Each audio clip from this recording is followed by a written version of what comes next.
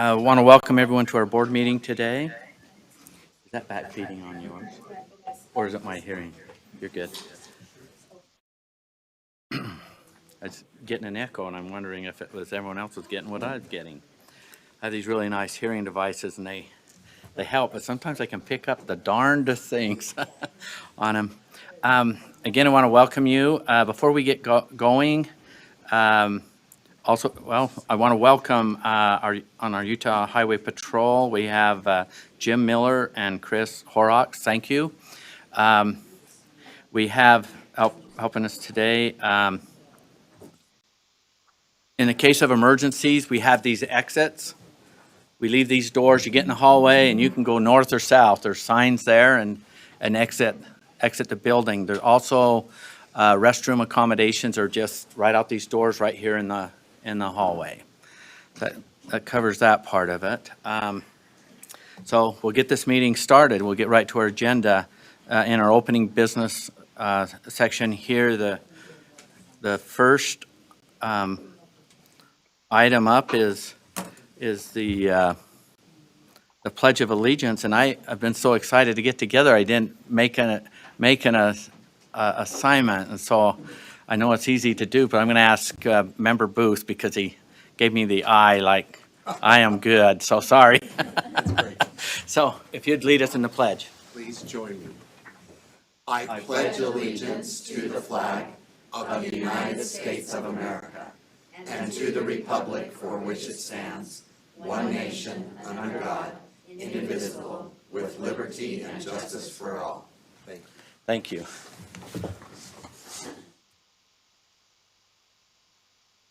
Good way to start our day. Next, we'll have Member Matt Hymas. You're doing our board member message. Is that correct? Time's yours. Yes, thank you. It's, and I apologize, it's less of a message, more of a recognition, but it was my pleasure to have helped stuff and prepare backpacks for children across the state and at an event hosted by the organization Education Opportunity for Every Child. I, along with several others, received an invitation from Executive Director Allison Sorensen, and I was greatly blessed for accepting that invitation. Not only did we have people volunteering on site, but many others willingly donated supplies to help those in need. And so I'd like to publicly thank Education Opportunity for Every Child for their efforts to give confidence and much needed supplies to over 1,000 of our children here in Utah. As classrooms, additionally, as classrooms have opened up throughout the state, with a few more opening shortly, I'd like to take this opportunity to express gratitude for our wonderful teachers throughout the state. As a board, we recognize the energy that goes into teaching children of all ages. We see the time that teachers spend that goes well beyond the classroom hours. We see the stacks of papers that are taken home to be graded over the weekends. And we know that teaching is not an easy career path. Yet your love, passion, and kind-heartedness have brought you to the classroom where you willingly share your knowledge and passion with your students. We thank you for your work that you do on the front lines, for answering difficult questions, for not only working to teach children academics, but teach them how to be productive citizens that strengthen our communities, all the while working in tandem with parents, dozens of parents and families that desire various outcomes. So teachers, again, thank you. You are amazing. We acknowledge your efforts, and we value what you are doing for our communities all across the state. Thank you. Thank you, Member Hymas. Next, we will have employee recognition. Superintendent Dixon.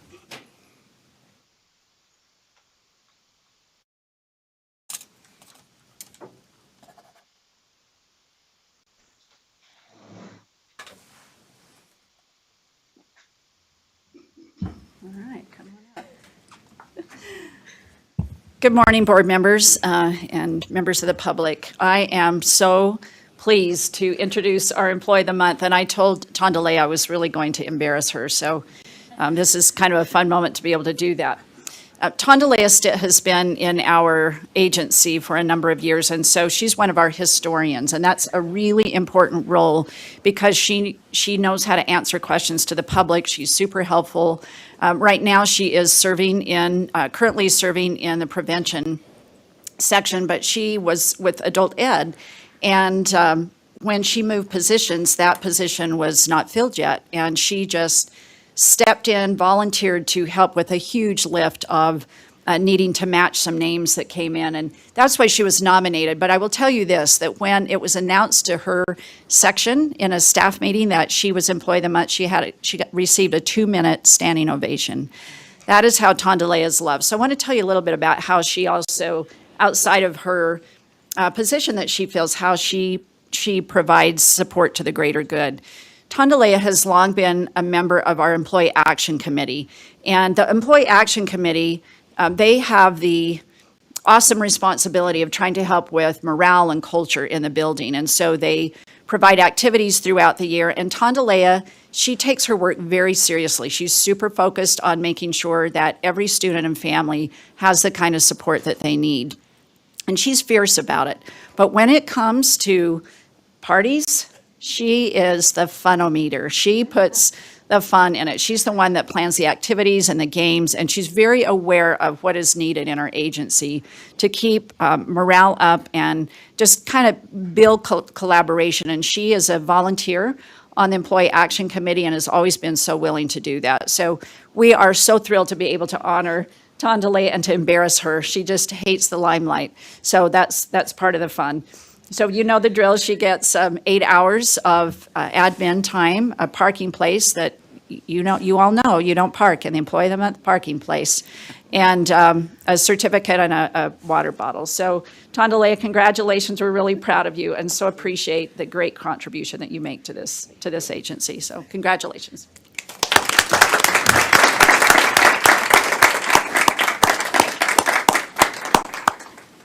Thank you, Superintendent. Next, we'll have our famous fine arts education specialist, Kathy Jensen, come up and tell us about this artwork. Good morning. Thank you for the opportunity to talk about these wonderful quilts that were created in Cache County School District at Lewiston School under the direction of their Beverly Taylor Sorensen teacher, Mandy Sig. So each one is unique. Each one relates to a grade level of core content. On the east wall, on the very south, with kind of the yellow border, you see individually created blocks that were made by the hands of first graders. They were learning about cacti and its adaptations that help it live in the desert. They use fabric markers to create this work of art. Our second graders, with the polka dots around it, these second graders were learning about animal habitats and what they need to survive. They created these abstracted animals by using a fabric dyeing technique called batik. They used glue and fabric dyes. Aren't they amazing for second graders? And then next to that, on the west wall, third graders learned about Earth's beautiful fossils. In this quilt, the students studied fossils found in our great state of Utah. They did an acrylic painting showing all the tiny details of the fossil. Then, this piece with the white borders, created by third graders. Mandy Zig taught her students about the effects of the sun on our planet, including how it affects people, plants, and animals. Cyanotype is a solution or emulsion of iron compounds that react to ultraviolet light. They coated the fabric with cyanotype solution. Students used found objects as their negative, exposing the fabric to either sunlight or a photographic light box. By using this process, students were able to see the effects of the sun's ultraviolet rays in real time while creating beautiful compositions with varied found objects. You can see leaves, you can see scissors, and other things that the students used as negatives. And the fifth grade students, the middle on the east, they were learning about chemical change. This is an ancient art process of shibori dyeing, and it allowed them to see that chemical change. As the green dye oxidized, it changed to a brilliant blue. Each square is unique because of the way that it was folded. So we congratulate Mandy Zig and her students at Lewiston School in the Cache County School District.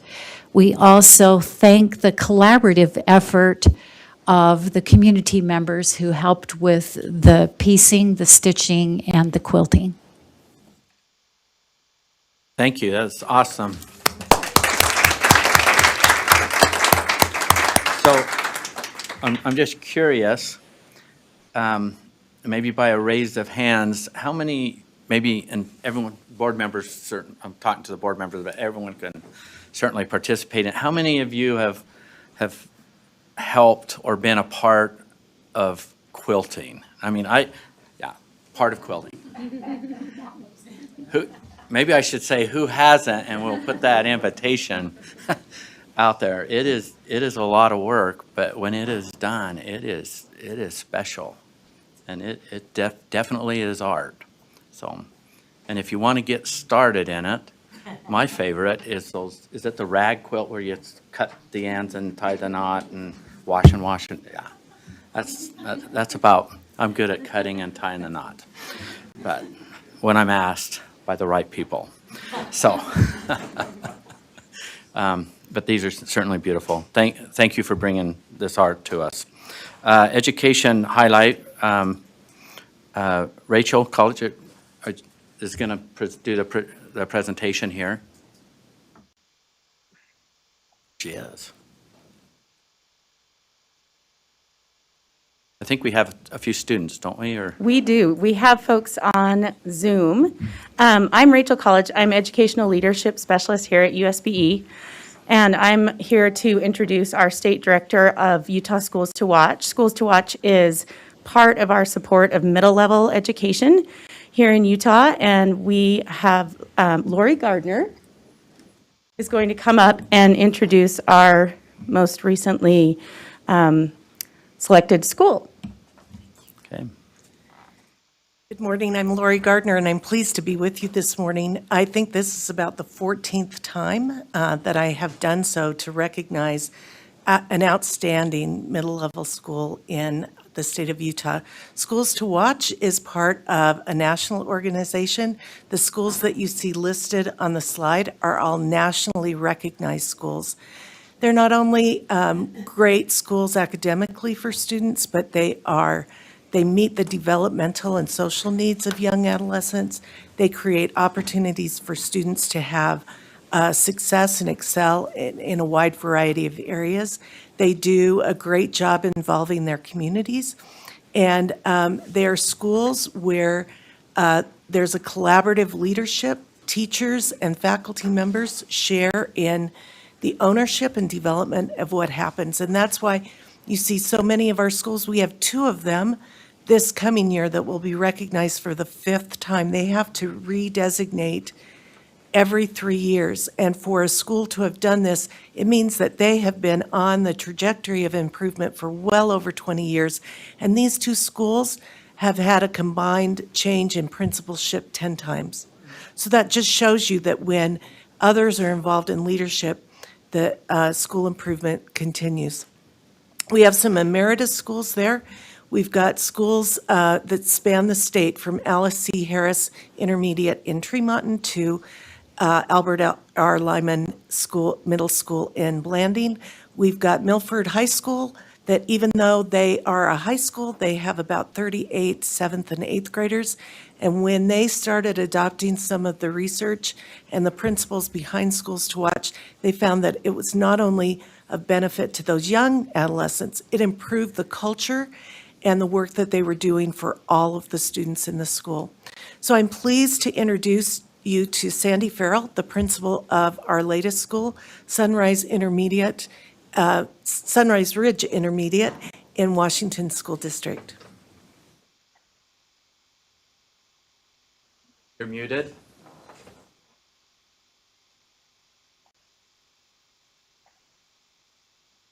Principal, you're still muted. We're not getting you.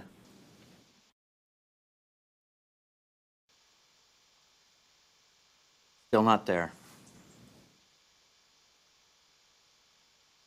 Not yet. You're not, it's got to be on our end. Just hang in there for just 1 second. Principal Farrell, we're looking at. Not showing mute.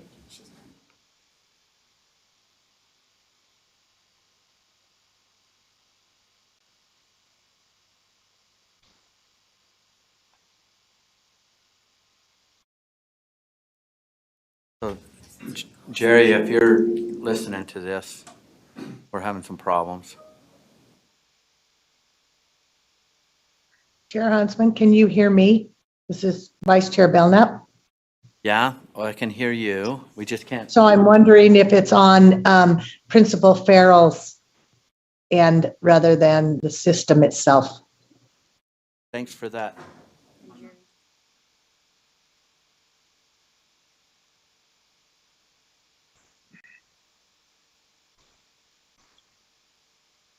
We can be patient here a minute.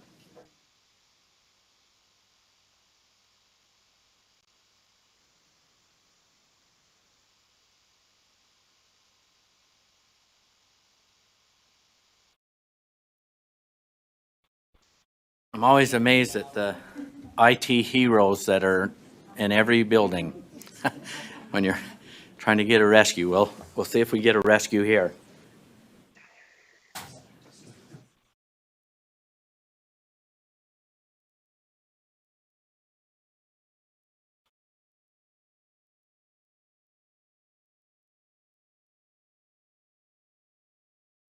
What he can do here.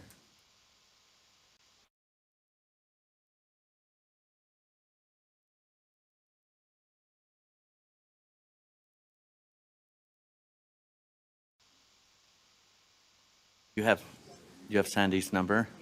Board Member Norton is going to call Principal Farrell on her phone.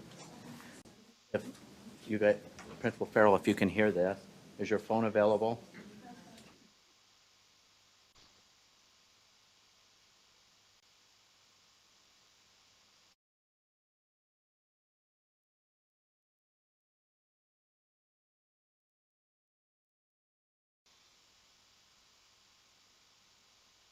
So our famous guy with the NASA shirt on, we're wondering who you are, but we'll figure that out because we can't hear you.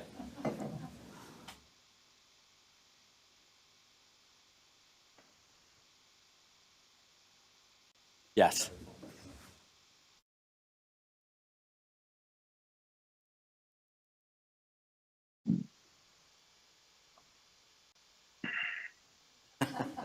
She's probably finding her phone.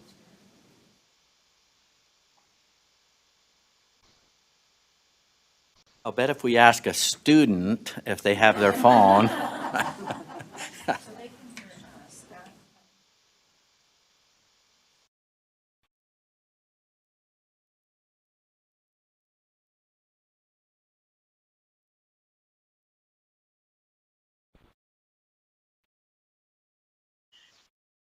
Chair Huntsman, Yes. this is Vice Chair Belknap. Actually, Sandy called me, and so that's why she didn't answer for Kristen. They are going to log out and log back in and see if that helps. If it doesn't, then Kristen could call her and put her on her microphone. Okay. Well, that will be our plan B. So we'll give him a minute here.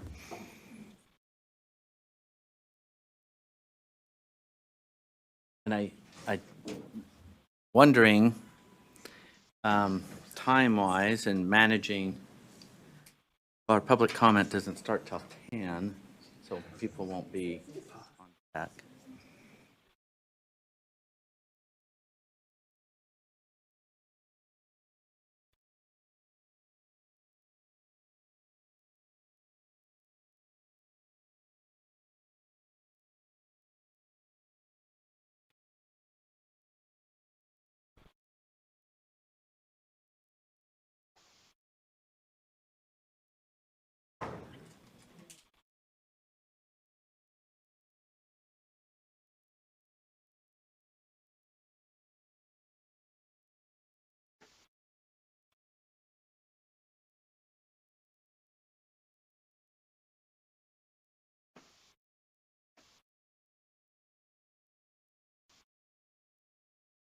Just a try.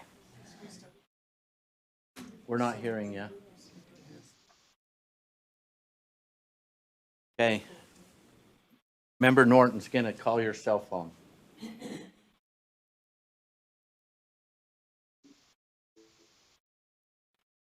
Hey, friend, here we go. I'll Okay. put you on the microphone.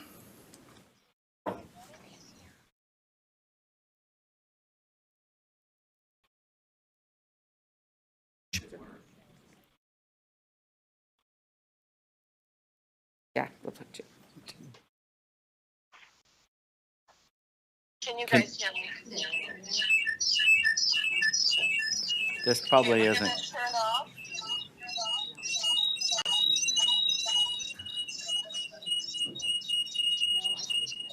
Now it's going feeding feedback to her computer. That better?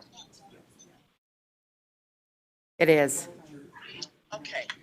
So I'm Sandy Farrell. I'm the principal at Sunrise Ridge. And I'm joined by Tristan Anderson and Samantha Spencer and Kinsley Cade, Angie Ott, who is our learning coach, and Cadence Lyman and Traxton Taylor. So I've got some students here. And I know you can't see them. He's working to see if he can get the video. Video's still working. Okay. So I apologize for that. I thought we were all set and everything was working, but we've got apparently some problem. Well, I appreciate the opportunity to talk a little bit about our school and share a little bit with you about it. My dad, who was a superintendent at Uinta School District, said that every good presentation should have a horse in it. So I'm going to just begin by telling you one of the things that he did when he got a new horse is he spent hours and hours in a round corral doing groundwork with that horse before he ever got on it. And he believed that that groundwork was essential for having a horse that was enjoyable to ride. And that's kind of what I believe about middle schools or our intermediate school is we really lay groundwork or a foundation for these students as they move through the education system. So even though I spent a good portion of my time at the high school level, I really am happy to be at the intermediate level working with these 6th and 7th grade students with important skills. We have high hopes for this school year. That's our theme for the year. I don't know if you can see the presentation that I put together, but I'm going to just kind of work through it. These are challenging times for sure. And one of the things we know is that a strong system can withstand challenging times. And that's one of the things I'm really grateful for at this school is our teachers, our custodians, our lunch people, our paraprofessionals, students and parents, because we have worked together through these challenging times and I feel like are surviving some of the stresses that are being placed on the system. We have 3 core principles at our school that we really focus on, and we call those the ABCs of Sunrise Ridge, and that is the 3 words: achieve, belong, contribute. And we believe that those are essential for our students. We want them to achieve in their learning, we want them to feel like they belong, and we want them to gain some skills that will help them contribute to their community and the world. Then in addition to that, we have looked at the Schools to Watch framework, and one of the first things in Schools to Watch is academic excellence. And I'm going to let our learning coach talk a little bit about academic excellence at Sunrise Ridge. So I'll kind of aim the camera up in her direction.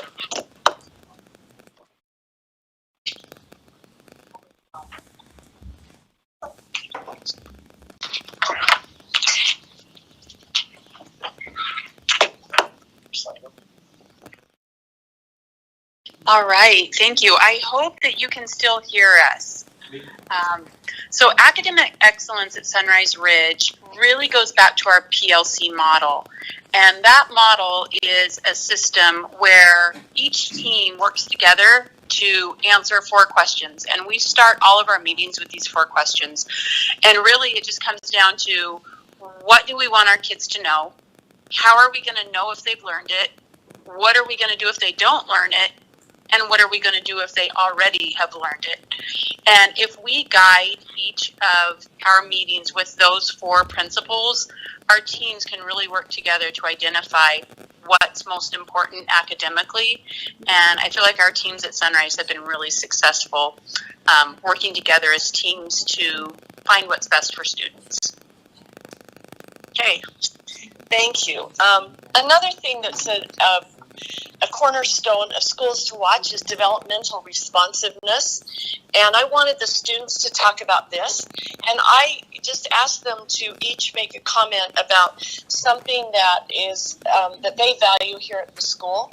So I'm going to let them just come up and take just a minute. We'll start with Tristan, if Tristan will just come over here. And if you guys want to be ready to come up, just to come sit in this chair and talk to these people. Hi.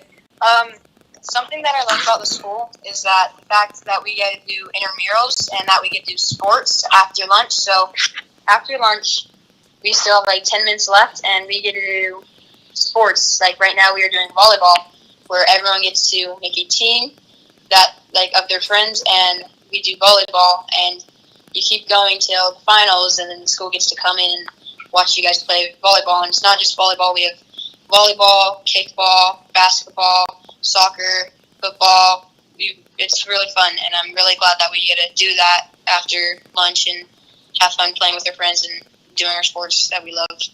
Okay, thank you. This is Samantha. Hi. One of my favorite things about this school is the activities committee, because we get to plan activities to help the kids want to come to school and enjoy school. And it's really fun because we have like the thunder stick, and what it is you make clues and then you try to find the thunder stick, and then the person who finds it gets like a prize and their picture taken. And yeah. Thank you. This is Kinsley Cave. Hi. So one thing that I really like about our school is that the teachers, like when you make a mistake, they don't act like it's a bad thing. They help you and they understand that it was hard and help you improve. Okay, thanks, Kinsley. This is Cadence Lyman. Hi. So one of my favorite things about the school is the environment, like the teachers and the students, and like what we get to do. Like we get to do the intramurals, and we have fun activities to do during school, and we have like Spirit Week, and the environment is really good. Like the teachers are very nice. They understand if you make a mistake, and it's just overall feels like I want to come to school. It's not like I don't want to come to school. And when I wake up in the morning, I'm excited to come to school and see my friends and learn. Thank you. And Traxton. Hi. So the favorite thing about the part of my school, about the school, is when the bell rings, we can all go to our next classes, and the teachers are always like out of the classrooms and smiling, like being happy, and you get the chances to like meet up with your friends and talk for a moment. that's just my favorite part about school. Okay, thank you. So it's always fun to hear what matters to kids, and I appreciate them being willing to come talk to you. There's some other things that I listed on that slideshow, but some of those are things we didn't do last year that we plan to put in next year. Another cornerstone of Schools to Watch is social equity, and that's paying attention to the needs of individual learners. We're not a highly diverse school, but we do have a wellness room called the Beach House. We have a positive behavior intervention system, and one thing we've done in the past is done home visits to some of our students that we feel like needed to feel like they belonged. Probably one of the most important programs at our school is Thunderbolt Time. Thunderbolt Time is time set aside each day, 3 days a week, for students to get extra time and support if they need it. And then we do extensions for students who don't need an intervention. If you'll go to the next slide, that kind of shows a little bit about Thunderbolt Time. It's an organizational structure that's a big part of our school. Some of the extensions that we offer kids during Thunderbolt Time is they can learn to play a ukulele. We do musical theater. We have an archery class. So those kids are getting that for the first time this year, because these are all sixth graders last year during COVID, and this year they'll get an opportunity to do those. So that's an important part of our school, and something that really helps us build relationships with kids, meet the needs of students who need extra time and support, and then provide some extensions. I wanted to just mention that Sunrise Ridge Intermediate School has been recognized as a national model PLC school. We're a STEM school through the STEM Action Center at the silver level. And we also have a digital teaching and learning grant that we're doing with the district. So in addition to that groundwork and those foundations that we try to do, we also try to be progressive and pay attention to the needs of kids as the times change, and keeping up with the digital changes. Although that we didn't do a very good job of modeling that today with this presentation, but anyway, we'll learn from it. The last thing I just wanted to mention to you is we sure appreciate the work of the Utah State School Board and the Utah Office of Education. As we have pursued some of these things that we've done in our school, we have referred to the Portrait of a Graduate, which was developed by the Utah State Office of Education. And we really appreciated that document, and it shapes many of the things we're doing. So it truly is kind of a team effort, all the way from Salt Lake City at the very top down to the individual schools, where we're trying to work together to do what's best for students and help them grow and learn. And we appreciate that.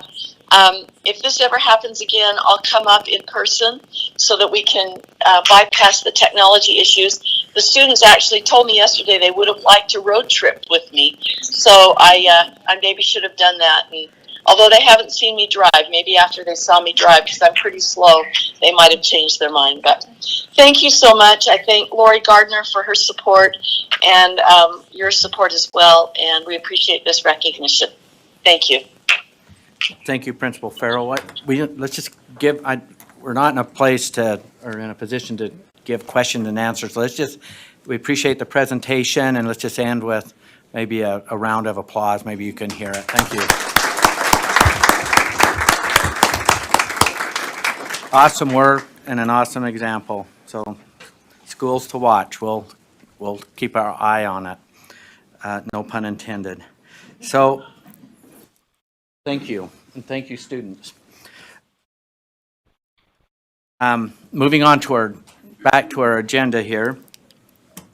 Next is our public comment. And what we're going to do is we'll do the in-person ones first, and then we'll go to the Zoom. So we have some wipes up here if you need them. If we can get that mic, is that mic turned on? Yes. 2 minutes?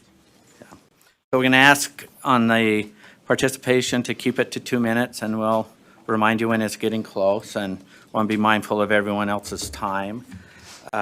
So we'll start off with, we'll invite President Heidi Matthews up with Sophia Anderson on deck. So these are the in-person.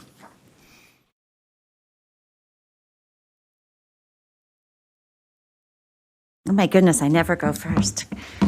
Good morning. My name's Heidi Matthews, a teacher serving as the president of the Utah Education Association. Let me just express again the gratitude for your work and your commitment to public education. You know, I've been president of the UEA for over 5 years now. And with absolute certainty, I can say I have never seen the level of concern among our educators about their safety and the uncertainty, frustration with directives and expectations, especially with how we create welcoming environments with our classrooms for all of our kids, especially those who are most vulnerable. And understand, as USBE, you play such an important role in supporting our teachers and our educators so that we can be the best possible we can be for our students. It's very difficult in light of the uncertainties with the virus and honestly, the climate that is really seeking to undermine the professional integrity of our educators. And I'm sure you're aware there is an organized effort to undermine public schools. We know the playbook: create some distrust, undermine punitive environments. And as the UEA, we are really seeking to help support our educators through this time, and we look to you as critical partners. With regards to the R277328, recognize there was 5.5 hours the other night on Tuesday to present a PowerPoint on the slide. 5.5 hours to define things, and I understand that it was quite a productive evening. Recognize that with our educators and our parents, how difficult that is going to be to not have any training on that rule to then be able to implement it. And lastly, I would like to share a statement that we had in regards to the US DOE complaint. We said, as UEA, it brings up valid and urgent concerns that the Utah law ties the hands of local school districts in protecting students, particularly those with disabilities who are at heightened risk of severe illness, by preventing them from safely accessing in-person education. We support changing Utah law to allow the medical experts of state and local health departments in conjunction with local school districts in keeping students and employees in schools open to safe and in-person learning. Thank you. Thank you. Next, we'll have Sophia Anderson with Jessica Fivish on deck. Sophia? I don't know why we were put together, but she's not here. I'm Jessica Fivash. Is that okay? You're there, so let's. Yeah, okay. So I'm Jessica Fivash, a parent and executive director of Academic Integrity Movement. The rule R277123 you're going to discuss today creates a hotline for the public to keep teachers accountable for implementing what we're now supposed to refer to as educational equity instead of CRT. Yet, to my knowledge, there's no similar methods of holding those rule makers accountable at the higher levels. If there's something like this I'm not aware of, I'd like to have an email about it, academicintegritymovement@gmail.com. I've been reading a lot of grammar requested documents and learning a lot about who's running our education system in Utah. The USBE board seems to be controlled by and/or working with the Superintendent Dixon, the staff, and the Access Advisory Group to draft and pass rules, regardless of the wishes of both parents and stakeholders. This access group is not made of parents or just any average parents. I personally worked with at least one of the current at-large members as a leader with Utah Education Association and was, at my last checking, she was a state union director working here and in DC with NEA and other special interest groups. As a parent, advocate, and watchdog, I'm curious as to why it appears you've kept your hands clean and passed an underwhelming rule into educational law while throwing under the bus those who are most important to our children at school. The Access Advisory Committee, which is made of 30 racial seconds. identity, except for Caucasian, that is, which is actually odd when this is the vast majority of students in Utah, and the superintendent are obviously complicit, and it looks to me like almost all of the state board members are as well. Looking over your previous voting records, it's pretty clear most of you are going along to get along, for whatever your reason, but you are nonetheless. Let's remember whom it is that you serve, and it shouldn't be just yourselves. Parents, students, and teachers deserve better. Thank you. Thank you. Next, we'll have Jessica. Oh, that was, sorry.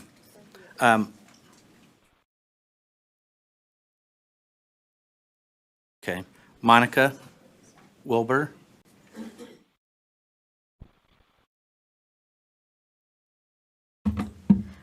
Good morning. The USBE pursuant to State Code 53G8202 states that academic success depends on access to an educational environment that is free from unnecessary disruption, discrimination, and harassment. It sure does. So why did the USBE form a racial and sexual identity group named Access to promote racially discriminatory, critical race-based approaches in the schools? In July 2020, Holly Bell, USBE staff member, spoke to Access and Superintendent Dixon about producing educational training that will, quote, cover the basic vocabulary of discrimination, microaggressions, implicit bias, intersectionality, systems of repression, etc., end quote. In other words, the board is actively promoting that politicized racial identity ideas and approaches be embraced in schools. This directly defies State Code 53G10402, which forbids political doctrines be taught in public schools.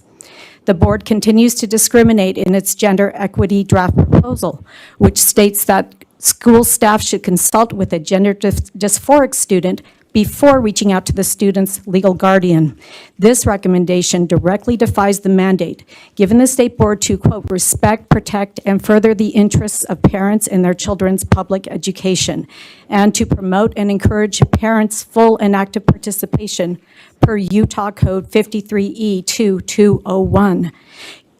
You are compelling attitudes and speech on racial 30 and seconds. gender issues and failing to create politically neutral school environments. And you're failing our children in the process. As a parent, I'm watching this happen in real time in my kids' classrooms, and I'm not the only parent with receipts. The board dangerously oversteps its statutory authority. Recently, other school boards have lost legal battles after trying to compel politicized speech or thought. Our children deserve an educational leadership model that doesn't unnecessarily disrupt learning in a quixotic obsession to entrench racial and sexual identity politics in schools. Thank you. Thank you. Bernadette Brockman with Becky Hope on deck. Bernadette. Good morning. My name is Bernadette Brockman, mother of two and director of operations with AIM. As a parent, I'm concerned about where you're getting your guidance from and the guidance you put out. I'm concerned about the manipulation and abuse of power, as well as an agenda that is being pushed down from the top and through Access. Documents obtained through Gamma requests revealed some telling information.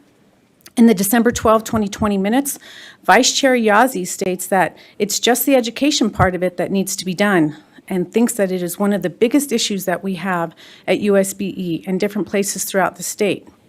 Ms. Bell states that is why we are going to start with vocabulary, the basics. What is bias, systemic racism, white privilege, microaggressions, equity versus equality. We can't overload them, USBE, because there are so many terminologies. That's why we need them to understand these basic principles, equity and systemic oppression.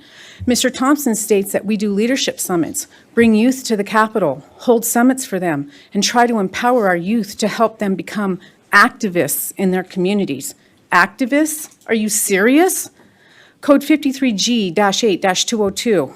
The USBE recognizes that academic success depends on access to an educational environment that is safe, conducive to the learning process, and free from unnecessary disruption, discrimination, and harassment. The agenda being pushed down to the schools is nothing more than harassment and discrimination. You have Access board members like Ms. Bell speaking to other board members, singling out Natalie Klein for asking questions. Ms. Bell believes that Natalie is a challenge to work with, and if you want to get an idea of the board that you'll be working with, visit the recording. Take a visit to the Facebook page because it's all there. If you see what Natalie has posted, that is going to give you a good sense of where she stands, and she's going to be a loud voice. The level of hypocrisy is amazing. Do you speak for Natalie? Or do you talk about Natalie? You single out and harass members of the board, but you want parents to trust the decisions you make for their children? To the USBE, do you not know you're being manipulated by Access? Sydney Dickinson, Deputy Superintendent Norman, and others, do you not know, or do you know and not care? I ask you, is it acceptable for Access members to single out Natalie Klein? Does this destructive agenda mean more than the safety and well-being of our children? If you answered yes to any of those questions, then you should find another job. Okay, Becky Hope with Melissa Moore on deck. Morning. My name is Becky Hope, and I'm a mother of 4 children in public school, 4 children, and they are my priority. So I'm here for the children. I'm also the outreach director for AIM, Academic Integrity Movement, and I wanted to address the draft that will be for review tomorrow, titled Understanding Gender Identity to Better Support Students. Some of the definitions of terms in this that are made up by someone, I guess, include the following. Biological sex refers to an infant's sex as determined or assigned based on the external reproductive organs. Gender identity relates to a person's internal sense of being male, female, some combination of male and female, or neither male nor female. Gender binary is a classification system consisting of 2 genders, girl-boy and man-woman. It also states school staff should consult with the student before reaching out to the student's legal parents or guardians. Sometimes students have not revealed their transgender or non-binary identity to their families. There may be safety concerns for the student and fear of rejection. Under these circumstances, the student's parents or guardians should not be contacted. Lying to the parents is an utterly unsustainable solution. In truth, a gender support plan is obviously not about protecting the kids. It's about building a blockade against parental oversight while gender activists indoctrinate the child. How about instead the board enacts a policy on gender dysphoria considering the following points? Immediately alert a child's parents of any request from the child or peers to call a student by pronouns that do not align with their biological sex and or any name other than their legal name, not asking children their preferred pronouns, but address all children by their biologically based pronouns, remove all gender ideology from the curriculum and all classrooms, remove any gender ideology marketing material that may have been distributed or displayed by GSA. You need to end making the sexual identity of our children and their skin color the focus of their public education. Please do not support the continued sexualization of minors in public education. Thank you. Melissa Moore with Jeremy Burchard on deck. Melissa?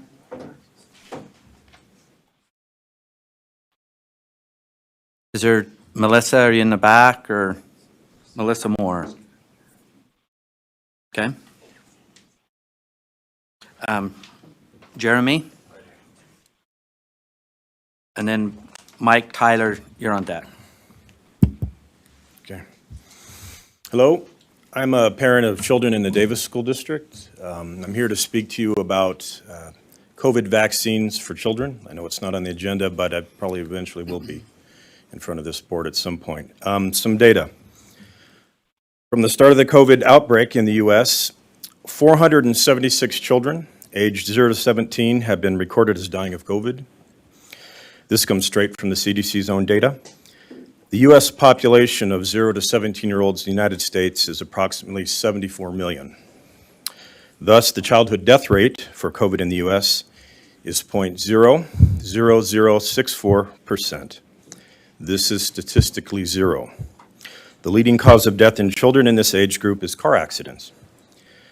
6 times as many children died in car accidents in 2019 as died of COVID in the last 1.5 years. Over 4 times as many children died of cancer, 3 times as many suffocated, twice as many drowned, and twice as many were accidentally poisoned. In fact, children literally have a greater chance of being struck by lightning than dying of COVID. 95% of all COVID deaths in the U.S. have been people over 50 years of age, all of them having, on average, 3 to 4 pre-existing health issues, such as flu, pneumonia, diabetes, etc. The average age of a COVID death is over 70 years old. So let me be clear. There is no logical, statistical, scientific, or medical justification to consider vaccinating children for COVID. The COVID vaccines are still under emergency use authorization, and hundreds of thousands of adverse reactions have now been recorded in the VAERS database, and that's growing, including several thousand deaths. Those that have been vaccinated are still getting and spreading the virus. Long-term side effects are completely unknown at this point. We now have dozens of respected doctors and scientists and researchers, even Nobel laureates, now cautioning us, telling us to stop, reconsider the vaccines, do not even issue them during a pandemic, and absolutely do not administer them to children. Even if the COVID vaccines were tested over decades and proven to be safe and effective, there would still be no medical justification to administer them to children. So I'll leave it at that. Thank you. Thank you. Mike Tyler, we didn't have him confirmed on Zoom, so we're assuming Mike Tyler. Okay, we'll go to our Zoom part of it.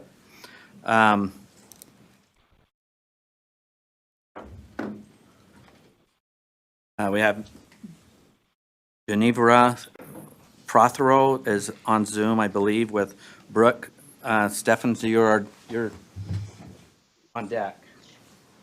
Yeah, so this is Genevra Prothero. Can you hear me okay? Yes. Okay, great. So good morning. So my name is Genevra Prothero, as I mentioned, and my pronouns are she, her, hers. I support the draft for understanding gender identities, and thank you for using scientific studies when creating this draft. However, please do not require parents to sign an approval because there are too many students that would not be safe at home if this was a requirement to respect pronouns or how a student prefers to be addressed. As a mother in Davis County of a cisgender son that is a student in Davis School District and goes by he, him, his pronouns, I'm trying to teach him about love and respect. The suicide rate among our youth is too high, especially within the LGBTQIA+ community. Gender identity refers to a person's clear sense of their own gender. This is not something which is governed by a person's physical attributes. Gender expression is how you express yourself, and just like the rest of society, non-binary people have all sorts of ways to express themselves and their identity. 1 minute. Just 1 minute. I'll give you a 30-second too, as a They courtesy. can present, thank you, they can present as masculine, feminine, and or in any way that this can change, and this can change over time. But none of these expressions make their identity any less valid or worthy of respect. Not everyone necessarily uses he or she pronouns, and it's important to be respectful of all people, including our students who use different pronouns. The most common gender-neutral pronoun is the singular they, them, theirs. Using people's correct pronouns shows that you respect them for who they are. At University of Utah Health Services for Transgender Teens and Youth, you can find frequently asked questions. Here is one of them. Where can I find information about the university's non-discrimination policy or report a concern? Answer, gender identity, gender expression, sexual orientation are protected classes under university policies. If you feel as though you may have been discriminated. Can you sum up? Your 2 minutes is up. Yes, you can just look that up online, and then USBE needs to adopt a similar policy as U of U. Our children should get to decide who they are. Thank you. Thank you. Next, we'll have Brooke Stephens, and then Erwin Brewer is on deck. And I don't know if it's helpful to interrupt at a 1 minute mark, but I'll give a 30-second heads up to help you. Okay, thank you. I'm the mother of 4 kids, and I'm wondering if any of us truly comprehend the complexities past, present, and future of students suffering from gender dysphoria. There are hundreds, possibly thousands of detransitioners across the country who have regrets and are starting to file lawsuits. One of the more recent lawsuits being DH et al. Versus Jamie Snyder. The transgendered trend has been growing by 2,000%. So it's just a matter of time before lawsuits from detransitioners start growing as well. Studies have shown that affirmation leads to hormone blockers, which leads to surgeries. Medical transitioning is a dangerous and harmful practice for youth who are still growing, developing, maturing, and learning who they are. Affirmation through pronouns will put teachers and schools at risk of future lawsuits. If a school teacher or administrator cannot have enough compassion on a person with a headache to give them an aspirin due to possible legal problems, how can putting students in the pipeline toward medical transitioning not be seen as a greater offense? We can love and protect all youth in a multitude of ways. Teachers can be respectful and compassionate without asking the whole class for their pronouns. A simple solution is for schools to put the pronouns on the class lists after a change by the parents on the permanent file. So teachers already know from the first day how to address their students.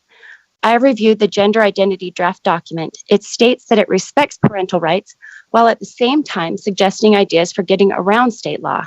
I would like to encourage the USBE to write a policy that is clear and cannot be interpreted as a vehicle of duplicitous 30 intent. seconds.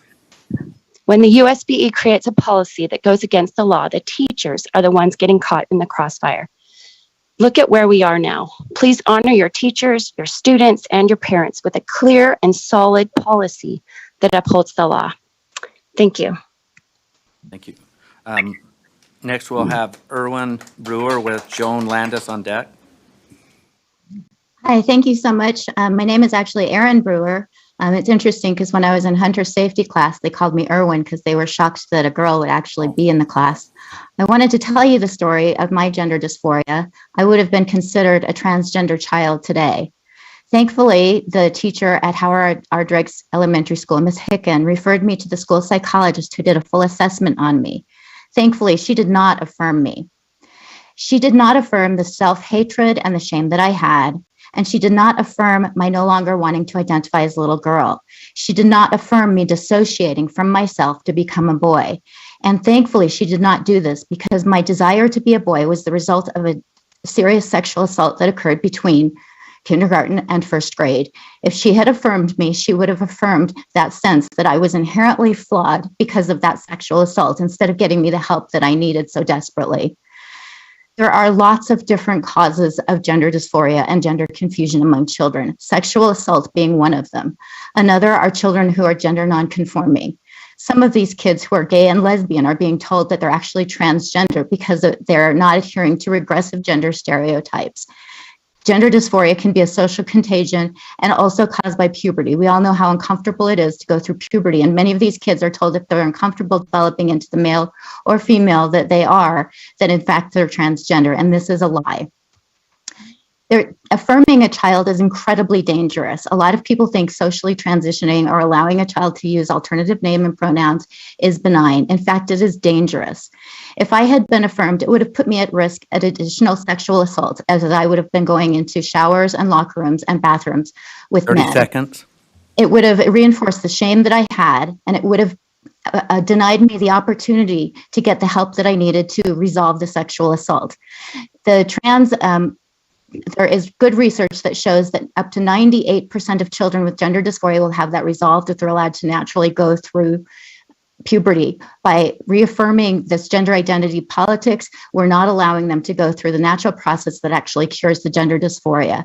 There are no trans children. There are only children with gender confusion and gender dysphoria, and they deserve to get help, not to be pushed into a dangerous medical experimental pathway that's going to cause lifelong medical interventions, sterilization, and damage to their otherwise healthy body. I ask that you consider this when you look at developing policies and realize that gender identity issues are related to underlying causes and not related to somebody inherently being born in the wrong body. Thank you for your time. Next, we'll have Joan Landis with Joel Thornton on deck. Ladies and gentlemen, I love to say that because there are two sexes. For excellence in education, mental health, and emotional safety, it requires the embracing of reality, not embracing fantasy, or even worse, embracing delusion. If we have an anorexic child, we do not affirm her and say that she needs to go on a diet and get liposuction. If we have someone with body dysmorphia, we had a client I heard of that identified as blind. And so after a period of years, what did she do? She had chemicals put in her eyes to become blinded. And suicidality is not affirmed. These processes of thinking that are a problem should not be affirmed. They are not based in healthy reality. And schools and institutions have an obligation not to affirm things that are not reality. Something that you may not be aware of is that there's also a transracial identity coming down the pipe and trans species. In some schools, children identify as cats and they will park in areas of the room and spit and claw, and the teachers can do nothing because this type of Pandora's box, which we are opening with the transgender policy, ties the hands of teachers and administrators to adhere to reality. It creates chaos. You cannot have good education with this. It also creates great unsafety.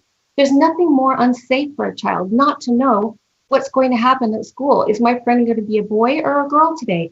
Am I going to be a boy or a girl? 30 seconds. 30. The other thing that you need to understand is that it is often a cover for kids who don't accept the fact that they are lesbian or gay. Transgenderism is the worst sort of conversion therapy for being gay. If a lesbian doesn't want to have sex with a chick dick with a scrotum, that lesbian is now guilty of bullying and harassing the biological boy presenting as a girl. Also, to have an institution affirm this puts parents at a great disadvantage. One of the parents I work with. Joan, your time's up. Can you sum your comments up, please? Yes, when she doesn't affirm, her child reports her to CPS. I want you to really consider the ramifications. This is not just to people with pink hair. Thank you very much. Joel, now we'll have Joel Thornton with Laurel Fitzer on deck. Joel? Thank you. I'm Joel Thornton, and I'm an attorney with Child and Parental Rights Campaign. We're a public interest law firm that handles cases representing parents and parental rights, particularly in the school environment and particularly in the transgender area. And I wanted to address the board today on this Understanding Gender Identity to Better Support Students policy that's been drafted. And I want to point out only 3 things, so I won't take much time. On page 2, the second paragraph, this paragraph is the paragraph that allows for teachers not to talk to parents when students identify. And that paragraph violates Utah law, as has been pointed out on several occasions today. Also on page 5, when we get to federal protections to know, this policy misstates federal law when it talks about Title IX. Title IX does not include sexual orientation and gender identity. Title VII includes that according to the Supreme Court. The Supreme Court of the United States has not ruled on that issue. And so it's inappropriate and it's not inappropriate, it's a misstatement of law to say that Title IX also includes gender identity and sexual orientation. So you need to be considering that as well. And then finally, on page 6, right above the further readings and available resources, the statement that school staff refer to the use of students' preferred pronouns must be Joel, followed. 30 seconds. That idea violates the constitutional rights of teachers who don't shed their constitutional rights according to the Tinker case at the schoolhouse gates. So it's important, as the board's drafting this policy, that they draft a policy that respects the rights of all the students and all the parents in the community. And we're happy to be a resource to work with the board to do that. Thank you. Next, we'll have Laurel Fitzer. Yes, can you hear me? Yes. Okay, I just can't see you. I'm speaking about the Understanding Gender Identity that will be discussed tomorrow. Some people have claimed that medical transition reduces the risk of trans-identified individuals and that they will commit suicide, that those individuals will commit suicide. A study in Sweden conducted in the LGBT affirming community found that transitioning does not prevent suicide. This study showed that 10 years post-transition surgery, there was a 5 times more likely attempt of suicide and 19 more likely to commit suicide. The suicide of anyone, especially a young person, is tragic. There is no evidence that using puberty blockers, cross-sex hormones, or surgeries prevent suicides. More research shows that those who go through with gender reassignment surgeries are 19 times more likely to commit suicide. Using cross-sex hormones have shown to increase anxiety levels and increase depression when used over 1 year. Many studies show that there is a need for mental health interventions. Children with gender dysphoria often have depression, anorexia, and other psychological conditions that predispose them to suicide. Transition does not relieve these underlying conditions, but masks them. There are things that can help. Talk therapy, some psychiatric medications, nutrition, exercise, family therapy are more helpful. 30 seconds. Many trans-identified people eventually discover transitioning doesn't resolve the distress they feel in their bodies. Any policy should encourage the use of psychotherapy to help young people explore and resolve underlying causes of the psychological rejection of their body and avoid a lifetime of expensive, radical, painful, sterilizing, dangerous, and potentially deadly interventions. Thank you. Thank you. We had 3 that signed up that didn't participate. I'll do one additional call out. Mike Tyler. I'm not sure if that was Zoom or not. Mike Tyler. Okay. Melissa Moore, which was an in-person. Sophia Anderson. Okay. Well, this concludes our public comment portion of our meeting. Board members, at this time, we're going to take about a 7-minute break. We're going to get started promptly with our work with Utah Schools for the Deaf and Blind at 20 after. So I'll ask, and by the way, we have everyone attending today as far as board members. Vice Chair Belknap is joining us remotely, and I have Vice Chair Davis, Plan B here, and will be participating in part of the chairing today. So thank you for taking the assignment. So 20 after, we're going to promptly start. Thank you.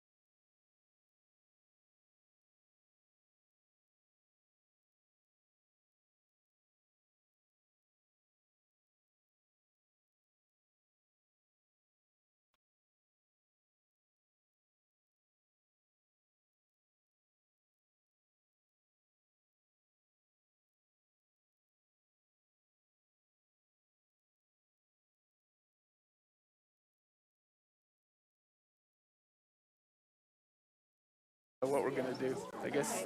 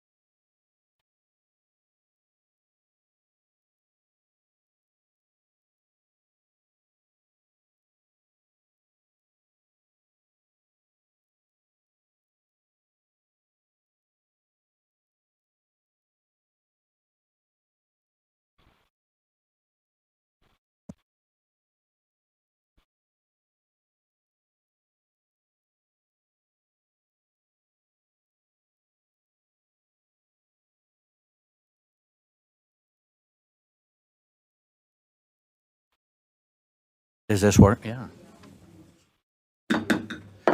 Board members, if we can get you to take your seat, we're gonna get started here shortly, and if IT's listening, my mic went dead. I'll be using this one. Want to welcome everyone to our portion of the meeting for Utah Schools for Deaf and Blind. We've got quite a bit on our agenda, but I think we'll go pretty good here. First, we'll invite our financial year-end report. We have Finance Director Carl Empey. Are you ready? I am. Good morning, Mr. Chair, Madam Vice Chair, and chairs and board members. It's a pleasure to be here. We've got a number of financial reports to present to you this morning, so I'll try and be as expeditious as possible because you've got such a big agenda.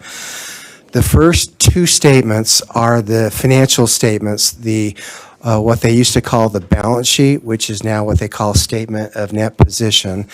And the second statement is the old, what they called income statement, which is changes in net position, statement of revenues, expenses, and changes in net position. There's a lot of numbers on these two reports. These are what we will submit into the state. These are all preliminary, subject to other post-employment benefits, which is for the educators and our staff that were employed prior to 2012. They get a benefit where they can convert 1 day of sick time into a month of health insurance. And that comes with a big expense, and the state is doing that calculation right now. They anticipate having that done in the next 2 to 4 weeks. So we'll be able to update these financial statements once that is completed. I think to really just to bring to your attention on the statement of revenues, expenses, and changes in that position, if you look at really 4 line items, it comprises 90% of our expenses. And let me just kind of go over that. Personnel, salaries, and benefits obviously is our main expense, and that comprises generally about 78% of what our total expenses are for the year. Our pupil transportation totaled $4.8 million, which is our second largest expense. And then depreciation is $1.4 million.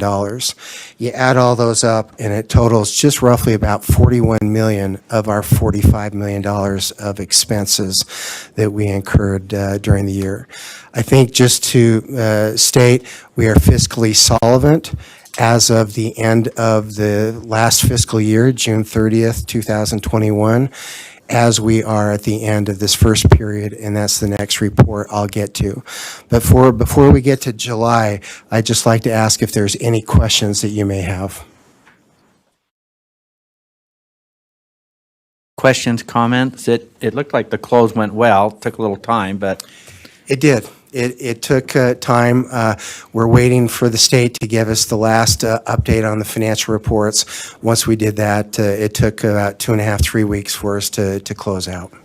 okay, and I'm not seeing any lights on. I can't read them here, so board members, I'm trying to track if you'll turn the light on. And your light,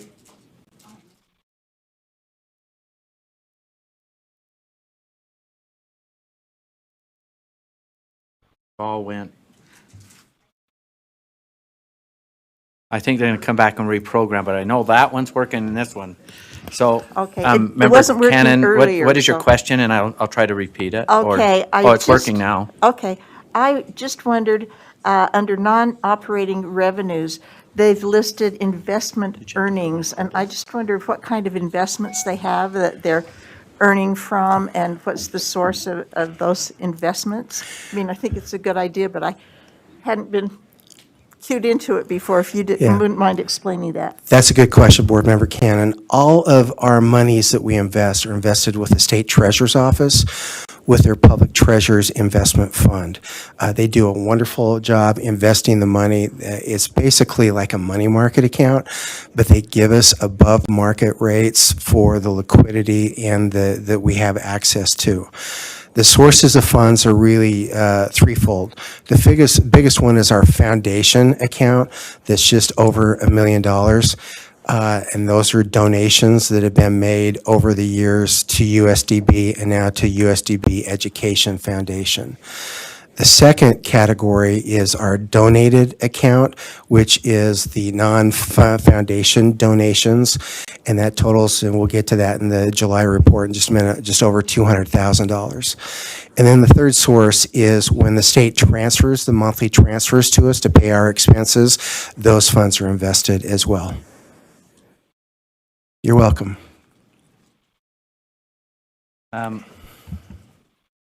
Member Moss, is your on?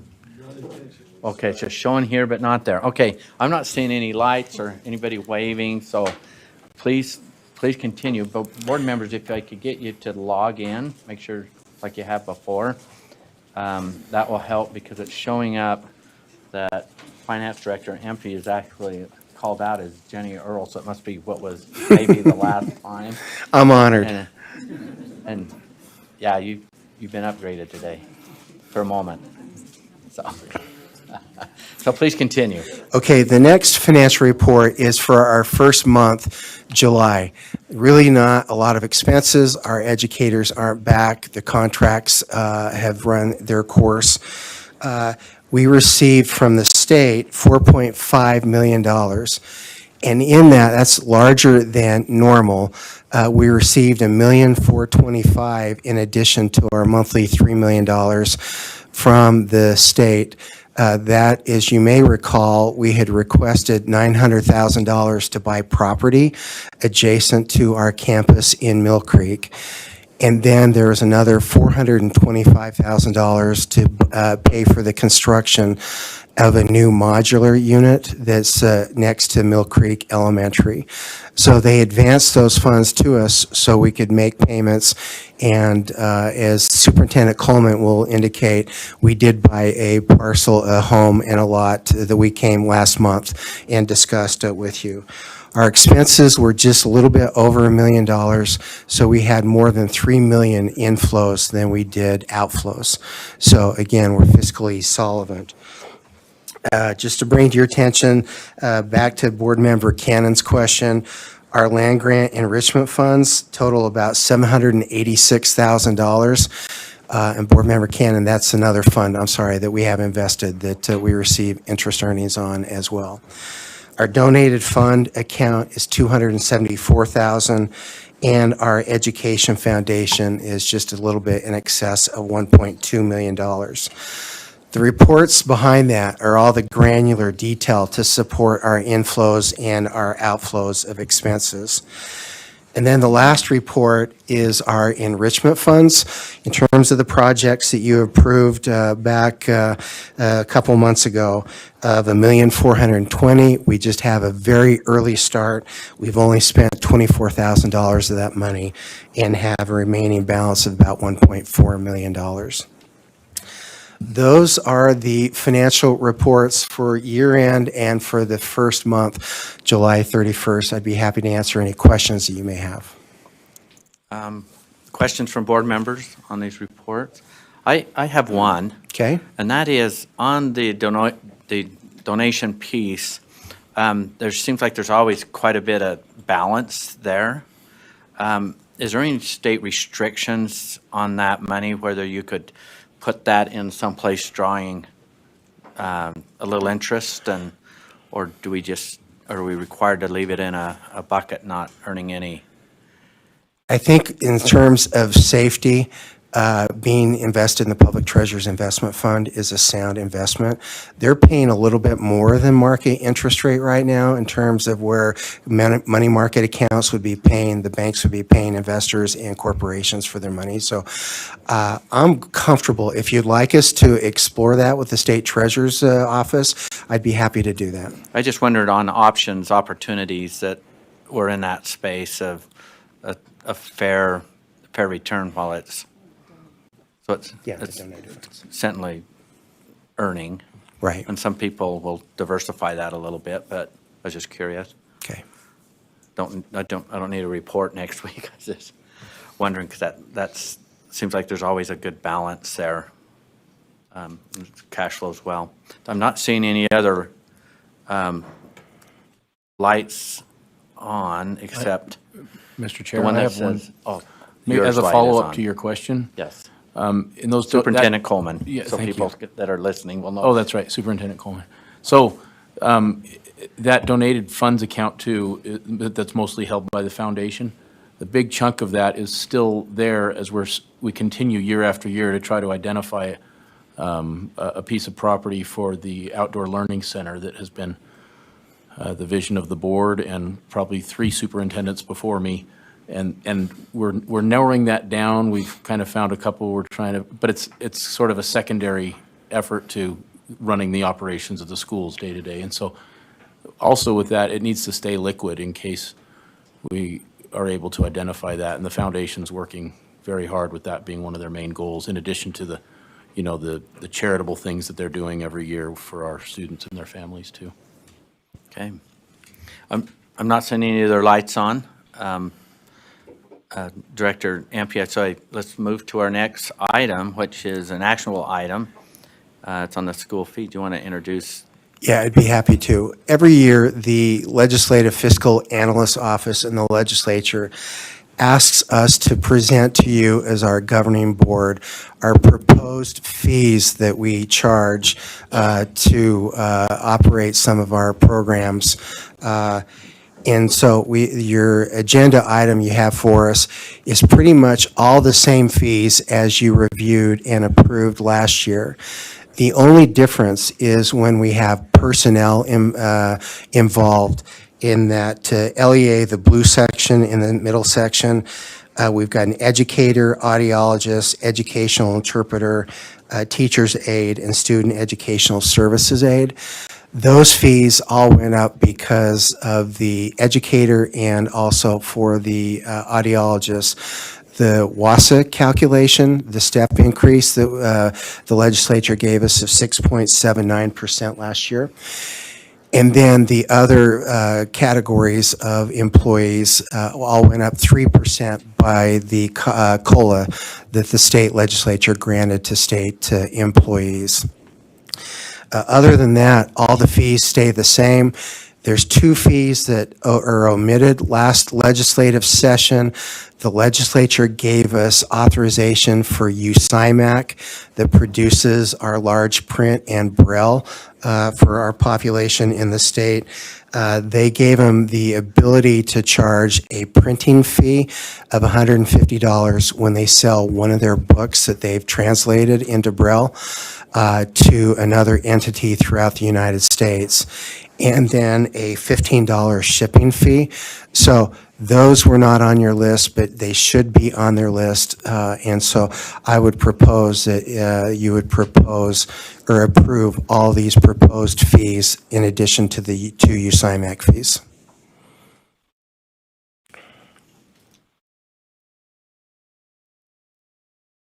Okay. Board Member Cannon. I am just wondering, are all of these fees waivable to your patrons? Yes. And do you have, just generally speaking, do you have a lot of fee waivers that you need to give for kids at USDB? Not a lot, because these fees, like the athletic fee that we charge the student to participate in any one of our athletic programs, is only $100. We do that to help just recover a minimal portion of the cost, but we'll waive that, and we'll also let the students work on campus to earn towards those fees as well. Okay. And then it just seems to me a little odd that there would be a fee for an educator and an audiologist. That's not something that I think we see typically in fees for other places. So maybe you could explain those to us, why those are included. I'd be happy to, and then let the 2 associates chime in as well. As you may recall, there's the category of greater than 3% of the student population for the LEAs and less than 3% of the student population. For the small school districts that have less than 3% of the student population, we don't charge a fee for that. I believe there's 8 districts that are the larger than 3%. There's 9 school districts or LEAs in the state that have greater than 3%.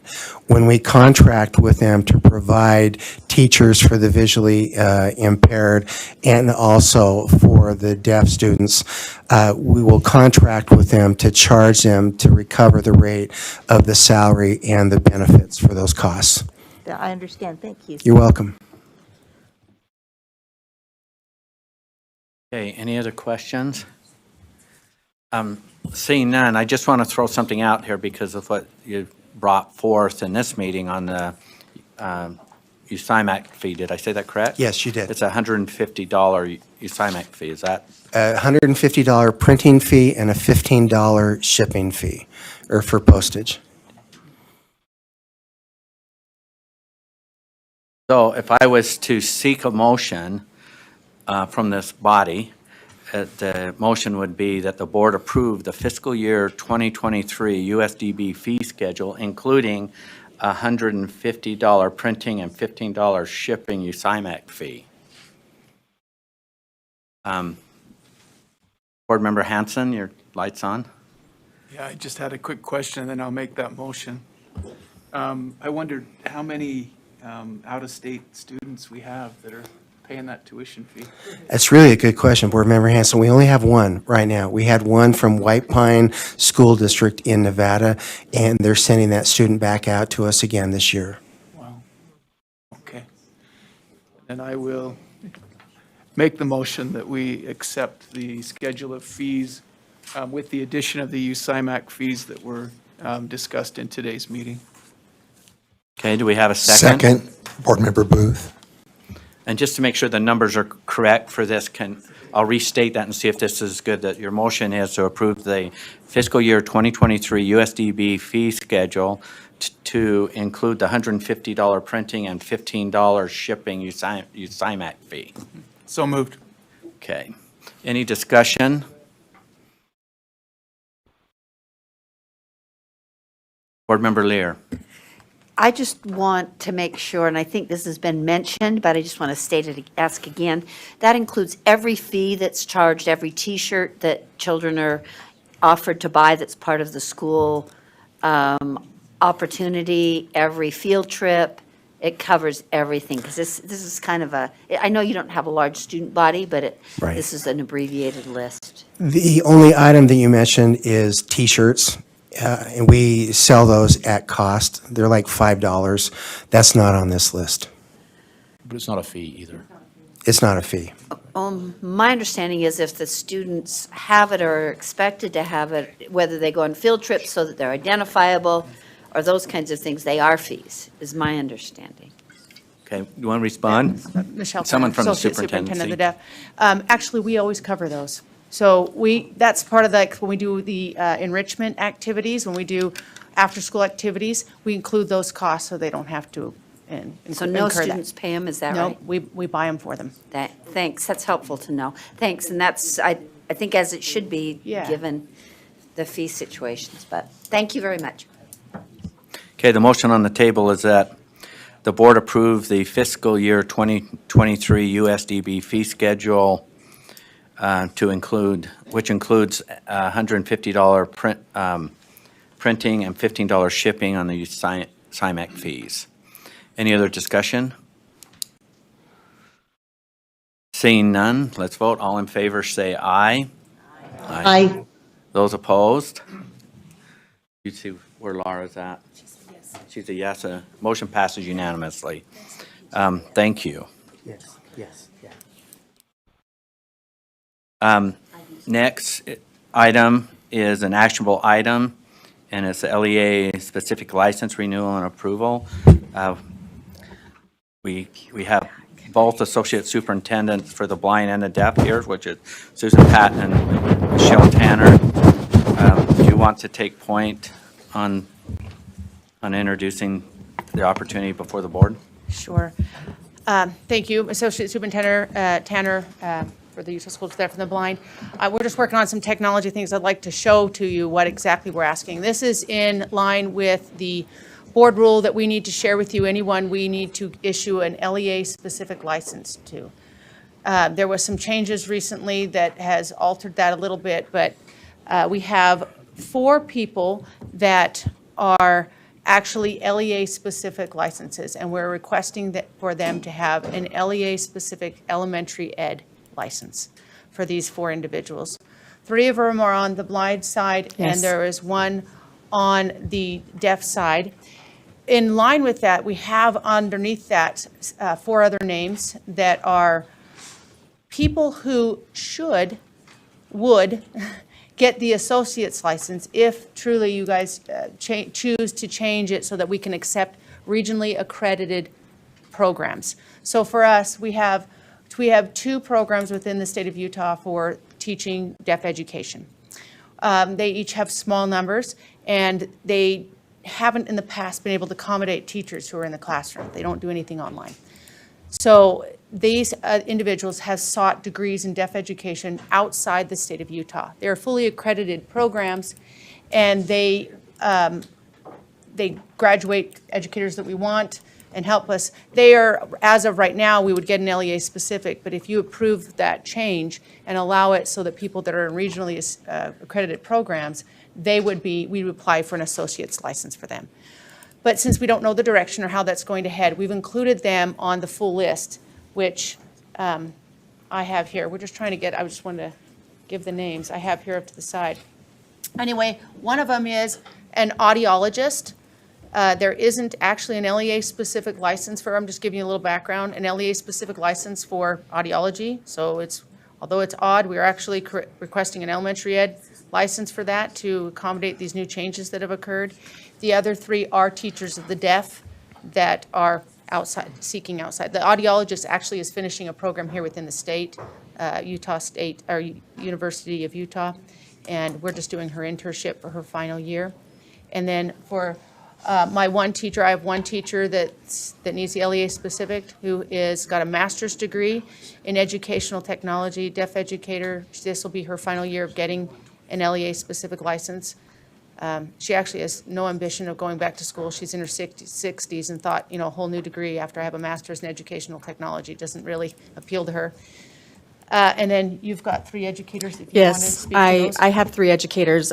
2 of them will be in programs in spring semester, and they have actually worked for USDB as a paraeducator.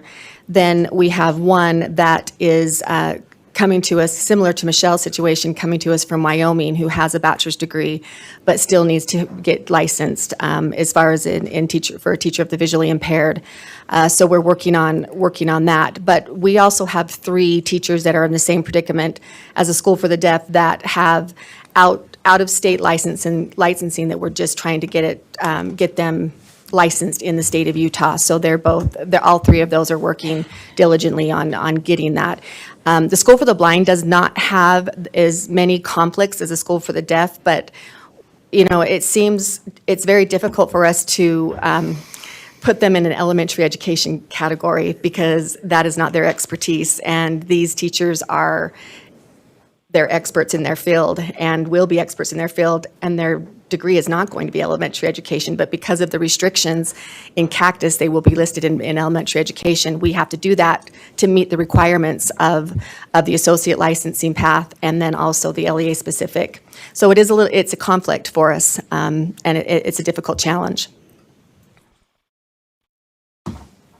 Okay, Board Member Lear, your light's on. I have a question related to this. Okay. Now is a good time for it? Yep, it is.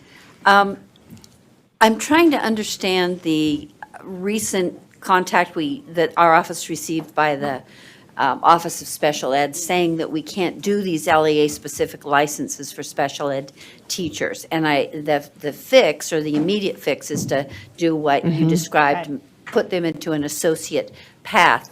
But doesn't that affect their TSSP money? Absolutely does. And so I'm troubled that we're sort of, and I don't have a solution for you, and I'm not blaming you guys at all. I'm looking for something that makes us consistent with special ed requirements, but doesn't keep furthering the problem by approving yet another set of teachers that are not really being channeled into the right Right. path.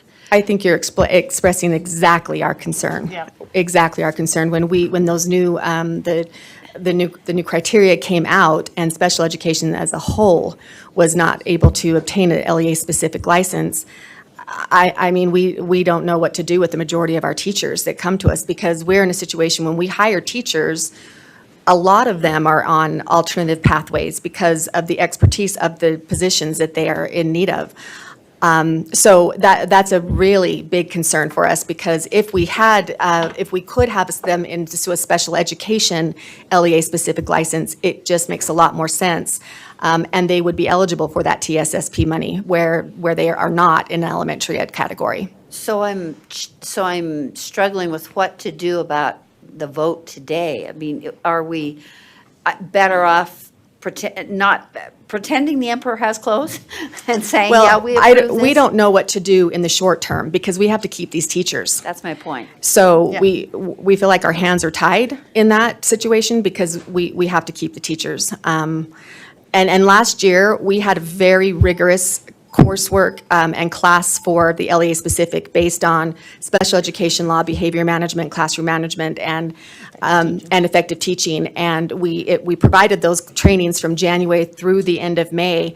And we felt like it was very appropriate, because we did tailor make it for USDB, then also educating on all of the criteria that needed to be covered in special education law and whatnot. But I think, Board Member Lear, that you hit the nail on the head as far as we don't know what to do either. And I don't doubt that you did training. I mean, if you say you did, I believe you did. I'm not sure all LEAs did that. And I'm sorry, No, you're fine. I'm troubled about how I can vote for this knowing that it's really not okay. Yeah, and I appreciate your conflict too, because that's what we have. We ultimately need the teachers in the classroom. It's not going to work if we don't have them in the classroom. So if that's what needs to be done temporarily until we can resolve the situation, it may have to be that way. But we would certainly love a resolution, because it impacts a great deal. I have other issues that go beyond this, so this is Yeah. just for me, the very tip of the iceberg. I have a list of 22 other educators that are out-of-state educators who have just come from out of state, and they are hitting barriers all over the place. And so I'm worried about these people. I think I'm grateful I have a path. I'm grateful that there is a solution that's been presented.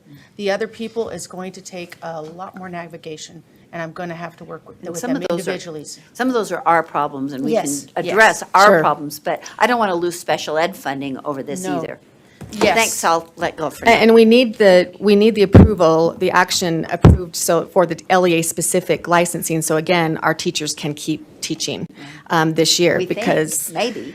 well, because we honestly, Ryan can attest to this too, they're his teachers, we need them in the classroom. We absolutely need them in the classroom, because we don't have a big pool to draw from.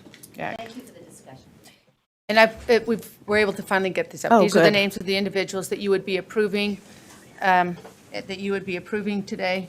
If I can make it larger so you can see it. These are those in white are the ones that are actually LEA-specific licenses that meet the traditional criteria. The ones down here, oh, you can't see it, that's gray, but it's basically line 8 through line 11. Those are the ones that we hope and anticipate will get an associate's license if you pass the rule that we accept regionally accredited programs, because these are people that had to go out of state to get their degree.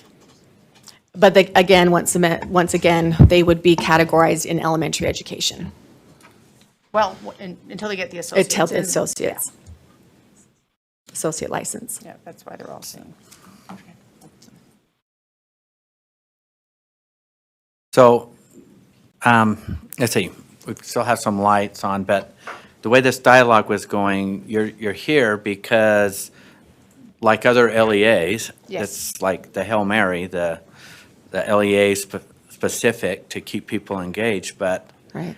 at the same time, we're not meeting all of these other requirements. So is there by using the LEA specific pathway, are we jeopardizing funding or creating something that makes it not eligible for funding? I'm just trying to I can, assess the risk here, and then if you would address that, because they need to have their license, they need to be teaching, but are there second and third level effects to a yes vote I can tell today? you this, on the top three, those ones that are LEA specific, they probably would not qualify for the TSSP. those Right. top They- ones. they would not at this point. Qualify. It's the bottom ones that I've got here, 8 through 11, that would qualify or should qualify for the TSSP money. And once they get over to the So- associate's license, they should be able to qualify for that again. But as of this point, they don't. Okay. But to engage in having them in contract, under contract, we have to have the LEA Right, specific yes. Right. license. Okay, thank you for that clarity. And that has to be submitted and done by October 1st, so Okay. that's why we needed Me- it today. Member Hutchings. Just, and thank you, is it on? Okay. Thank you for this, because my spreadsheet only has 2 people, and so that was going to be one of my questions, but now I don't need to ask that now. I think it's the best approach that you have right now. It gives you cover to get this LEA license while you work with the teachers to work through their individual licensing challenges, we'll call it. My question is, why are you asking for just 1 year instead of the 3 that's allowed? Well, and for, at least for, I can tell you on my people, this one here, she only has 1 year. Also in rule, they can only be on an LEA-specific max 3 years. She will top that out this year, so that's why it's just the 1 year for her, but that's Kim Lucas. And that's a new change too. And then the others, I'm hoping, we get them over to the associates real quick, and then I shouldn't need it anymore. And some of these people are graduating at the end of this year. Do you have follow-up? Could you help us clarify, Malia? Because She's that's there's our not my girl. understanding. Sorry. Hi, Malia. Hi, I'm the educator licensing coordinator at USBE. So some of the changes that have had to have been enacted in the last week now are due to understanding IDEA and how it fit within our new licensing structure. And the IDEA didn't change. It was our alignment that was not in alignment. And so these are some of the things that we're having to adjust. Specifically, the LEA-specific license is reported to the federal government through our ESSA as an emergency credential. And so as such, it's not allowed by IDEA. And so that's why we've had to make this shift. So we have, in order for LEAs to receive their funding for teachers, teachers have to have a license. And so that is why we made the shift to the elementary education license area, so that they would qualify for the funding that way. I don't remember what else. Oh, 3 year. 3 years also in IDEA. It's in section 300B, that an educator cannot work in special education without being appropriately licensed, which under our structure is the associate or professional level license. And so our special ed department here at USBE, Leah Voorhees and Kim Fratto, we've been collaborating closely the last several weeks, and have plans to support the educators who are in these kinds of situations that have been working in an underqualified status for 3 years, so that we can provide the necessary training, so that not only are we supporting our students in Utah, but also are compliant with IDEA. So did that answer your question as Did far you have a as the 3 follow-up, years? Member Hutchings? Yeah. So then my question goes through the limit of 3 years. My understanding was it's different than a letter of authorization that only allowed that was previously allowed, that allowed only 3 years for the licensure of a teacher. But the 3-year LEA license means that the LEA can license for 3 years. Beyond that, they can go to the state board and have further time. But so if they were to, I guess my question is, if they were to apply for the 3-year, just to give them cover so they're not having to come back each year as they work through these complications, let's say they get licensed after the first year. It doesn't consume the whole 3 years. It just gives them cover for the 3 years. Yeah, and that's absolutely correct. There's nothing that states that we can't grant an LEA-specific license for up to those 3 years. And it just requires that we provide significant training in the area of special education so that they can support students with disabilities. And the three in the School for the Blind, asking for the 3 years would be very appropriate as far as because again, they're starting the program they're starting their program in the spring, in January. And as Ryan can attest, we've got a plan to support them with a strong mentor teacher. These teachers are not signing IEPs. You know, a mentor teacher is signing IEPs. We're following all of those IDEA legal issues, but it would be appropriate these are all brand-new teachers who will be needing the 3 years I don't think they're planning on 3 years. I actually think they'll be done in 2, but that would be more appropriate than coming back next year and saying we need LEA-specific licenses for ABC. That would affect the ones That I would, just changed right here. It would affect Mary and Jeanette and Tiffany. However, the one that I didn't change, this is her 3rd year. So that will have exceeded her time. So that's why it's only 1 year. Thank Just you with for the bringing that change, up. I had to bring it up. Okay. Vice Chair Davis? I caught her right when she's getting a drink. Thank Sorry. you. No, it's okay. So really, the recommended action is that the board approve the USDB LEA-specific license. And I would just like to hear from Dr. Height. If we move forward with the motion, with this new, and I attended your training this week too, thank you for that. And I even left going, okay, I think I'm understanding what's happening here, but I'm not entirely certain. If we move forward with this action, is there anything that's putting us in jeopardy for funding or legalities or anything else? Can we move forward with this action for now and then work on all these things? Yeah, so the intent of this pathway is so that we are making sure that we're meeting both local state law as well as federal law, and the guidance that any educator who does not have an associate or professional license in special education cannot sign IEPs as the special educator. And so that guidance is coming both from licensing as well as special education, and new teachers have to have a mentor anyway as part of board rule. And so those mentor teachers who are professionally licensed would be the ones to oversee IEP development, writing, and signing it.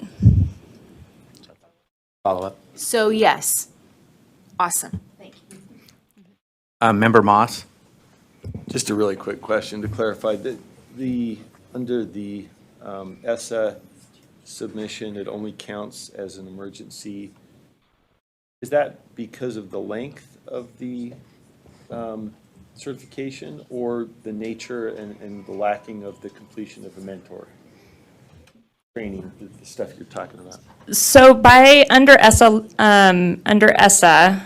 the definition of an emergency credential is when requirements have been waived in lieu of completing a program. Someone may be granted an LEA-specific license. And that, because all of the other requirements of completing a program and having the training and taking the classes and passing the praxis tests have been waived for that license, then it's reported as an emergency credential. That's under ESSA's terms and DOE guidance? Correct. Okay, so it's not the length. Push that over to him. It's the. Member Moss, I need you to talk in that mic. I'm Thank sorry, you. that helps, thank you, that clarifies. Yeah.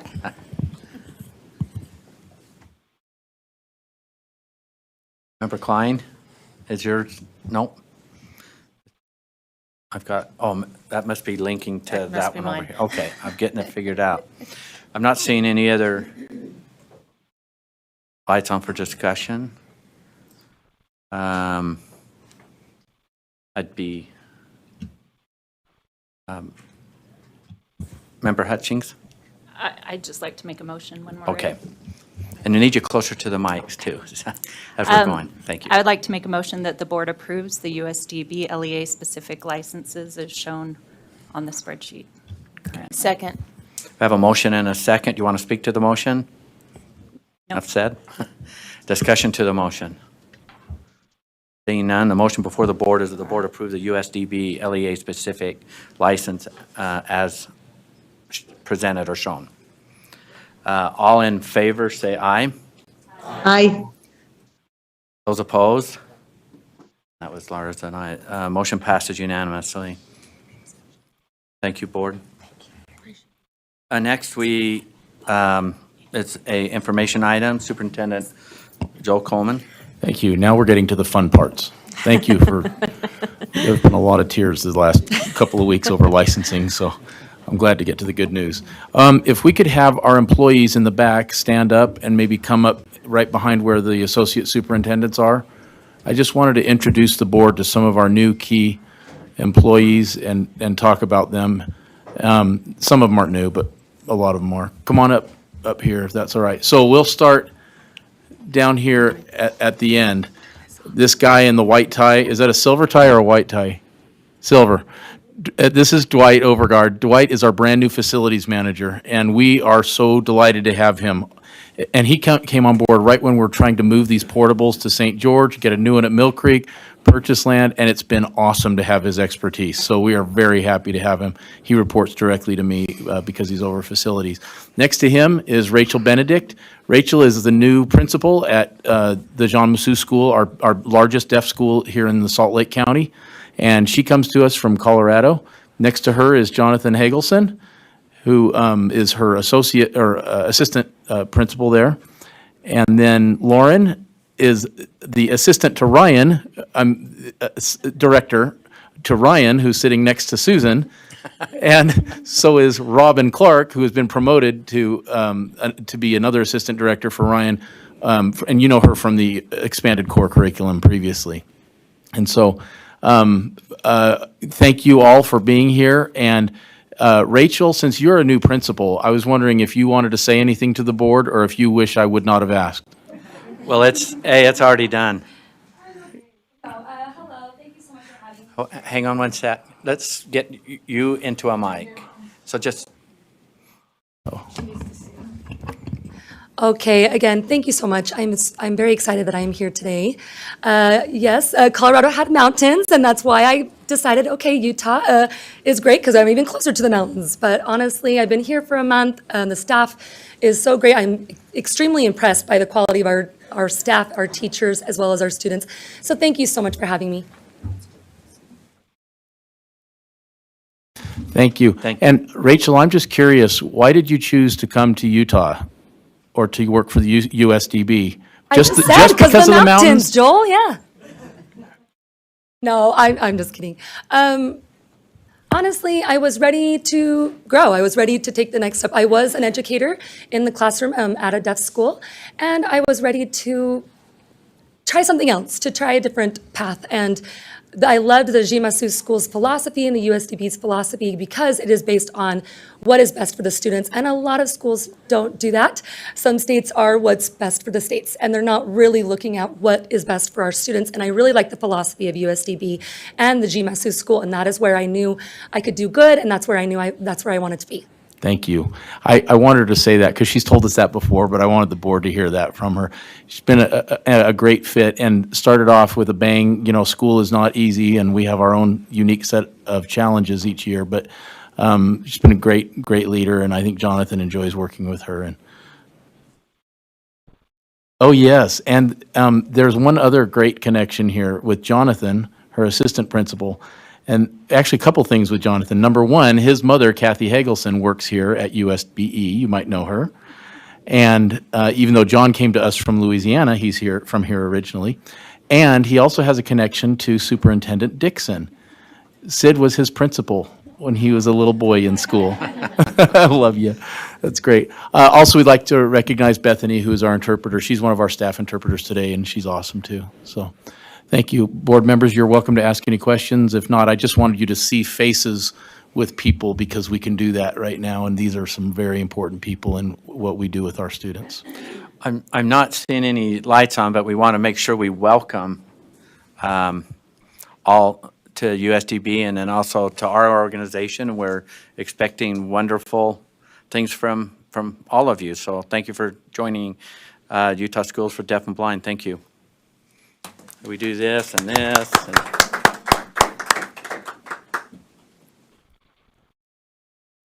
And next, it's an informational item. We have our 7048 video. Associate Superintendent Patton, you're going to present that, and hopefully our technology works, because I know a lot of work went into this. Board, just quick question. Do you have that ready to share, or do we need to share? Okay. Go ahead, talk it. I'll find it. Great.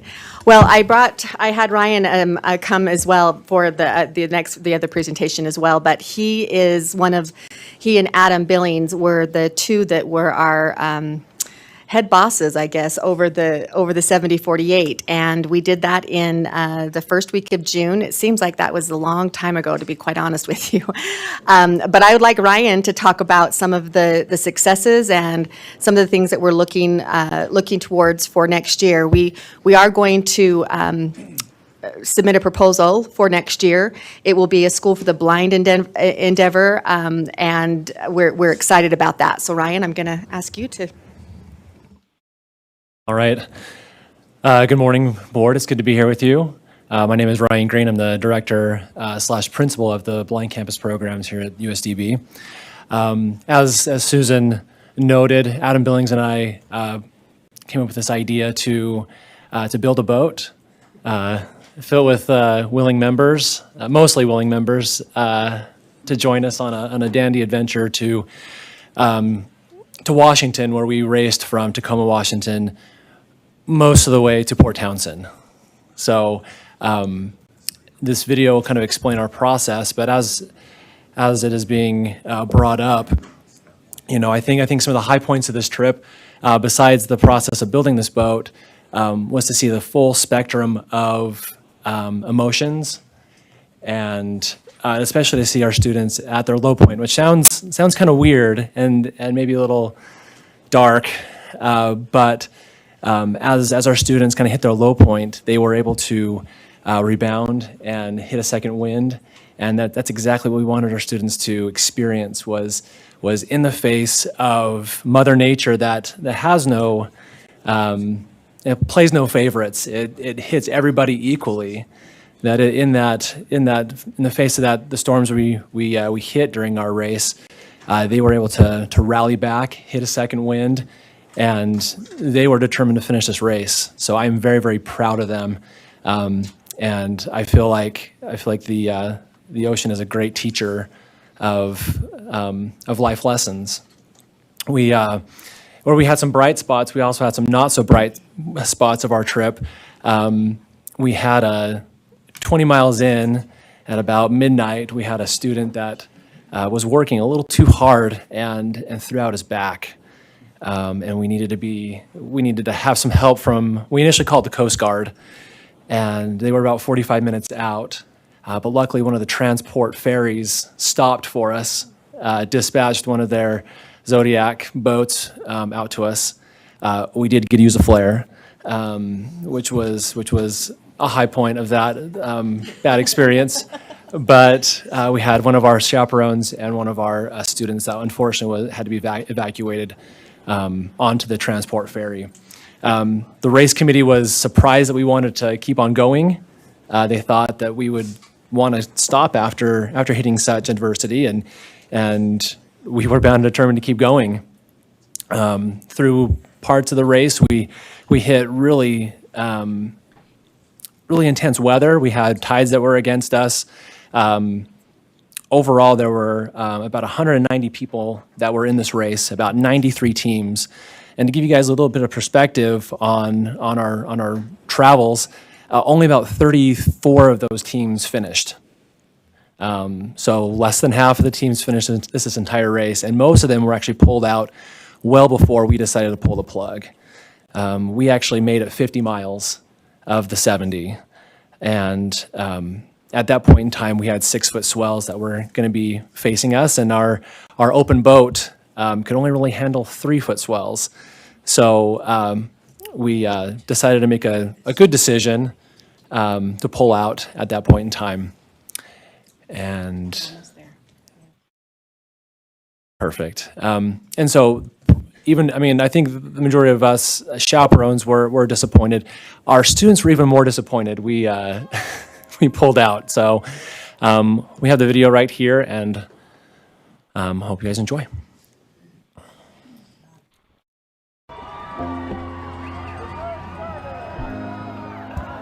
Actually, in August of 2020, I was in the car listening to a podcast. They featured this Colorado team that created a yacht club, and actually ended up racing in the 7048 a couple of years ago. And they completed the race. And listening to it is such an inspiring story. I thought to myself, well, if those high school kids could do it, why couldn't our students, do exactly the same thing? So the goal of this project is for us to provide the students with an after-school program where they can build a boat, learn how to use the boat, and then enter the boat in a race. Our students don't always have the opportunity to do things that kids in normal school districts would be able to do. So to bring them something kind of unique, something that's not found in a lot of places here in Utah is a great opportunity for our students to learn how to build a boat from scratch and then learn how to paddle it and how to race. The boat build started in February of 2021. We were finished near the end of March, and we were at Lake Powell at the end of March and the first part of April to give it a whirl in the water. Our crew consisted of 5 vision impaired students and 2 hard of hearing students, as well as 7 chaperones to give us 14 overall in the boat. We went 21 miles for our long paddle in Lake Powell, spending about 7 hours on the reservoir, giving our students a good opportunity to get a feel for the boat, and especially being in the boat for a long time. From there, we packed up everything and went to Seattle. So we spent a good chunk of that first day just putting the boat together and getting it ready and seaworthy. It was pandemonium when that foghorn went off. Everybody just digging into the water and it was just white water everywhere. We had the current going with us. We had a little bit of a tailwind, and beautiful sunset happening in front of us.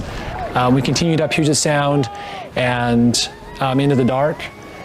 By the time about 5 or 6 a.m. rolled around, you could see that the dawn was coming, but the tides had changed. At this point in time, we're about mile 40, and a volunteer boat pulled up by us and had a racer with him and said, "Hey, once you get to point no point, we've got 6-foot swells that are happening, and it's raining. It's bad weather there. We've been pulling people out of the water all day long.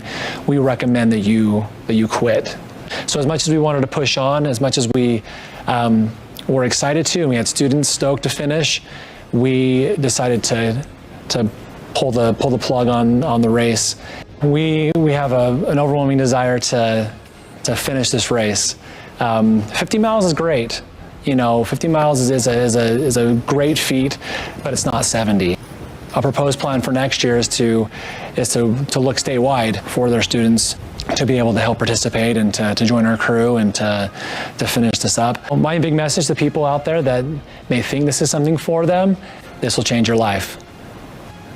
There's a lot of people out there that are dealing with hard things, mountains in their life. An experience like this helps put things in perspective. It teaches you to tackle hard things. And it teaches you teamwork, that you can't do things alone, that you need to have people with you that love and support you and are there every step of the way. Through that process, each stroke brings you one stroke closer to changing your life.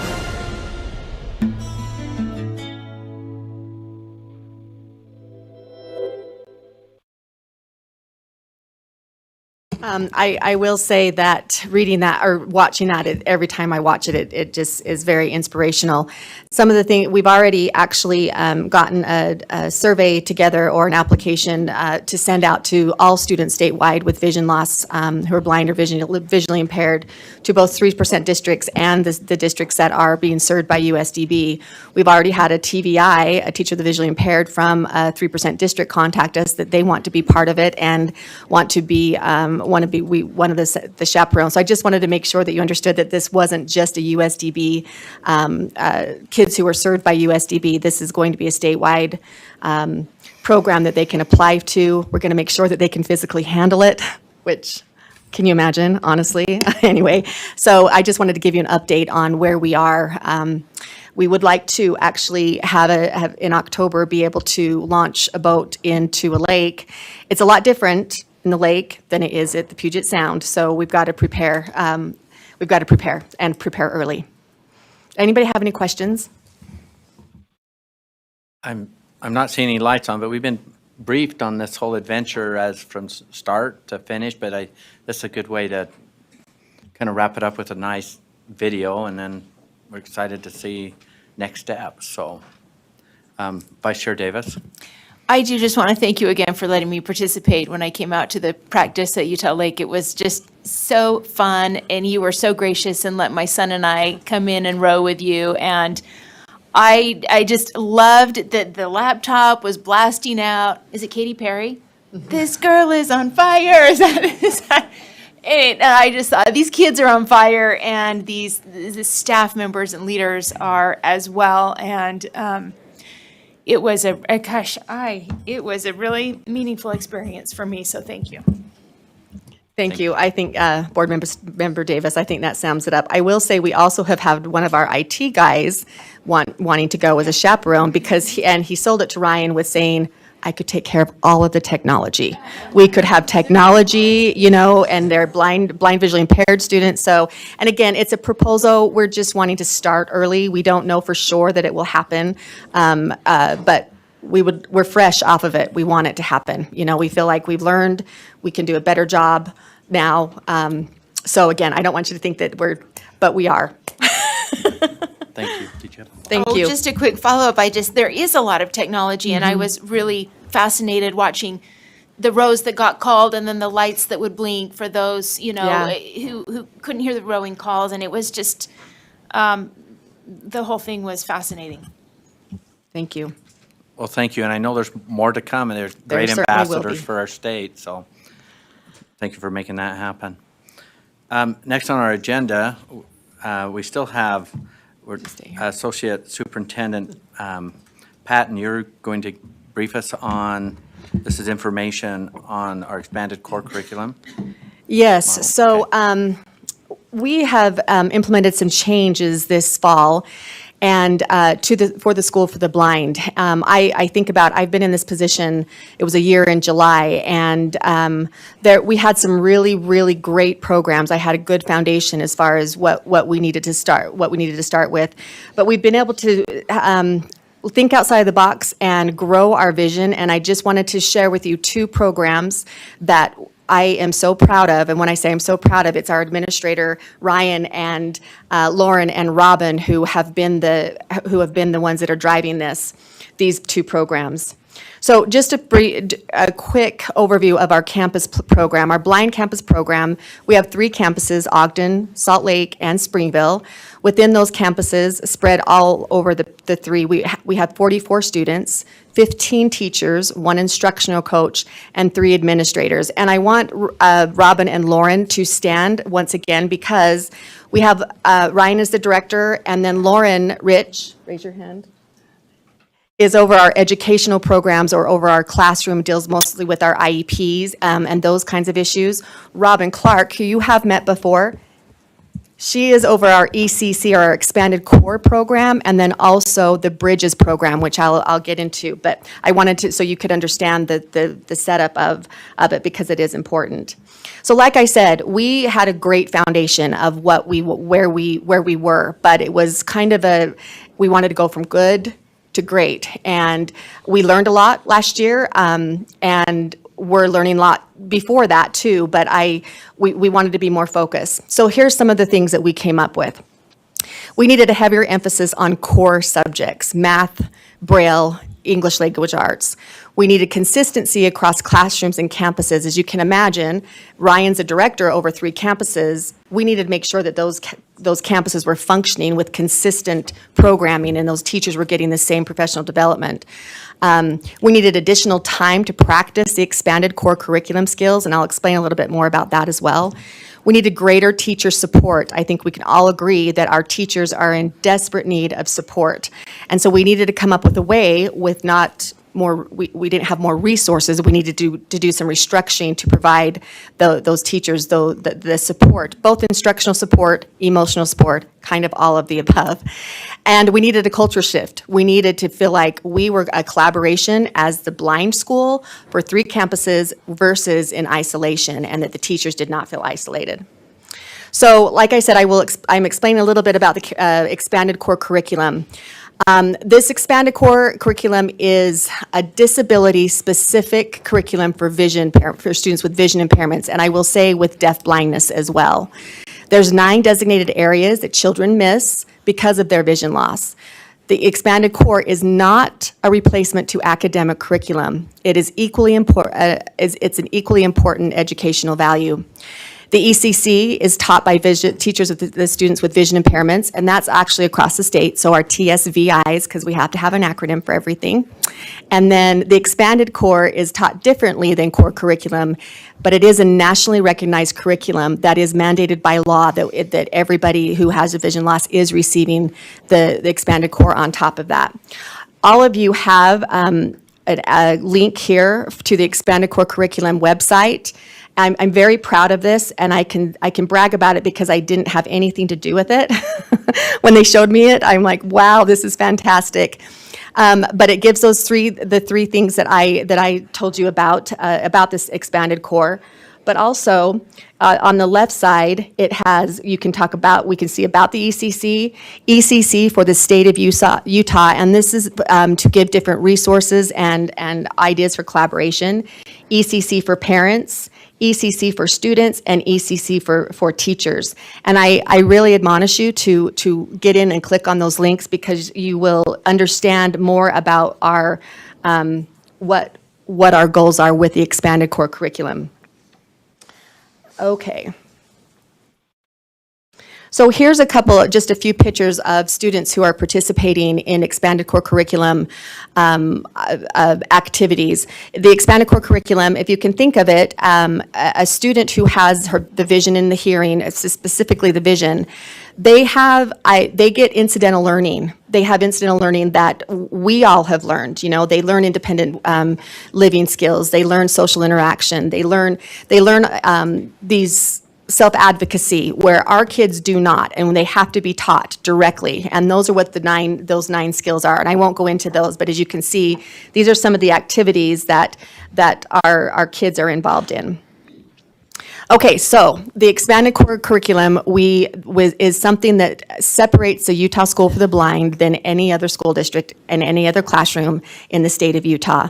We try to bring that expanded core curriculum with our outreach teachers of the visually impaired, but our campus program needs to be the premier program that can be modeled. So we came up with, and when I say we, I really want to give credit where credit is due, because these guys really thought outside of the box. We thought, let's make it an immersion program, immersion model. Now you can see, we modeled it after the dual language immersion, which several districts and schools have done. You can see with this graphic that a lot of the percentage of time that's spent on expanded core curriculum it follows the same model as the dual language immersion. So we're trying to infuse the expanded core curriculum strategically throughout the day within instruction in the core curriculum. So what does this look like? I go between putting my glasses on and off because I'm here and here. Each teacher is a content expert for their campus and rotates into other campuses to teach their focus topic.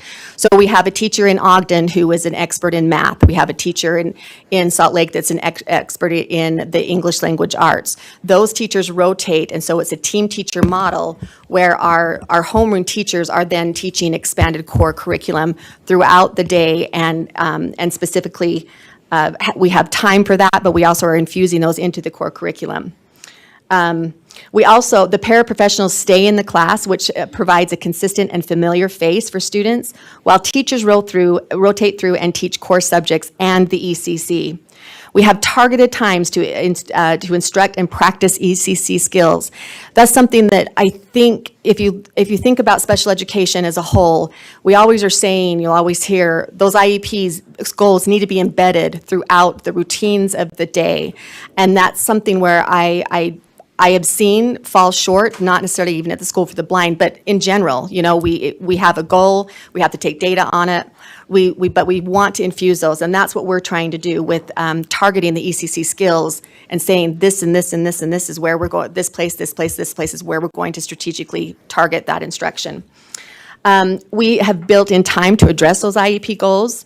We have a collaborative team environment. Our teachers are now a team as a whole campus, and then the administration has also brought those campuses together for extensive professional development and collaboration, so they're not feeling like they're on their own.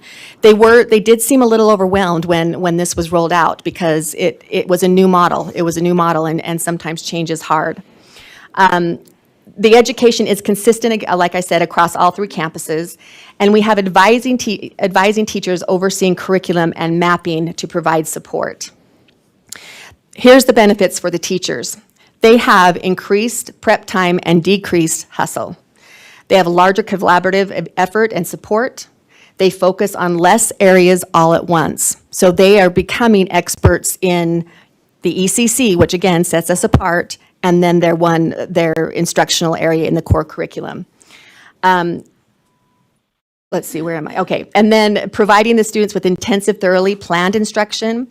We have happier, more prepared, and better supported teachers. And again, this equates to better learning for students. I think we can all, again, say that our teachers are in need of a lot of support and greater amount of support, which we've been able to provide that to them. And less individual work and less work on the back end. Okay, so that is the immersion program. So that's the first program that I wanted to let you know about, the change in the way that we are running our classrooms on the campus. This is our Bridges program, which is our high school and post-secondary high school program.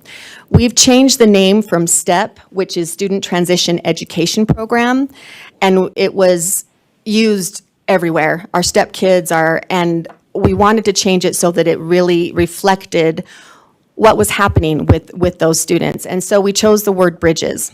And the reason we chose the word bridges is because we're wanting to bridge what's happening in education, because usually our kids are pretty successful in education in special ed. Okay, they're successful. But after they transition out of special education, we see that drop, and that's special ed as a whole. So we wanted to make sure that we were bridging the gap between our high school and secondary, post-secondary programs and into adulthood to improve the quality of life, not only for the students, but their families as well, because it's a major stress for families. So we have 4 parts of the Bridges program. All 4 Bridges program are based on, this is a key part, the Utah's Portrait of a Graduate competencies, the expanded core curriculum, and Utah state standards. We really have modeled Bridges around the Portrait of a Graduate because we are big fans, first of all, and then we also want to utilize that resource. The first of the 4 areas is our high school program, and that's 9th through 12th grade. And this is an academic high school program with all electives based on the expanded core. So the kids do have choices for their electives, but it is all based in the expanded core curriculum. The end goal for Bridges is the high school to award graduation diplomas. That's a big, lofty goal for us, but I'm confident, and we're confident that we can achieve that. Last year, we had 3 graduates. We had 2 with regular diplomas and 1 with an alternative diploma. We want to improve that so that they're getting the high school diplomas, and one of the ways we're going to do that is to improve and increase the rigor of our programs. The second one is our Bridges Community Readiness Program. So this is post-secondary, so this is after they have graduated from high school. They can come back to us. This program provides individual instruction to support students with college readiness and skills for young adulthood. One of the things that Robin Clark was really big on, we had 3 students attending Weber State University. And when those students, and then they came back to USDB and they resided at USDB. And Robin said, those kids are not ready. they're not ready for the university. They don't have the skills to manage assistive technology, to take notes, to do the things that they're in need of. So that was a big push. We realized that, you know what, we need to improve this. So that's the second component. The third component is the residential life, and those are the residential facilities at USDB. And for students starting at age 16, they can come to USDB. That's an IEP team's decision. I want to make sure you understand that. That's not, they don't just come. That's an IEP team decision at 16. Our focus is to develop and refine skills specifically for independent living, orientation and mobility, and community awareness. We consider these skills we cover in this program as the lab work, where students apply the skills they've learned in our Campus Bridges program. So everything that is going on in the residence, we are again infusing those expanded core curriculum skills in the residents. So they're learning, and when they leave us, that they're going to be able to live on their own, or they're going to be able to live with roommates, or they're going to be able to go home and be a very active member of society in their home and residences. And the last one is the Bridges Expanded Core Intensive. This is where students can enroll in a 4-week asynchronous and synchronous ECC learning experience. 1 day is spent on the Ogden campus with all other coursework over distance learning. Students work on specific skills and receive direct instructions to support ECC development. One thing that I think that we all found with the pandemic is we can reach more people, more students, more teachers with distance learning. So those kids who cannot come and participate in some of the programs in person, we are able to reach them with distance learning. I will also say that these are not only Utah kids, the kids outside of the state are not coming to our campuses, but they can participate nationwide in our distance learning, which has given us a lot of notoriety, which isn't necessarily the purpose, but it's also helping us collaborate with other states. I'm going to just show you quickly here the website for the Bridges, and again, you can click on the PowerPoint, and it will bring you here. So again, it has the 4 areas: community readiness, high school, residential life, and expanded core intensive. We have, it shows our staff, and I would like to just briefly show you, these are the staff in the residential facility. And they are wonderful. We still need some pictures here. But it gives you an idea of who we have available for in the Bridges program. And then it also goes into the high school parents and staff, community readiness, and then residential life. So there's great details on all 4 of those areas. I think it's important, really important, to understand that at the School for the Blind, we want to continue to improve. It's always important that we are evaluating what's working, and then we look at what's not working. And these 2 programs are really big undertakings. And again, I can't take a ton of credit over this because although I feel like I'm a pretty visionary person, Ryan and his team really have looked and thought outside of the box and thought, okay, you know what, we need to look at other ways that we're going to impact our kids with the expanded core curriculum, and then also looking outside the box when it comes to our Bridges program. I'm very proud of that, and I look forward to coming back in a few months and saying, here's the data that's showing this immersion program's working, because that's what we need. We need the data that's saying that we're improving the lives of our students with the expanded core curriculum.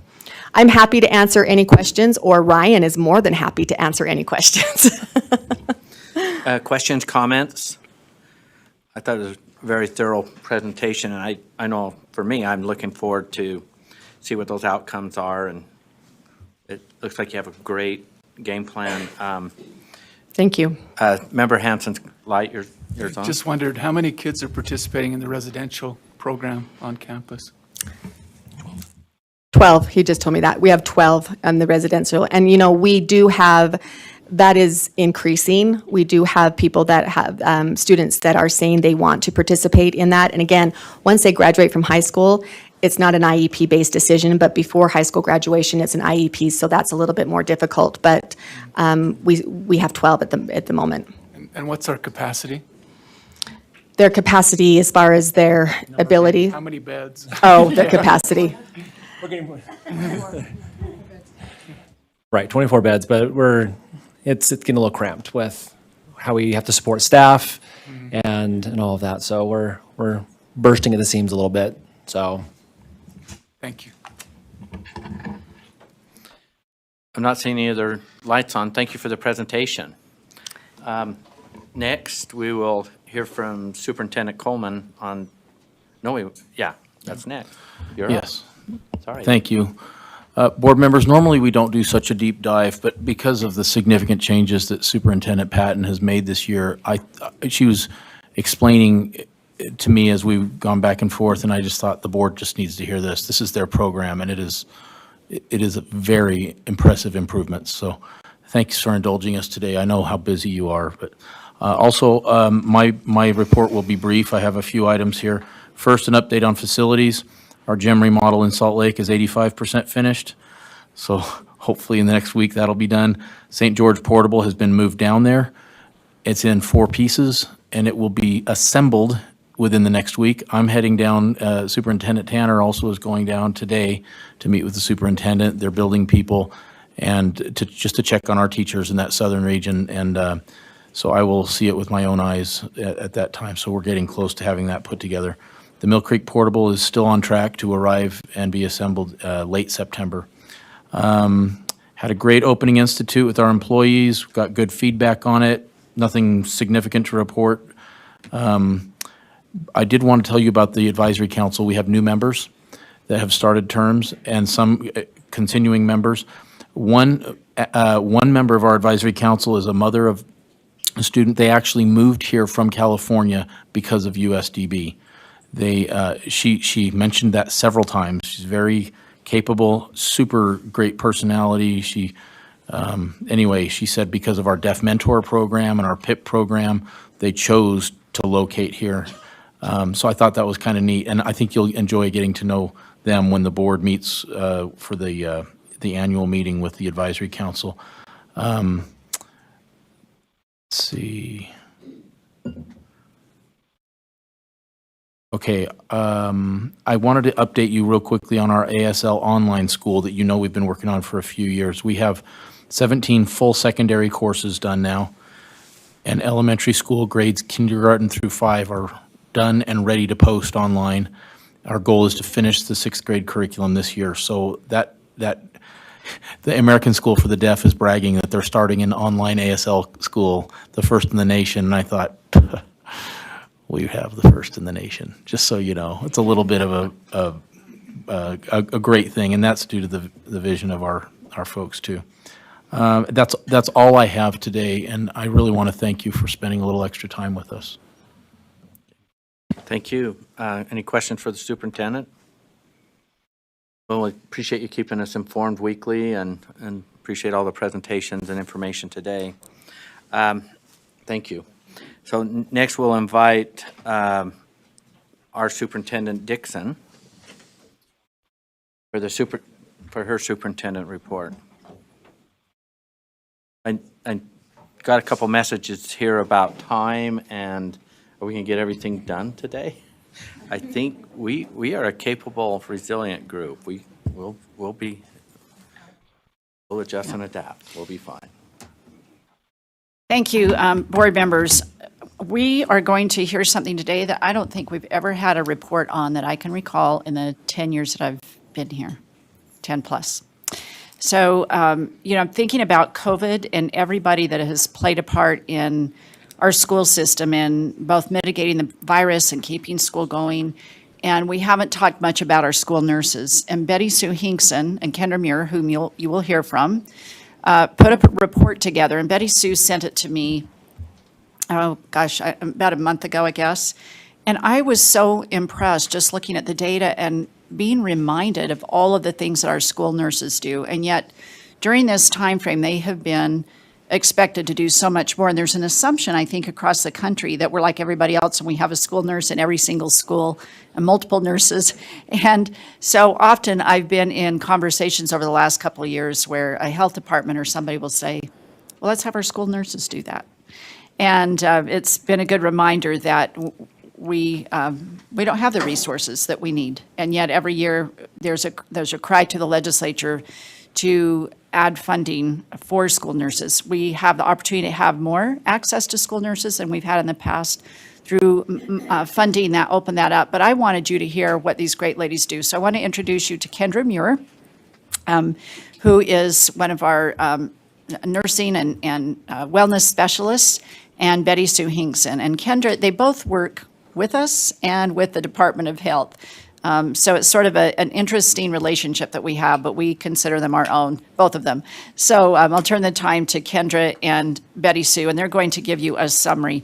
The full report is in your backup, and so you can look into details at your leisure, but wanted you to, and the public, to hear a summary of their work. Thank you both. And I think somebody is driving the slides. Jerry, is that you? As he's, can you hear me okay? Then, Is it Jeff? well, let me see if I can help.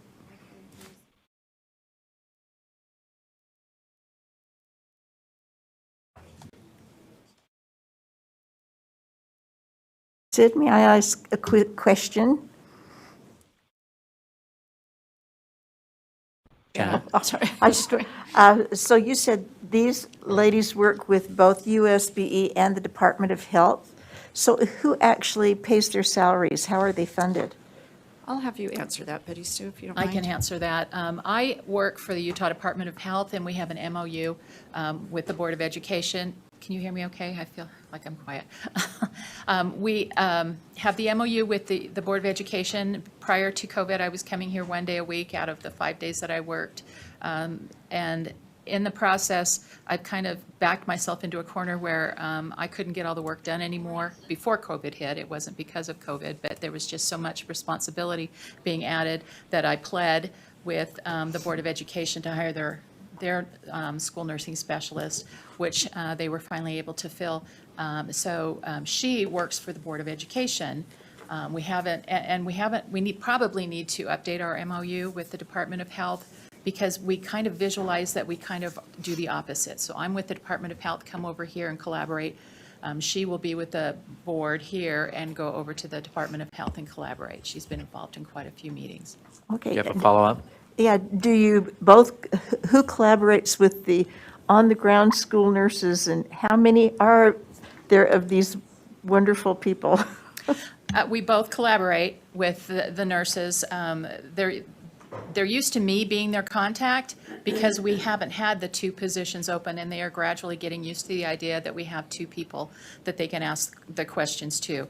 And you can, in your board backup, you do have both a brochure that highlights the annual report. I've been doing this annual report for the 5 years that I've been in this position, and it's just updated with the information that comes from the nurses do an end-of-year report for me, and I collaborate the data, and I never want to ask for data that I don't give them back in some way that they can use, and that's what this is. So if you want to advance to the next slide.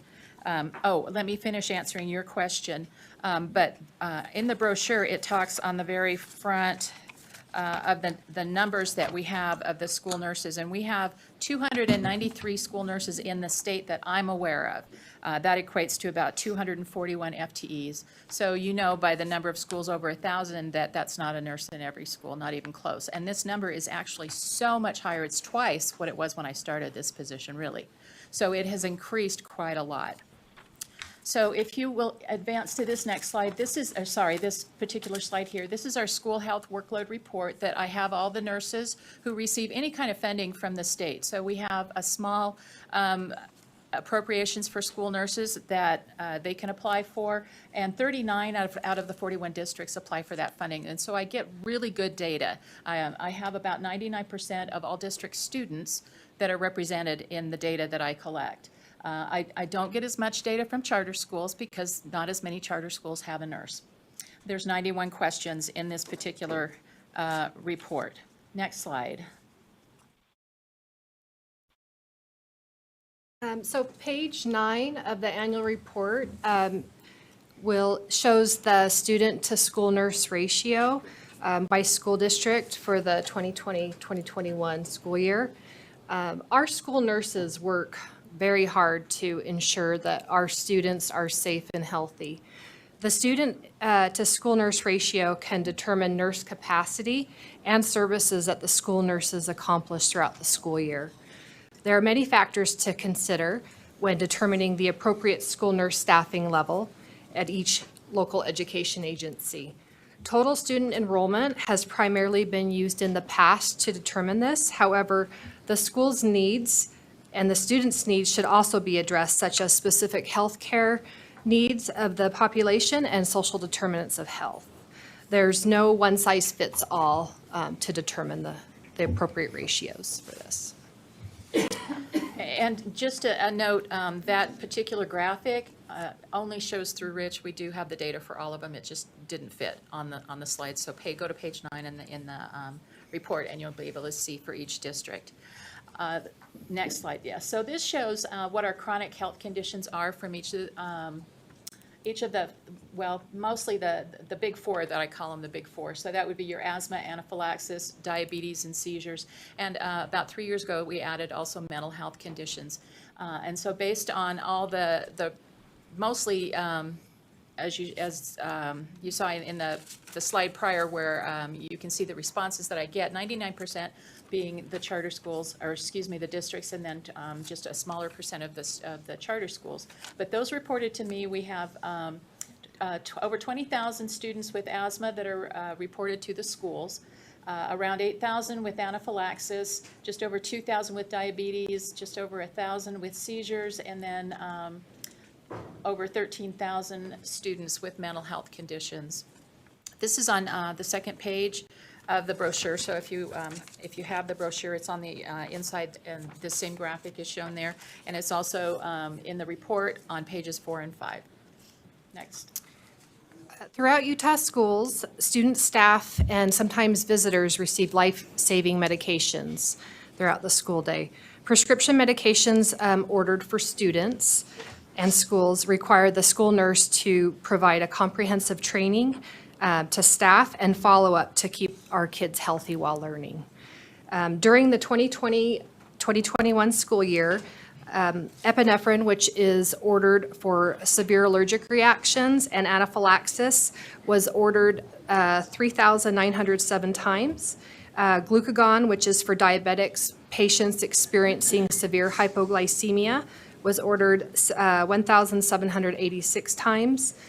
Seizure rescue medication for grand mal or tonic-clonic seizures was ordered 285 times, and asthma medications were ordered over 5,000 times. Some medications are prescribed PRN, which also means as needed, while others are prescribed and scheduled daily for students in schools. And that data is found on page 5 and 6 of the report. We have a question from a board member, Member Earl. Yeah, I just have when you say ordered, you're ordering medications for children? Sorry, the healthcare provider ordered, so. And then the child brings those in, the parent brings those in. Sorry, let me clarify that. That's correct. Okay, I was just trying to, that was, because we've used I have a diabetic son, so then I was trying to understand, are we ordering medications for kids? But you're saying they're bringing those in so they can be used in the school. Okay. That's correct. We also have, because of some laws passed, we also have stock albuterol, stock epinephrine, and stock seizure medications as well for the schools. No, correction, no stock seizure rescue medications, just the stock epinephrine and stock inhalers. The rest are student-specific that their specific healthcare provider would write the order, and then the parent would bring the medication. All right, next slide. Sorry. So this shows medications, the emergency rescue medications that were actually administered. And I'm going to start at the bottom. should have flipped this, but the seizure rescue medications, which are student-specific only, we don't have stock on that, were administered 27 times in the last year. Glucagon for students with diabetes was administered 4 times. And then if you move up, these are the 3 stock medications that we have specific laws that allow in the schools that we don't have to have the parent provide. So naloxone was administered once, that's for overdose. Epinephrine was administered 31 times, and 17 of those were student-specific, and 14 of those were stock epinephrine. And then asthma inhalers, that's a really new law. We've only had it in effect 1 year. So we had asthma inhalers were administered to students 3,506 times. Most of those were student-specific, 3,502, and only 4 so far were administered as stock albuterol. But like I mentioned, it's a brand-new law. We expect to see that number increase. So these are students that may not have had medication. We're having an emergency, a healthcare emergency, and because we had the stock medications available, we were able to potentially save their lives. All right, next slide. Oh, that's our last slide. Does anybody have any questions? Well, I've got one. I've got several, but a quick question. On the reporting requirements, like for inhalers and that, is that up to a certain grade? Or I just see a great deal of difficulty when somebody's having they have an attack and they grab their inhaler, that the next thing I'm going to do is I'm going to report up to the state. They Yes. only report at the end of the year, so they don't notify us. So you try to assess that. 'Cause Right. I think the number's got to be higher when I look at the total student count. And Those are the ones where the nurse or the nurse delegated the inhaler administration to, so the nurse isn't in the school every day. They delegate or they train lay staff to help the student with the inhaler, using asthma as a specific example. So those are the ones that were reported to us that the student needed assistance. There is a law that allows a student to carry their own inhaler and EpiPen. We don't know how often those are administered because they're doing that themselves. Right. So you're right, there's a much higher number. Okay, and then my second question, I'll just take the liberty because I'm chairing here, but I think it will be kind of relevant with the air quality, with the fires and everything that's going on. Are you at the state or USBA, are we trying to track incidences and all of that for the quality of health? I'm more so concerned about Wasatch Front than the rural, but rural has been hit with that. Is that something that is on you guys' radar to? It's definitely on our radar. It's not something we really have the mechanism for tracking. I work closely with the asthma program over at the Department of Health, and they've set up the recess guidelines that we make sure all the schools are aware when they should be keeping their students inside. But as far as absences based on air quality, I don't have that data. Okay. Thank you. We do have a few lights on. Member Lear? Thank you. I had a concern. You said that most of the charters, and there are 130-ish charter schools, don't have a school nurse, and I'm assuming that means they don't have access to a school nurse? I have no record of them having any contact with a school nurse. And so that's about 12% of our students that are sort of at risk. Is there a contact in your office that a charter school director could call if it's kind of a slow response to an emergency, but do we know what they're doing to deal with the hundreds of situations that you just identified here? It's a little bit of a don't ask, don't tell, but they are able to contact, they have my contact information. I send them emails periodically, and they are able to contact Kendra. That's part of our jobs. We not only support the school nurses, but we do support those schools without a nurse as well to help them answer questions. We cannot, though, go to the school and train the staff on what to do, and we cannot delegate medication for a student that we haven't written a healthcare plan, and that's not our role here at the state. So my advice is always to the smaller schools that don't have a nurse, or the charter schools, that they need to find one. They need at least contract with a parent even who may be doing it on a volunteer basis, or even just long enough for them to come in and write the healthcare plan, train the staff. It doesn't have to be a full-time position, just, it could be pretty minimal, and then just, but once they do that, that nurse is then responsible for supervision and evaluation. And I don't mean supervision being there all the time, just being available by phone. If the person that it's delegated to has a question, they can contact that person, and then that nurse would also go in and make sure that that person is doing it as they were taught and doing it appropriately. One brief follow-up, Chair. Yeah, follow up. So you don't have any record of which schools might be contracting with individuals, or do you? I know of the ones that receive funding through USBE, and every once in a while I will hear or get an email. I contract with this charter schools as their nurse, and I have for years, and I've never known about it. So I know that there are more out there that I don't know about. I manage the listserv for all the school nurses, and I have for 15 years. So every time I hear of a nurse anywhere, I add them to that list. Charter, public, private, Small, district, rural, anything, whatever. anything. I add them to this list, and those are just the ones I know about. That's so helpful information, and I hope we can maybe find a way to provide some grants or something so that Yes, all schools might have access to, because it might seem like a small number, as a gentleman pointed out this morning, but that's 500 of somebody's kids, and that need emergency attention, and I hope we can look for some way to facilitate that. Thank you very much for the information. Absolutely. Member Cannon? I have two questions. The first one, you indicated that the number of nurses has increased greatly over the 5 years that you have been doing this. How have you been able to do that? And has funding become available? If so, from where? And will you just explain that to us a little more? Yes, so we had this appropriations for school nurses. We got around 2008 was the first year we did that, and that was about $1 million. It immediately went down to a little bit less, and $1 million doesn't go very far in hiring the 900 nurses that we need. But I don't remember how many years ago, but House Bill 373 that provided funding to $25 million for the school counselors, psychologists, social workers, and school nurses. So we know a lot of districts. In particular, there's one district in Utah County that doubled their nursing staff so that their numbers significantly lowered. So there's those options.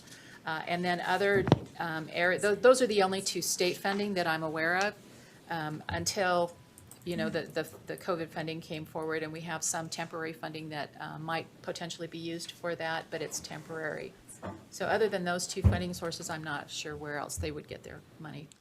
Okay, the second question is, can you just briefly describe for us how COVID affected what you do and how you were able to help or provide relief or do something for students during this pandemic?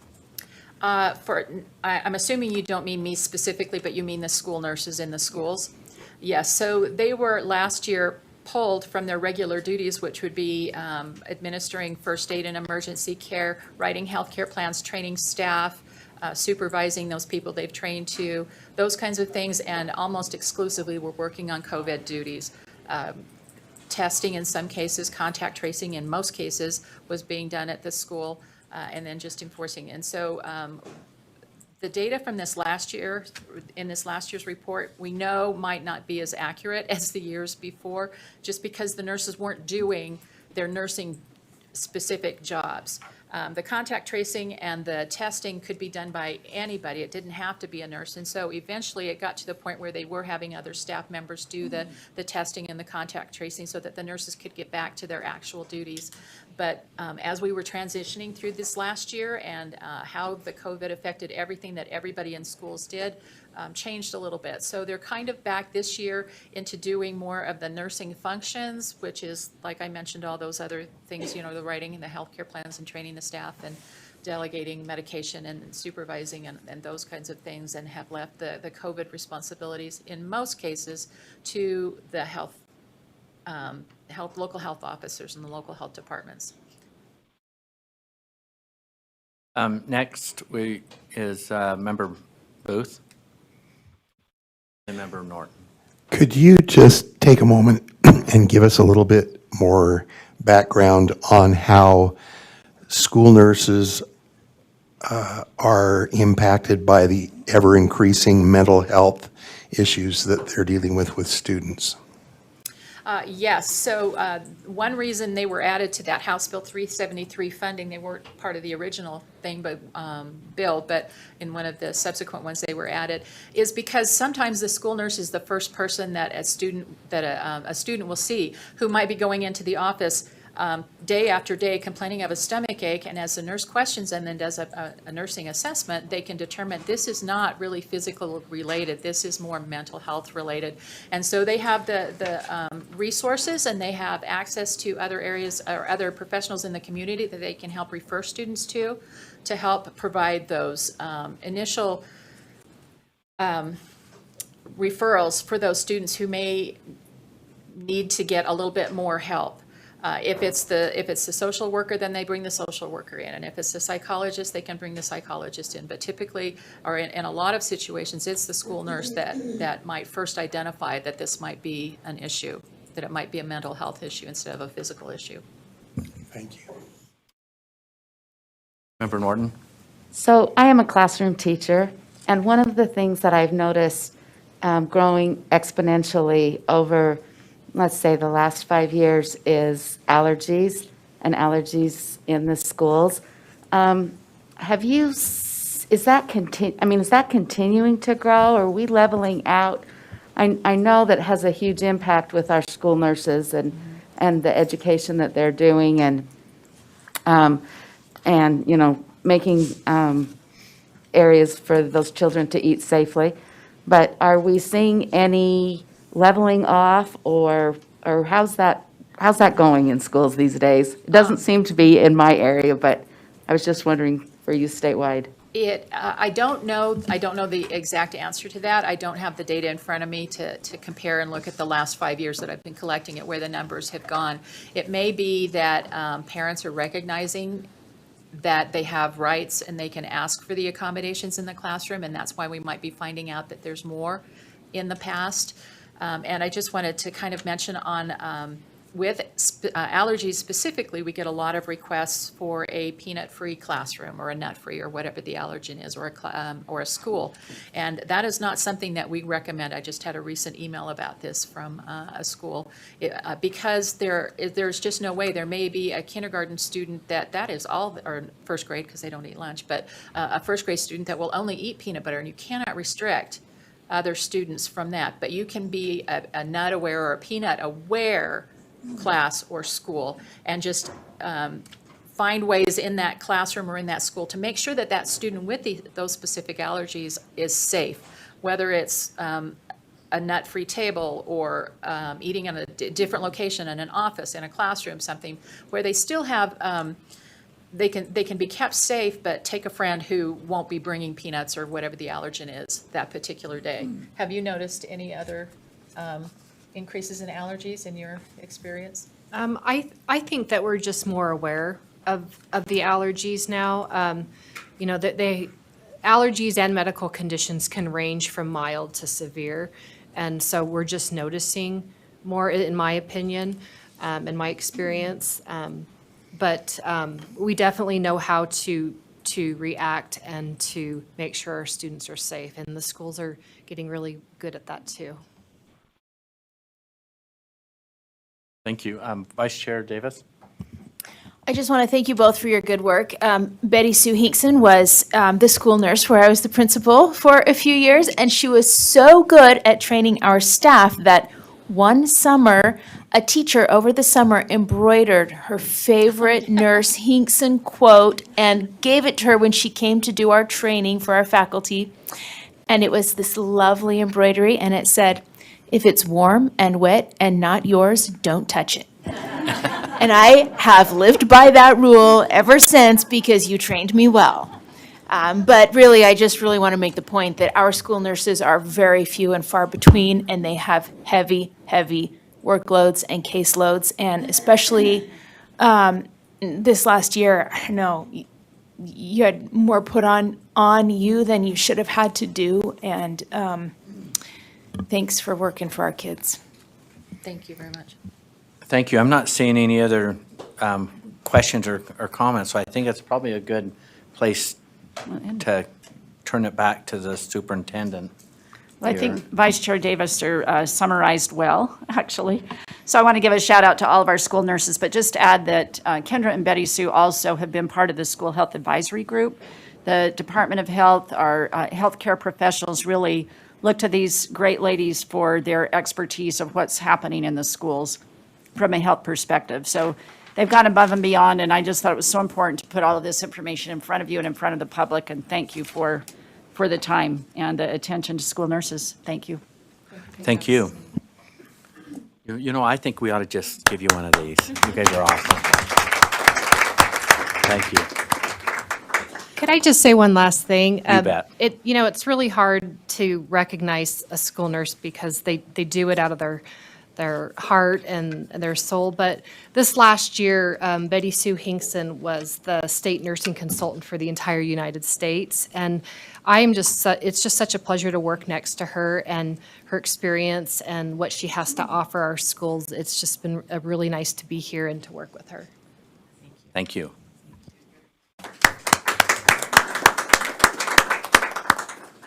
Well, we appreciate our state superintendent surrendering her time to a very good message here. She keeps us very well updated, it seems like frequently. So next, we're going to go to our consent calendar. At this time, board members, is there something that you want pulled from the consent? Member Earl?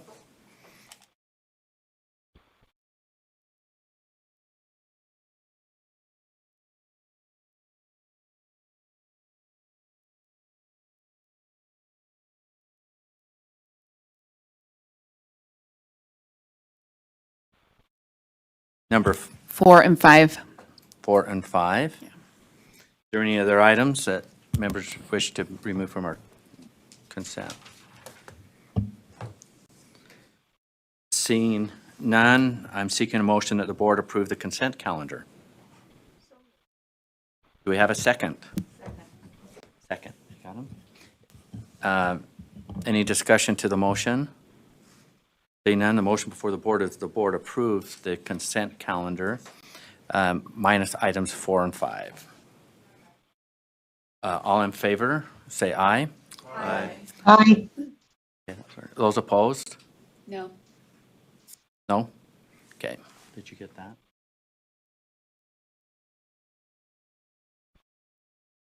Motion passes. To the items 4 and 5, Board Member Earl, let's start with number 5.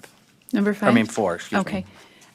My question just is, this talks about processes in here, and I understand this is the process we're going through. I just want to know why, what was the reason for, is it just because it's the 5-year or whatever year evaluation? There's just no information on the exact reason why we're redoing this. I have no doubt it's a good reason, but I'm just wondering what that is. Please come out. Let's see the superintendent.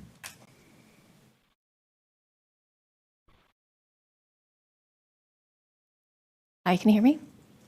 Great. Hi, I'm Sarah Whipke, Pre-K through 12 Literacy and Library Media Coordinator. As far as your question around the process, we are following the board-approved standards review process. So at this time, this is the year for library media standards to be brought to you all to determine if you would like them to be reviewed and decide if the review committee will then determine if they need to be revised or not. Okay, so so it's on a consent calendar, but we're supposed to decide whether or not they're to be revised, or you're making a recommendation to us to have them revised? Thank you. May I answer? Yes, please. As far as the process, it's there's a timeline, and so with the timeline, this is the year that the library media standards should be brought to the board, to all of you, to determine whether or not you feel it's time for them to be determined to be revised or not. Reviewed, I should say, not revised. You have a follow-up on 4?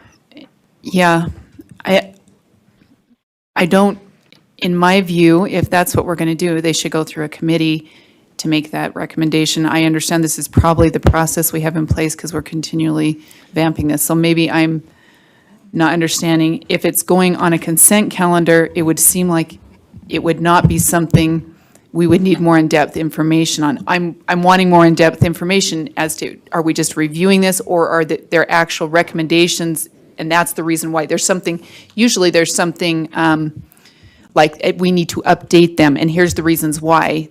I guess that's what I was looking for, but if that's not the case, I would almost recommend this went to a committee to review it, to make those recommendations.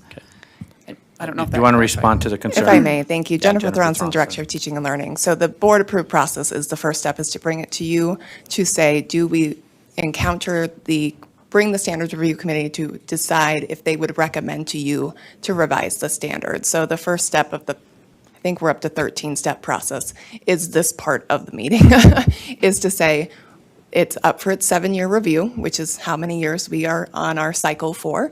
And at this time, bringing that to you for your notification that it is up for review and to proceed on with convening the review committee or not.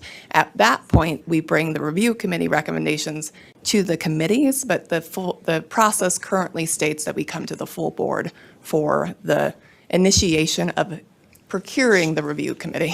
To start and move. So you're just saying everything moves forward to the review committee if it's on that cycle? No, it's a full board decision, so you're absolutely right. Like, you all have the decision to decide, it's up for its 7 years. Do you want us to proceed with the review committee or not, would be the decision point. And then if we decide not to, staff would come to you probably next month and say, in lieu of going with the 7 years, what would you like that to look like? Do you want us to go with the 10-year process or whatever that might look like? All of our standards currently are on a 7-year review cycle, knowing it takes us 2 years to get them revised and another year to get them implemented. It's really a 10-year review cycle at the end of the day. Okay. Any other? I don't Any know. other questions on 4?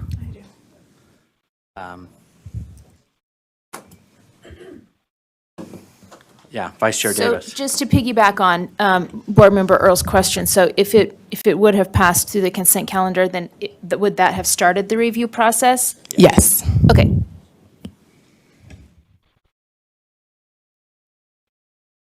Member Lear? I think I might be missing the animal in the room, not to badmouth elephants, but is this something you recommend? I mean, do you think it's time to do this? Do you think they're outdated? I'm looking to your expertise, Sarah's and yours. So from a process standpoint, it is our obligation to come to you to let you know they're up for 7 years. The recommendations from the field, we haven't heard a need. We have the annual core standards review survey out right now. We have less than, I think, 8% that are dissatisfied with the library media standards at this time, and we've had 2,200 respondents. So it's not a small, last year we had 92. I don't know what I did differently this year to release this survey, but we have a lot of feedback. But within those that have responded, only 8% are dissatisfied or extremely dissatisfied with the library media standards. So that's something for you all to have knowledge about. And we can bring that to the review committee as well to say, from a public standpoint, 2,200 is pretty good for a state survey. We're not seeing an expressed need, but we also want to employ parents and educators in that conversation to see if there are any needs that they're expressing that then we can bring to the board. And you have the ultimate decision to say, we appreciate you recommending us reviewing them, but given these different pieces of feedback, we're going to go ahead and hold for a few more years to do so or proceed on. So that you ultimately have the authority, even after we execute the review committee, to crush or continue the revision process. Crush is not a great word, but I'm going to go with it. Okay. Thank you. So the option or opportunity before the board, is anyone wanting to take any action on the proposed action in the 12, with the K through 12 library media standards review? I would recommend it went to a committee for just information to initiate the review. Based on, I just don't have anything to go off to decide whether or not I want to initiate the review. So your motion is So, yes. to have it go to a committee. Just for information to initiate the review, so it's, So, Yeah. hang on, the condition to only be informational, if we take something to a committee, to be actional, to be it needs to be informational. actionable for them to say, yeah, that board, our committee wants you to start the review process. Yeah, because So- the review So you process can isn't take it to the committee a and then simple allow the process committee either. an opportunity to act. Is that what you're wanting to do? Yep. So your, my- so your motion is to have it taken to have it be assigned to a committee? So we can take action on Yes. it. Okay. I'll state the motion, but I want to state the motion the way that you want it. Is there a second to the motion? I'll second it, but I have a clarifying question. Okay, well, let's. And okay. my Okay, we have a clarifying motion question and a is second, but let's- because you let me see didn't if she wants to speak to it, then I'll Oh. come to you, the maker of the motion. Yeah, I just want some information, and I feel like it being on the, and I realize it's process, right? We've always worked through process here. But that process of having enough information to say, yes, I think a review committee should go in place so we can get more in-depth, there needs to be something meatier for me to do that, and I don't have that information, so. Okay, discussion, Board And- Member Lear. I heard the discussion, obviously, between the two of you, but when you repeated the motion, I didn't hear you say, go to a committee as an action item, which is what I assumed would be It then would the be- intent. Yeah, the committee, it would be as an actionable item. Great, thank you. Then I Like we second, request every. then I very- second my second.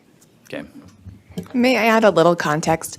We acted incorrectly with the policy. So the policy, when ELA went through, which is where Sarah and Naomi have done just recently, was a consent calendar item. The update, what was done after the ELA standards, was to bring it to full board for discussion. There was quite a bit of discussion behind the scenes on if this stayed on consent calendar or came as a full board discussion item. Many members of the board feel passionate about standards, and that is why it has been changed to policy to be full board. That the Standards and Assessment Committee was insufficient in the past, because this used to go to the Standards and Assessment Committee and has been moved to the full board. So this would take us back a few years to going to committee first.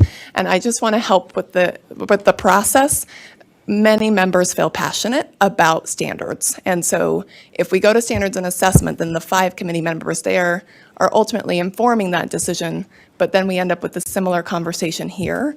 And so I would encourage that if we need to come back, I would love for full board to do that conversation and have those questions answered that we would like. And we can come in October. It still delays us either way, So- but it would be an option. so just so that you know, and as far as process goes, even if it goes to a committee and the committee does not act and move on it because it was an actionable item, any board member can take that and put a motion before the full board.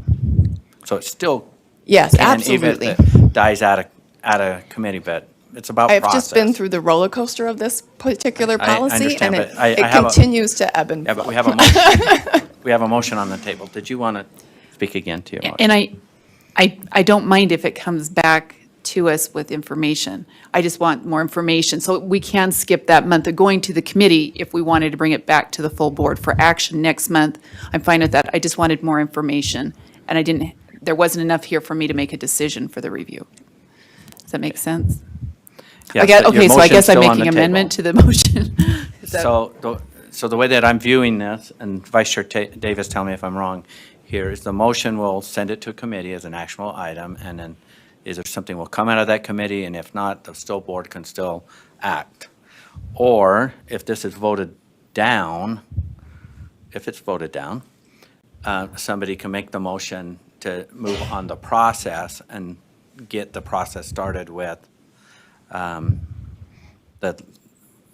the 13, how many steps are we now? It seems 13. 13. There's some A and B in there, and so I go with 13. So it goes to those 13 steps to get the committee started, and then the committee, things will move out of the committee.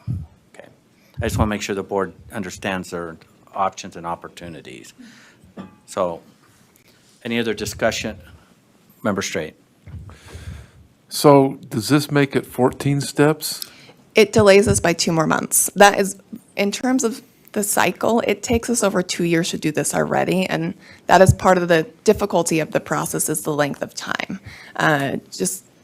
It adds time for us. So happy to come back. I would prefer, as staff, I'm going to give you my preference, to full board next month because it doesn't take 2 months for us to get an approval or a denial. But this delays us 3 months of getting started with the library media standards with this decision. So I just want to be clear, we've been through this process so many times, and it was my fault. They were not informed that we had changed it after the ELA because this was the issue we had with ELA of it being on consent. People wanted to talk about it.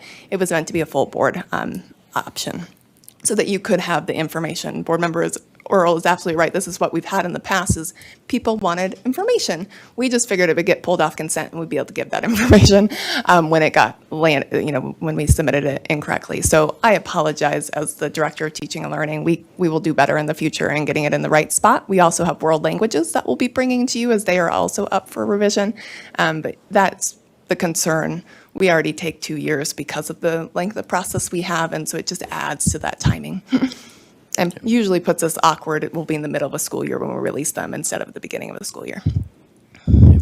Member Hanson? I just think, having been through this a few times, our rubric really is to make sure that these standards are timely and current, and so they make sense in our schools. I think there are very few standards that shouldn't be looked at by a committee every 10 years. We're 7 years now, 2 years onto this. It's going to be 9 years before a new standard would come out here. So I think the board, if it does come back, excuse me, it should come back to the board, not get bounced back to committee and then here if we need additional information.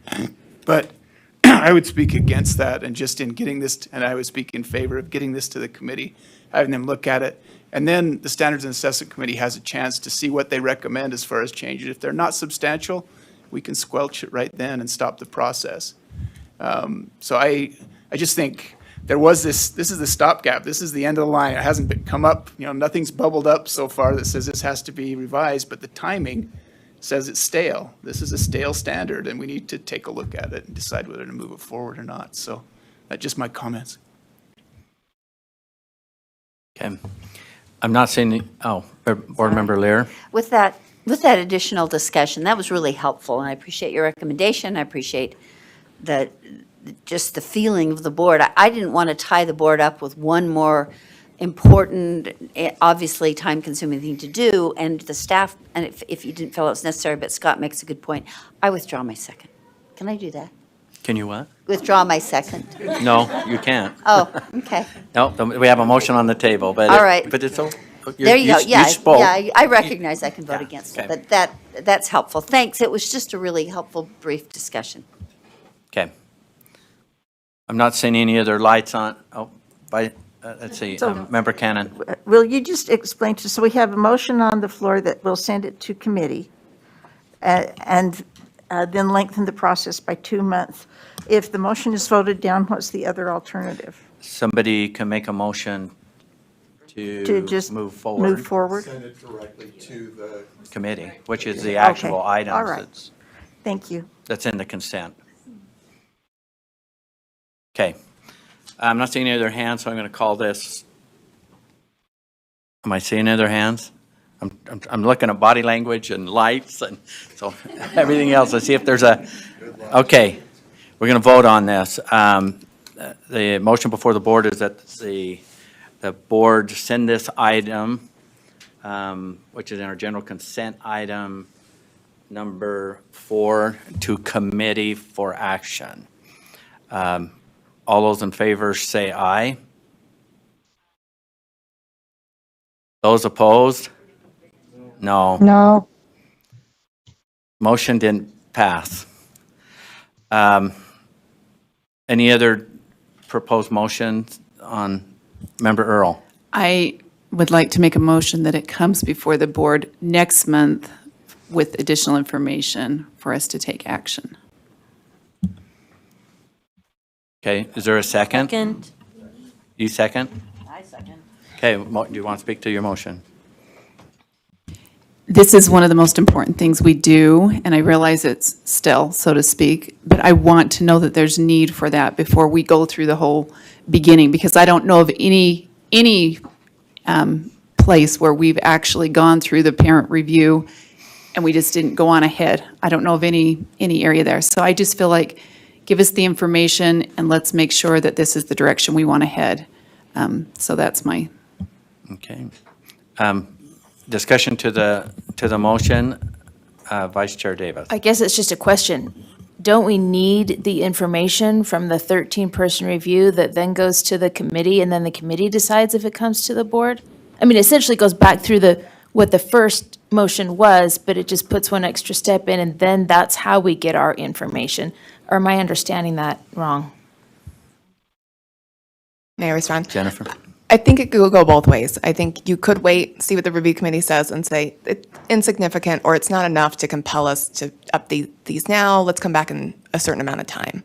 The other option is we are doing the curing rubrics that are also a requirement of this of our standards process, which is looking at how stale are they, how much feedback are we receiving, how if they're not rigorous, do they not meet current standards of what we would expect a standard to be? Given they are old, they may not be written more in a competency-based way that we're really moving towards. So we'll be bringing those rubrics to Standards and Assessment Committee next month, so we could easily preview that rubric with the full board to give you some information related to where staff's kind of sees the standards and the feedback we got from that annual core standards survey to inform. And you could stop the process there, or you could wait for the review committee and allow them to give you those recommendations and then still make that same decision of do we proceed, do we not? Okay, any other discussion to the motion? Member Moss? Quick question, Director Thompson sort of asked it. Am I live here? How much time does the review committee typically spend? Because I understand sort of sometimes in different procedural items, there's an initial preview, which I think is what you alluded to. We think these things might be out of date, therefore we'd like to take a deeper dive. Okay, go get them and come to a committee, right? How long does the review committee usually take once they get going down that 13-step process? So we usually just, for the review committee, it's usually a couple meetings. Required by law is at least 2 meetings. Generally, we get done in the 2 meetings. Sometimes we need a third. So, and they're usually a couple hours each one. So it's a little bit of staff time to kind of get through that process, but it gives, I think the process is kind in that it does allow for you to hear from stakeholders, their feedback in making those decisions. So there's value both ways. The library is a small population. We have very few librarians in schools, and so we don't necessarily have the masses to be telling us that there is need for revision, but they're an easy group for us to reach out to and ask. Thanks. And if I just might, I don't speak to very many emotions, but my biggest concern is what's happening in that space of, we talked about the library media standards. A lot has happened over the last 5 to 7 years, and more is happening with everything that we've got happening in the way that we go about learning. And so I can't help but think there's absolutely going to be something that's going to come out of there. And so it's about timing of when do we start with those proposed betterments with a different standard. So I do have a concern. So the motion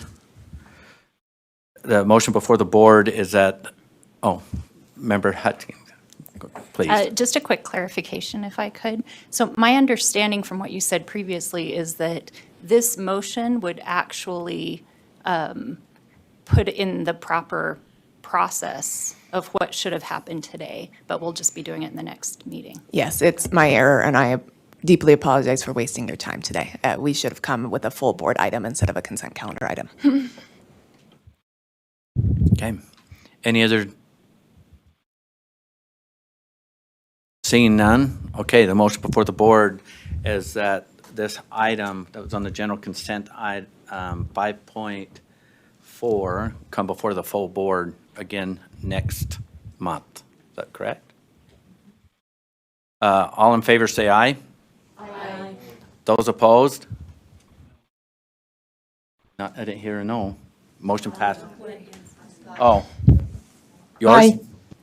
Okay, all right. With the noes, raise your hand. Okay, Member Hanson? Was a no. Member Cannon? Okay, the motion passes. Okay, we're to, Member Earl, do you want to speak? Yes, to- this is on number 5, and I just want to know if the change in the new name, Family and Human Services, is satisfying the concerns that were raised earlier this year. That's all, yes or no? Okay, okay, you want to answer the?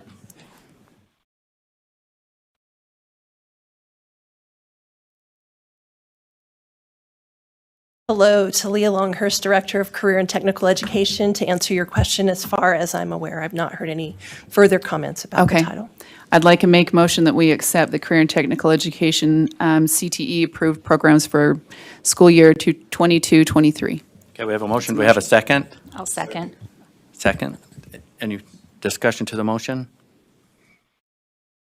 Seeing none, the motion before the board is to accept the actionable item on the Career and Technical Education CTE approved program school year 22 and 23, correct?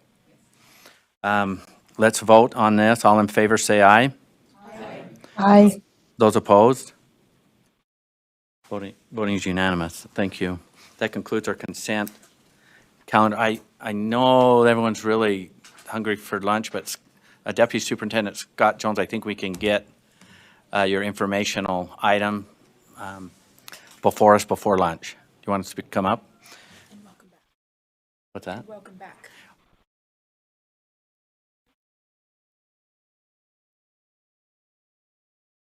So I've already welcomed him, but Vice Chair Davis, while he's setting up, did you have something to say? Why don't you say it? Because I've already welcomed, but I didn't do it publicly. Sorry, I'm up here going, and welcome back. We haven't seen you for months. We're so glad you're back, and Deborah and your whole team was fabulous while you were gone, but it's Thank you, great to ma'am. see you again. We appreciate you and your service. And I apologize. The only thing I just kind of worried about, the only thing standing between these board members and their lunch break is It's this me. presentation. Yeah. Hey, thanks, sir. Yep.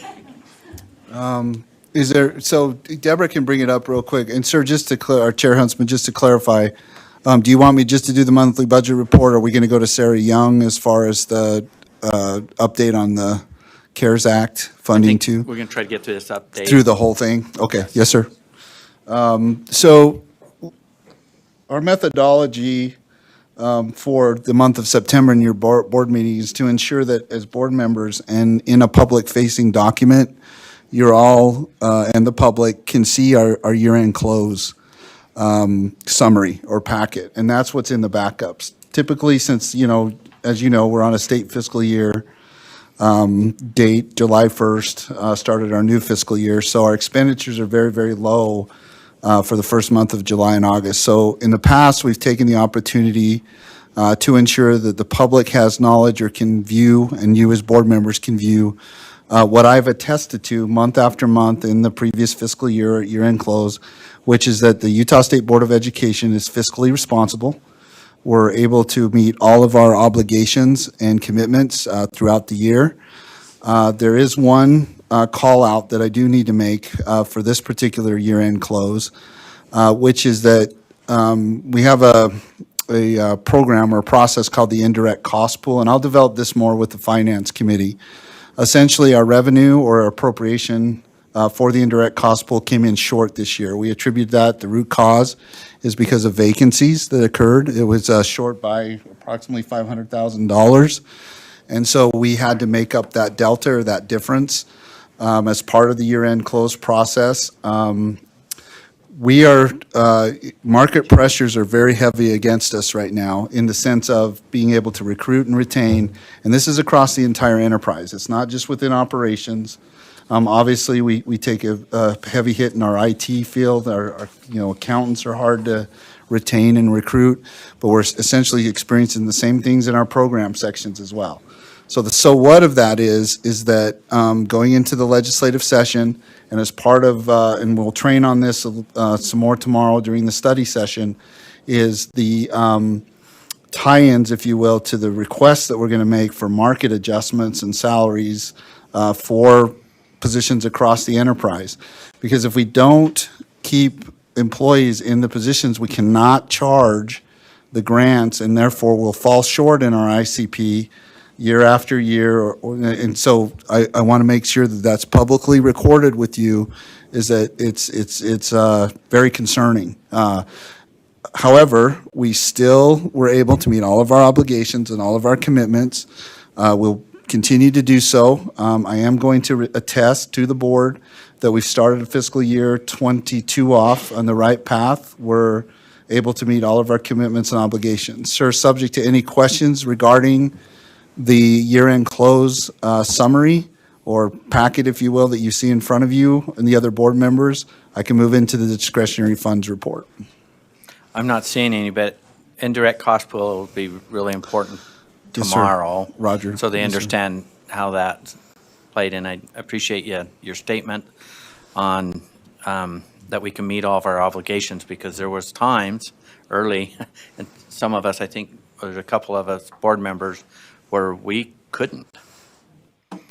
So it's very important that the public and this body know exactly where we're at financially. Yes, sir. So, thank you. So I'm not Always. seeing any, so please continue. All right, if we could go to the discretionary funds report.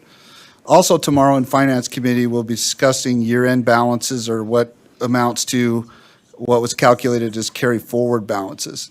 Carry-forward balances typically are, not all, of course, but within the board's particular portion of the overall budget that stays in the office here, carry-forward balances typically make up the discretionary funds that are allocated or we're able to retain. They're what's called non-lapsing, meaning that, we can carry forward them into the next year. Obviously, on this report too, there are projects that were approved by you that are continuing into the next fiscal year. What we ask for in this meeting, in the September meeting, is for board members to look at the carry forward amounts and what will build up again your discretionary funds for your use in whatever projects that you identify and that you approve. Staff can bring ideas or recommendations to you on the use of these funds. Again, I have to reiterate that, there are programs or funding that's continuing.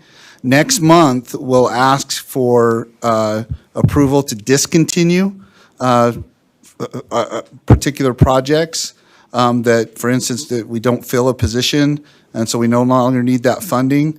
It's your October meeting that, we'll make sure that you see the balances and that we go through the iterative process, if you will, year after year, of ensuring that you understand and that you've authorized where these balances are applied to and for what projects. And we'll need your approval to either continue projects or discontinue projects. That'll occur next month.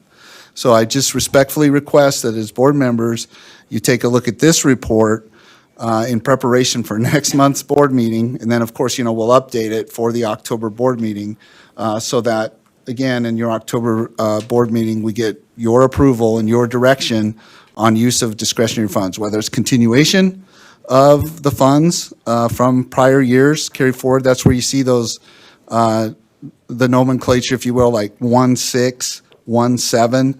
That's carry forward from those years or those previous years that was allocated or used for these particular projects that you see in the left-hand column. So again, we're heading into October, big meeting in October. Again, tomorrow we'll talk a lot about the process that you're undergoing right now with business cases, things like that. But with this discretionary funds report, I just encourage and ask board members to reflect on this, to study it, so that when we get to the October meeting, we can ensure that we have your authorization on how to proceed on the best use of your discretionary funds. We'll also ask if staff, if they have ideas for projects that they want to use for the carry forward balances. Again, we cover the carry forward balances with state money in really big detail with Finance Committee tomorrow. That's also an integral part of this month's meeting, your board meeting, and then the Finance Committee meeting tomorrow. So I also encourage board members to take a look at the Finance Committee agenda for tomorrow to see those carry forward balances and the plans that are being brought forward to the Finance Committee, because, subject to their review tomorrow, they'll make recommendations on use of those carry forward balances always subject to your approval in the October meeting. That's the direction we're headed. This concludes my update on the discretionary funds as of this month, September, subject to your questions, Chair Huntsman, and/or from members of the board, sir. I'm not seeing any lights on, but this is almost like ready, set, go. So we're in the ready position right now, and between now and October, that's the go month. And so now and again, we it's a very high priority that we get it right and that you're informed as you're making those decisions. Of course, finance will move some recommendations forward tomorrow. So we're priming the pump here in that ready, set, go. October will be a go month. We have to take action Yes, sir. on this. Any, Board Member Lear? So given that urgency or that concern that you just expressed, I just want to make sure I understand. These are not my strong suits. As I read this, the School Fees Task Force has $12,537 left over. And then similarly, the Trustlands website rebuild hasn't spent any of that money. And that's like real money, $25,226. So it's just sitting there with Right. that. And is that money still allocated to the Trustlands website? Or could it now be swept and used for something else? Chair, may I please respond? follow. Yeah. To Board Member Lear's question, Chair, the answer is yes. And that's what the process is in October, is for us to come back to you and say, hey, yes, we still need, or for example, we still need that $25,000 to be dedicated towards the School Land Trust website. Or we come back to you and say, no, we found other revenue, or we don't need that now. So, that frees that money up for other uses. It's not necessarily, though, that you need to, say, well, here's what you do use the $25,000 for. It would go back up into, if you made that decision. It's hypothetical. I'm not saying you will or you won't.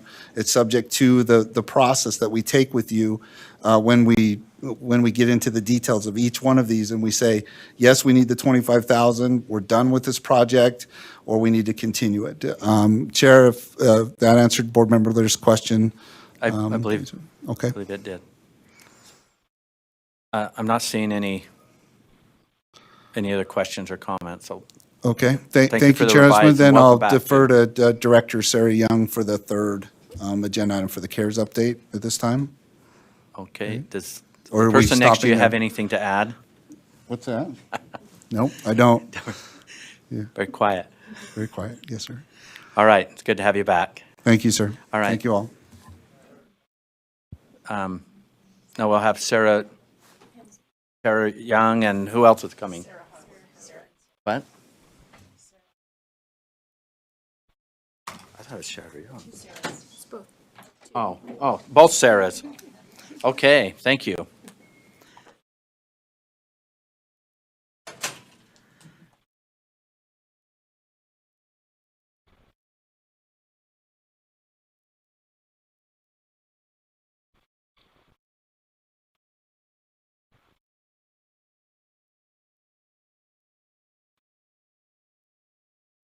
Excellent. Thank you so much for the opportunity to be here today. So I am Sarah Young, your Director of Strategic Initiatives, here to present you with an update related to the COVID-19 relief funding for K-12 education in the state of Utah. So as a friendly reminder, COVID-19 relief funding has come in multiple buckets and awards specific to this agency and meeting the needs of the overall community. As we provide you an update, we do frame our update in relationship to each of those awards so that you have an understanding of the timeline associated with those resources and how they're being requested for reimbursement by the larger community. So our first update is specific to the CARES funding. This is the original funding that the state received in May of 2020. And as a note, ESSER 1 and GEAR 1 do need to be spent by September 30th, 2022. So we are nearing kind of the 1-year out date associated with the availability of these resources in terms of meeting COVID-19 needs in our school systems. So as an update to the board, you'll see that we provide the total award value for each of the individual awards that were provided to our LEAs, as well as the amount reimbursed through August 19th, 2021, the date of the preparation of these backups. We also are presenting with a percentage of the total award that has been requested for reimbursement, just to keep you informed about where those resources are in relationship to being reimbursed from the state to our LEAs related to these efforts. In addition to that, you'll see two new data points that we're presenting below, which speaks to the number of LEAs that have been fully reimbursed, specific to ESSER 1, the 90% formula fund, as well as the ESSER 1 10% base that was awarded to LEAs that did not receive or received a reduced amount of the Title I allocation and therefore needed additional funding from the state reserve related to addressing their COVID-19 needs. And our second update, specific to the second federal award we received in the supplemental award that came through in December of 2020, I would just remind the board that these are funds for ESSER 2 and Gear 2 that will need to be spent by our LEAs by September 30th, 2023 to be eligible for reimbursement. So 1 year later than our CARES funds. As a friendly reminder, these were awarded this year in April of 2021. And again, 90% of that funding goes directly to our LEAs as directed by the federal formula, with the majority of our LEAs focusing their plans on addressing accelerated learning as needed by students who may have had their learning disrupted by COVID-19, purchasing educational technologies to be able to continue to expand opportunities for learning beyond the four walls of the classroom, and then last but not least, implementing summer learning and supplemental after-school learning specific to the needs of the students they serve and their families.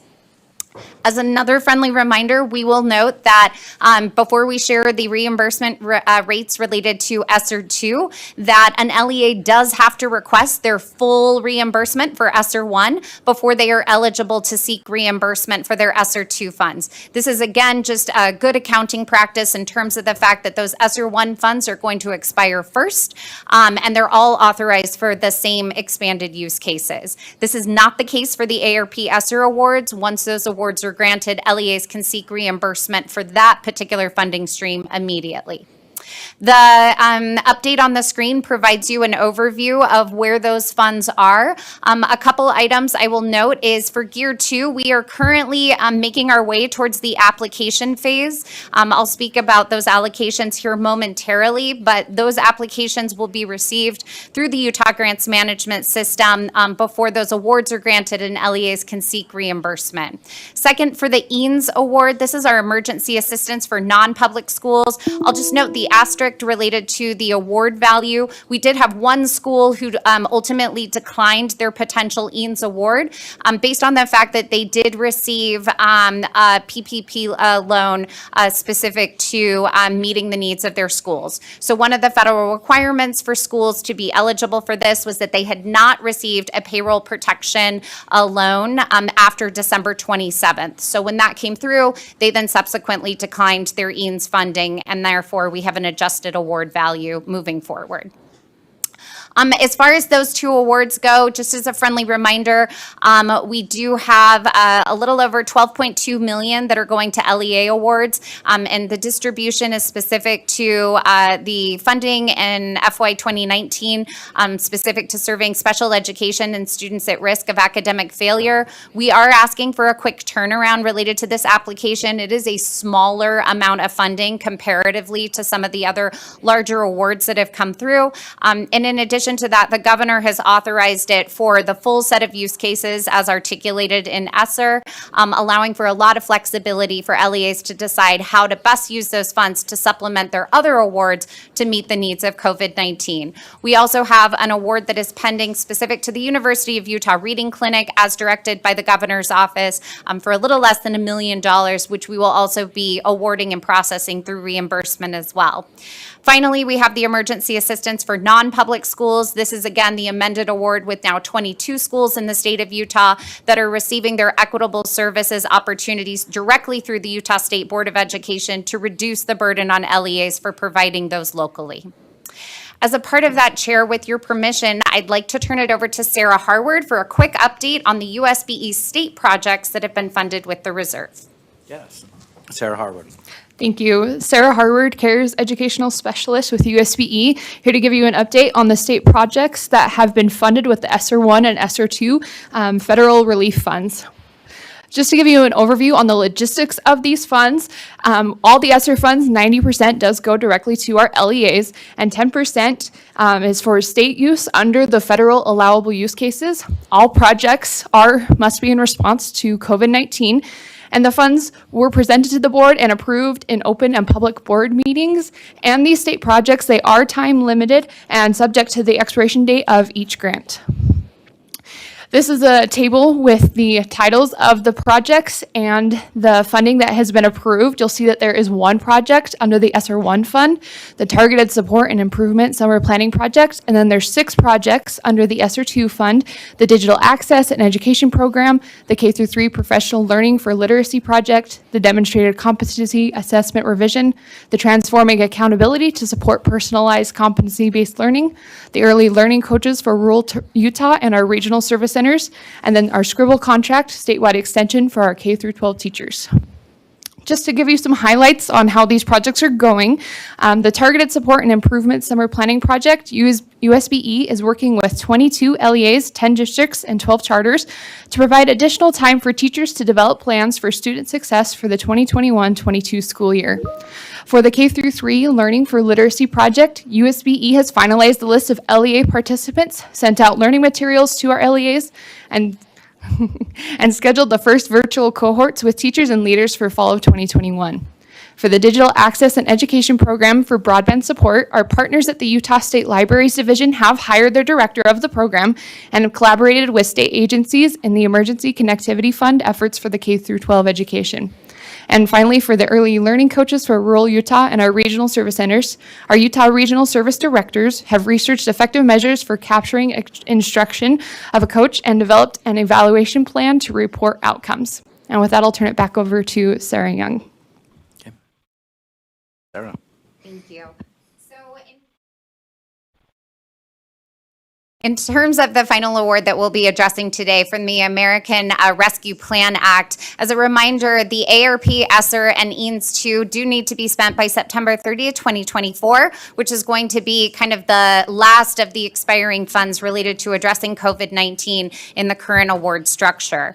As part of this process, we will just note that over $615 million in total has been awarded to K-12 education, with 90% being direct funded to our LEAs. For the state reserve, we do have some additional criteria that will be required of the state board when considering potential use cases, including 5% of the total award to be available for accelerated learning, 1% available for evidence-based summer enrichment programs, and another 1% specific to supporting evidence-based comprehensive after-school programming, which we'll touch on here momentarily. As far as our update for the board related to these funds, I will just note USBE did update the due date related to the awards for LEAs to September 17, 2021 at 5 p.m. This gives them additional time and is in response to LEA requests to be able to have some additional time, not just to vet their plans with their school boards, but also to receive additional stakeholder input before they finalize what those look like for submission to USBE. We would also note that USBE had received 6 plans. We're in the high 20s at this point in terms of those that have already been submitted ahead of the due date. As far as the after-school and summer learning funding, this was combined into a competitive grant opportunity, meaning there's over $12 million that has been made available to the field to support these efforts. It does require a partnership with a community-based organization or local business, and that application did close on August 24th, 2021 at 2 p.m. The applications are currently in review, and we look forward to providing you an update at the next board meeting related to the LEAs and partnerships that have been selected for this particular funding stream. As far as USBE technical support, as a friendly reminder, we did provide an overview to our LEAs in July and continue to host office hours every Thursday, including today, at 2 p.m., allowing for LEAs to submit their questions to the office and have a specific point of time for follow-up, as well as addressing individual questions via email in a timely fashion. As far as our award timeline goes, once we've moved through the application process, we will begin also processing reimbursements related to this specific award so that LEAs have ready access to the resources necessary to execute their plans. As far as additional USBE staff action related to COVID-19, I would just note that we are currently working with financial operations as well as the Governor's Office of Planning and Budget related to the upload of Gear 2 into the grants management system and the conducting of those application reviews as they're received. In addition to that, we're working with the Utah Department of Health and CDC related to grant supports that are available for potentially expanding school nursing personnel. As you heard from Betty Sue Hinkson and Kendra Muir earlier today, those are two of our staff that are partnering in that effort as we look for solutions. Additionally, we've submitted public comments for draft reporting requirements for ESSER, GEAR, and EANS to the U.S. Department of Education and look forward to their response to those public comments as well as a revised set of reporting guidelines that our office can start working on LEAs with for submission in February of next year. Finally, we completed the state application for the AARP HCY for students experiencing homelessness. That state application is under review with the U.S. Department of Education and has the potential to bring $4 million into the state to specifically support students experiencing homelessness and their extended needs due to COVID-19. As far as the state transparency dashboard goes, you'll note we have a link available. This is where we post all of the awards as well as reimbursements for the federal relief so that our public has transparency into that item. We will be updating that in September 2021 to include the AARP ESSER and the additional awards that we've received, as well as updating the reimbursement values that we have received at the agency through September of 2021. As a friendly reminder, we will be coming back to you in the very near future once the student performance data is available related to making final decisions related to the state reserve and how it'll be used to address both the learning needs of our students and the greater community, as well as other needs as they may arise related to COVID-19. We're seeking for those decisions in ESSER 2 to be finalized by December with the due date for AARP ESSER of February of next year. In terms of a required obligation period by the federal government.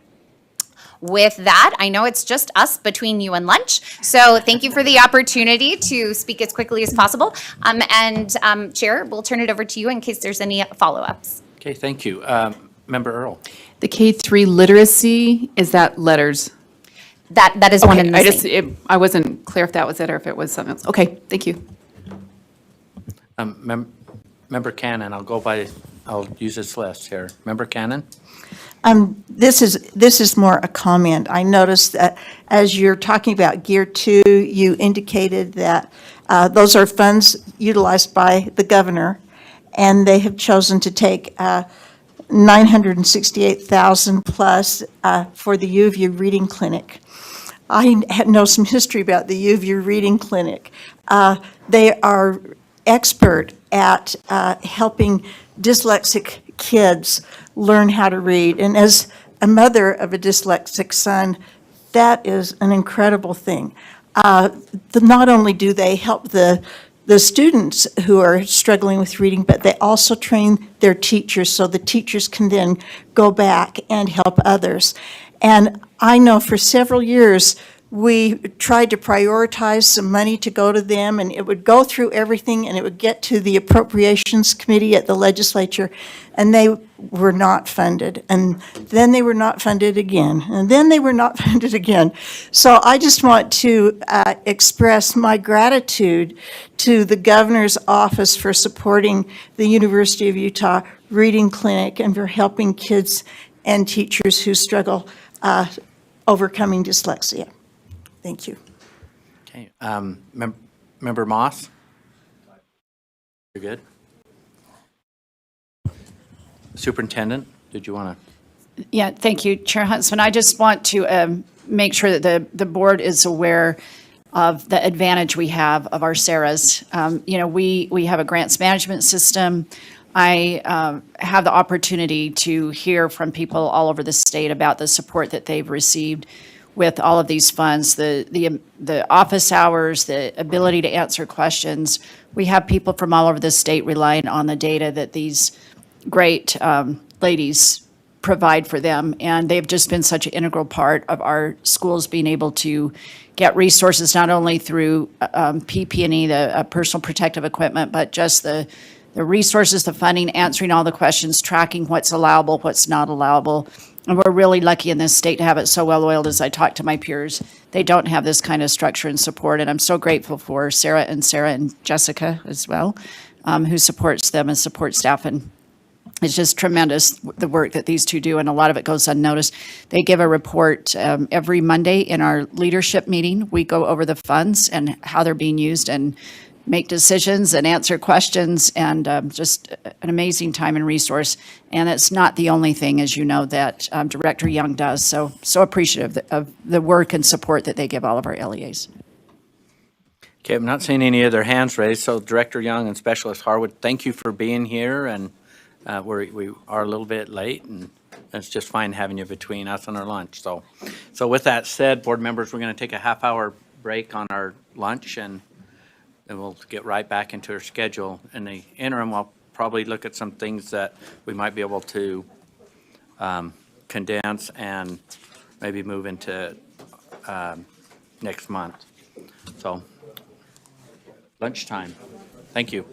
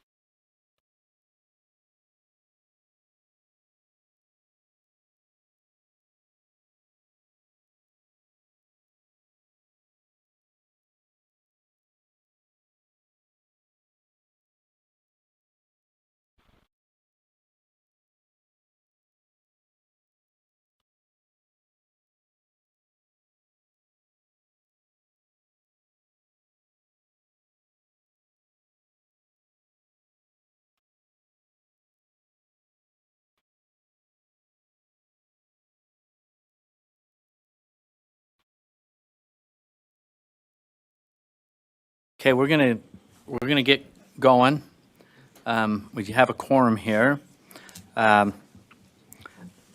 Just for your situational awareness, we're gonna hit items 8 and 9. Number 10, I'm postponing until next month. We also we'll be spending time in our work session on both of these items, and then we'll kind of sum it up and firm it up the following month. So we'll be going to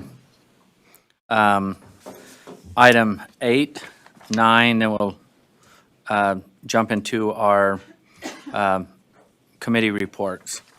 So, what's that? Yes.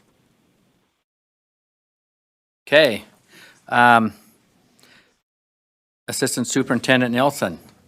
Thank you, Want to Chair. introduce this item here? It's an actual item. Yeah, I'd love to. My name is Darren Nielsen. I'm the Assistant Superintendent of Student Learning for the State Board of Education. We're happy to be here today with you. At a previous item this morning, we talked about a process, and there was reference to how long it takes to review and consider and adopt standards. What we're talking today is the very end of that journey. In June of 2019, this board adopted new elementary and high school science standards. And we administered assessments based on those new standards this year for the first time. And when that happens, we go through what we call a standard setting process. I realize that can be confusing sometimes when we use the term standards in two different ways. You can also consider it in the same context of we identify cut scores, and introduce two of my colleagues that if you haven't had the pleasure of meeting, I'm happy to introduce them. Sydney Carter, who is our Coordinator of Assessment Development, and Scott Ross Kelly, who is our secondary science specialist, and they're here to talk to us about the process that was completed and to answer any questions that you have. Thank you, Darren. And we appreciate spending time with you this afternoon and sharing with you what the educators across our state have determined for our science standards and our science assessment this past summer. So we were going to walk through a couple of steps of what's been done, because we had, Darren mentioned the process that the elementary and high school standards were approved in 2019. The middle school standards for science were approved back in the 15-16 school year, and we first assessed middle school standards, the new middle school science standards, in the spring of 2018.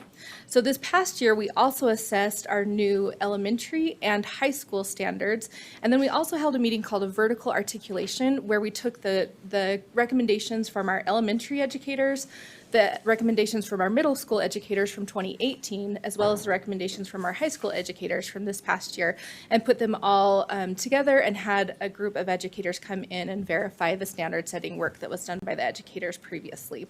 So Scott's going to talk about the process that happened for each of these two different assessments, and then I'll discuss the cut scores or the recommendations from the committee, and then at the end, we'll ask you to approve or give feedback on the recommendations from the educators that have attended these meetings this summer.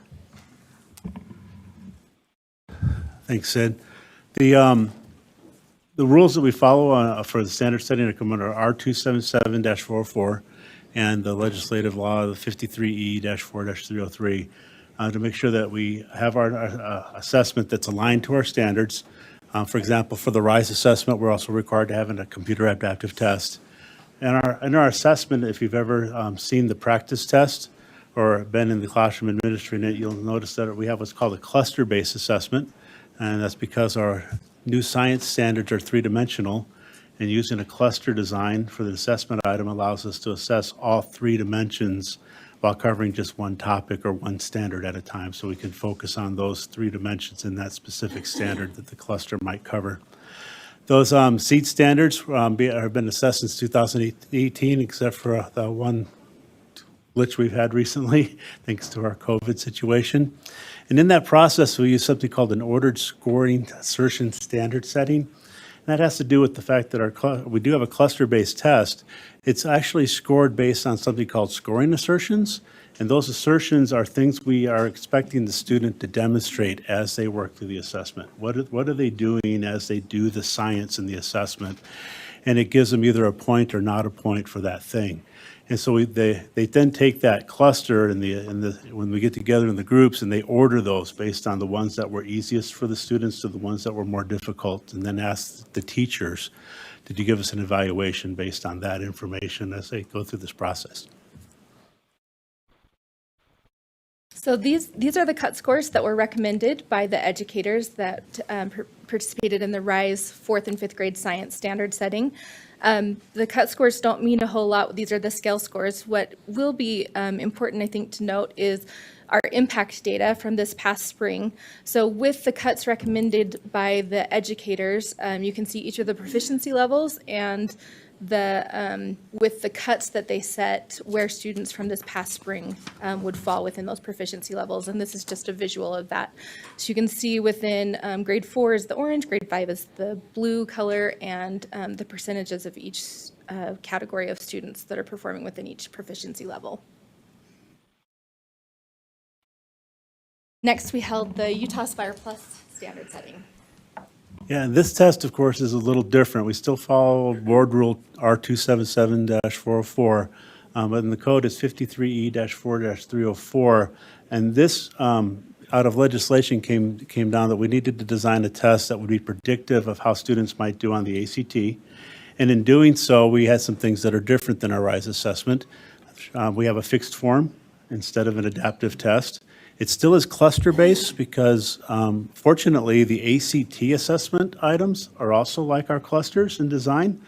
And so it was really easy to actually bring in educators to help us make sure they align to our standards, and then mesh our clusters with theirs in building the assessment. It's a timed test because the ACT is a timed test. And so those differences also had us have to use a different style center setting.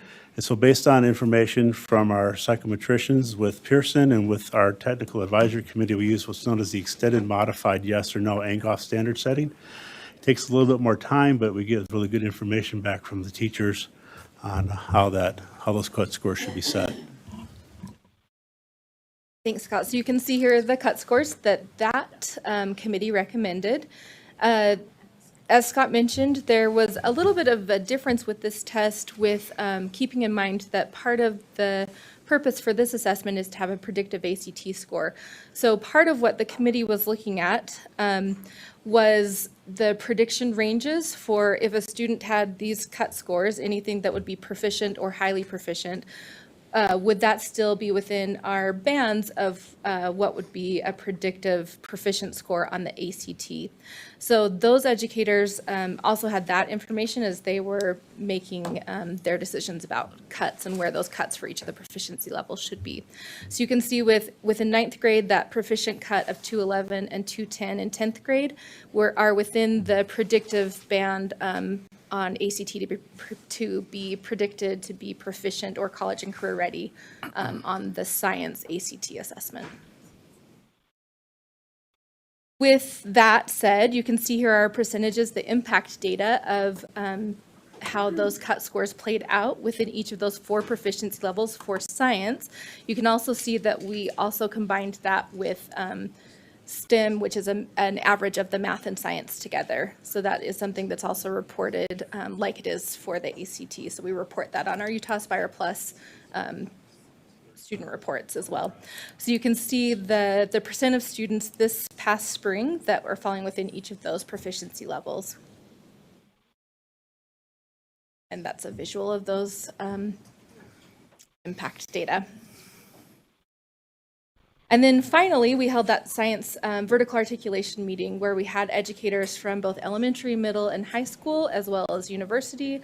We had assessment directors that participated in looking at not just the cut scores, but also the policy impacts of the recommendations from these educator committees. So this was just, here's the information we gave them. We showed them the 4th grade and 5th grade information. We also showed them the information from grades 6, 7, and 8, and then brought in the information from high school this time. And we let them know that it would be possible for them to make recommendations on grades 4 and 5 and on in the high school grades 9 and 10. But since 6, 7, and 8 have been tested so far in the past, making changes to those now would be not good for kids, I guess you could say. It would not be a smart thing to do. They did a holistic review of all the different cut scores. They were informed of there are possible wiggles that they could make or changes they could make, and they could make if they wanted to make those recommendations. And we had them do a series of rounds of voting essentially to say whether or not they thought changes should be made anywhere on these cut scores. And in the end, the general consensus was our educators came in with a valid process. They worked hard. They gave us back solid information that fits well within the statistics. We really don't want to change those. And so that was what most of the feedback was from those groups. And so we then, of course, are bringing this to you guys for your ratification, hopefully. So these are those cut scores for each of the grade levels. You can see we've grayed out the 6th, 7th, and 8th because those were approved back in 2018. But the 4th and 5th and 9th and 10th grade cut scores here, and then we also have the impact data from all of the grades shown here for science from this past spring. Oh, any questions? Questions from board members? Member Moss? One quick question. You may have hit this already, but just how, when you review and maybe adjust standards and cut scores, how do you do the comparison with prior years? I know their data folks know how to do this. I'm just curious how we do it as we are kind of looking at, for example, the standards I think are intended to help improve performance, right? And so how do you measure that? How do you track the effect when you're, you know what I'm saying? That's partly a data question and partly just kind of what you're seeing as it moves forward and as those standards have been put out into curriculum. Sydney or Scott, somebody wants to speak, I can tell. Yeah, I'd love to respond to that. So part of what happens within both of the two standard setting types, like Scott mentioned, both the ordered item booklet and the yes/no Angoff method, is really relying on actual student performance on those questions. So we try not to introduce impact data of like what you're seeing now until after the educators make their decisions of what would I expect a student to do on this question who was approaching proficient or highly proficient? How would I expect them to respond or to answer? Or in the ordered item booklet, how would I expect a student that was below proficient to respond, and where would be that level between below proficient and approaching proficient? And then we introduce impact data, and we show them, okay, if the cuts are where you've suggested, this is what it would look like. And we go through a couple of rounds of that with the teachers to say, okay, now that you know the impact data, does that affect your decision? We also show them impact data of a couple of other assessments, both previous, how students have performed on science assessments in the past, knowing that these are new standards, it's a new assessment type, so we don't want that to necessarily sway their decisions, but should be part of a smell test of, does this feel similar to what we've seen within students within our state? We also compare other assessment data that we have, like with the NAEP assessment, and can show, okay, typically a fourth grader is performing at this level on NAEP, and does that pass with our recommendation? But the first step is really based off of the educator and their knowledge and understanding of the standards and how students would perform.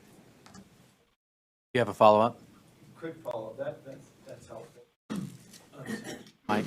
Yeah, it's fascinating how you folks who know how to do this, make all this stuff comparable and adjust it. Are you seeing, just anecdotally or otherwise, I mean, as each of these new sets of standards go into effect, whether it's formal data or just informal observation going through all this process, what are you seeing that's, if anything, has sort of any impact or change out there among our science teachers? I don't know if it's performance yet or just curriculum changes. Yeah, please. Yeah, I can take that one.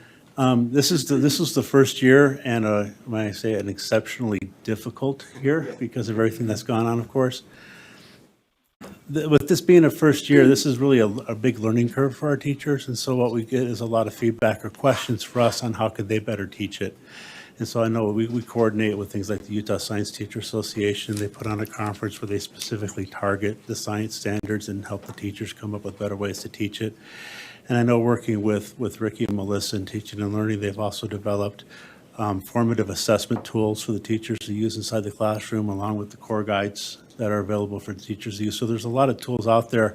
We're just seeing that beginning of a learning curve right now as the teachers have now started for the first year to teach the new standards, and now as they start to integrate that and modify and change their curriculum, we see that we'll see that growth, I think, going on, which way I think we've really seen really well in 6, 7, and 8, because those have been around longer. We've seen a lot of growth in those grades as the new standards came out back in 2015. Okay. Member Hanson? Thank you. And part of my question was answered, thanks to Jim. It sounds like you do look a reason for that the cut scores would be like that? Or can I Yes, address please. that? Yeah, so you bring up a really important distinction. So it's a little bit, I don't want to say misleading, but when we have all of the science lined up, knowing that we have a different assessment, the RISE assessment through grade 8, and then Utah Aspire Plus starting in 9th and 10th grade. And the legislative intent behind the two different assessments, there's some different requirements, particularly with predictive ACT score. So looking at what we've done with Utah Aspire Plus. So when we see all of science lined up, it doesn't necessarily look, there looks like to be a jump between 8th and 9th grade. If we look at the 9th and 10th grade of science compared to 9th and 10th grade of the other Utah Aspire Plus content, which is reading, English, and math, it looks much more similar with the cut scores. I can pull those up if you're interested. But thinking through the purpose of the assessment and those predictive ACT scores being important in with that assessment is part of why it doesn't look the same, especially from 8th to 9th grade. Can I Yeah, follow up? follow up, Chair? yes. So we don't feel like there's some kind of a learning issue or something where the concepts are easier to grasp, or more kids are getting them up through 8th grade, and then 9th and 10th, the content's so challenging, they're not understanding it? We feel like it's that ACT influence that's causing. Or can I Yes. answer that question? I think that it's more of the design of the assessment and looking at, it's still aligned to the standards, but a different purpose for the assessment and the design of the assessment compared to the RISE assessment. And I'm not sure if Darren or Scott have other things they want to add to that. Sure, I can maybe add to that just a little bit. You know, as Scott and Sid talked earlier about the process that the Utah Aspire Plus Standard Setting Committee of Teachers went through, one data set that they looked at to compare was the College and Career Readiness Benchmark for Science in the ACT, which I think is 23, 24? 23. And so there was a lot of thought and consideration given. We don't want to provide a score to a student on our Utah Aspire Plus predictive ACT test that falls below that range. So if we're going to tell a student based on the outcome of their assessment in science, Utah Aspire Plus, that they are on track to be college and career ready for the science assessment on the ACT that they'll take in the 11th grade. They had to make sure that as they adjusted the cut score, that scale score is where they play a little bit when they get done with their round 1, round 2, round 3 of reviewing the outcome or impact data, to make sure that that doesn't drop to a level that we can't with confidence be able to tell the student that when we say you're college and career ready on your ACT Aspire, Utah Aspire Plus science assessment, that you in fact are on track and should expect to receive a college and career readiness threshold on science. Makes it a little more complicated because the ACT College Career Readiness benchmarks vary depending on the content area. So math has a different score than for ACT than science and language arts and so forth. So, but they did, and listening to their deliberations, this was a lot of conversation around your exact point of especially those highly proficient, that number, and whether that was being honest with students with where they determined to put that cut score. Just one more quick one. Okay. So I understand then the definition, maybe our definition of highly proficient changes between 7th or 8th and then 9th and 10th, because we've added that component of the ACT. Is that another way of saying that? I would say, yes, the definition of highly proficient on this assessment would possibly be different versus highly proficient on the RISE assessment. Okay, and then just, do we have a chance to look at this in the future? Do these cut scores ever get refined or redone? Want me to answer that? Okay, yes. Yeah, so when we have new standards that are approved, then we go through with aligning any of our items to the new standards. And we also go through with a new blueprint and a new assessment. And at that point, we go through another standard setting. So we adjust the cut scores when we have new standards, and we adjust the blueprints of the assessment. We also do something every so often after standard setting, typically a year or two after, to check to make sure that those cuts are where we would expect them to be. We often do those meetings. It's more funding and more time, but it's a good check to see if what we're anticipating or what we expected from the decisions that were made are still holding up. So we do those vertical linking studies every so often after the standard setting year. But as far as another full-blown standard setting, that wouldn't happen until we have new standards that we're assessing. Thank you. Okay, Member Cannon? So as I understand it, the 6 to 8 seed standards were done first, and they've been assessed since 2018, so a couple of years maybe of assessment for those. I remember Ricky Scott telling me that when they put in new, more rigorous standards, that typically students' scores on the assessment will be a little lower, and then as the students adapt and learn better, they'll go up. Have you found that to be true on these 6 to 8 seed standards? In this past year with things happening with COVID and different instruction, I don't want to say instruction, but differences in the classroom. We have looked at historical from 18, 19, and then now in 21. We've seen consistency with proficiency for 6th and 7th grade. 8th grade actually this year was the same as it has been. We had 49% proficient in 18, 19, and then again in 21. We've stayed with 49% proficient. So we haven't seen a large increase, but I think Scott can talk more to the teachers becoming more familiar with the SEED standards and different teaching. I think eventually as that continues to become a part of the instruction, then we would see that in the results from students. So we've now got rigorous standards 6 to 8 that have been used, and now we have tested for the first time the 4, 5, and 9, 10 standards. The slide 13 really confused me because it shows scores for 4 and 5 in the 500s, 6, 7, and 8 in the 800s, and 9 and 10. And can you explain that slide to me? I was baffled. I'm so sorry. Yes, I'm sorry. Yes, please do. Explain this. So those are the scale score, which is how a scale score is, how we have comparison across the assessment for that grade level. And each grade level, so 4th and 5th grade, have a different scale than middle school. The middle school scales are different. And so this score gives a comparison. The way that 9th and 10th grade, so how those numbers are quite a bit different, that scaling, when they do those comparison of students that respond to that test, the scale is on a different scale than the RISE scale. So those numbers are different. That's probably more confusing. They're than not. significantly different. Yes, yeah, from 800 to 100. Thank you. I just thought, I'm following along, and I thought, I have no idea what this means. Thank you for the explanation. Member Norton. I'm ready to make a motion if you're ready to take one. I'm not seeing any further discussion from anyone, so I'll take a motion. Okay. Got it right here. I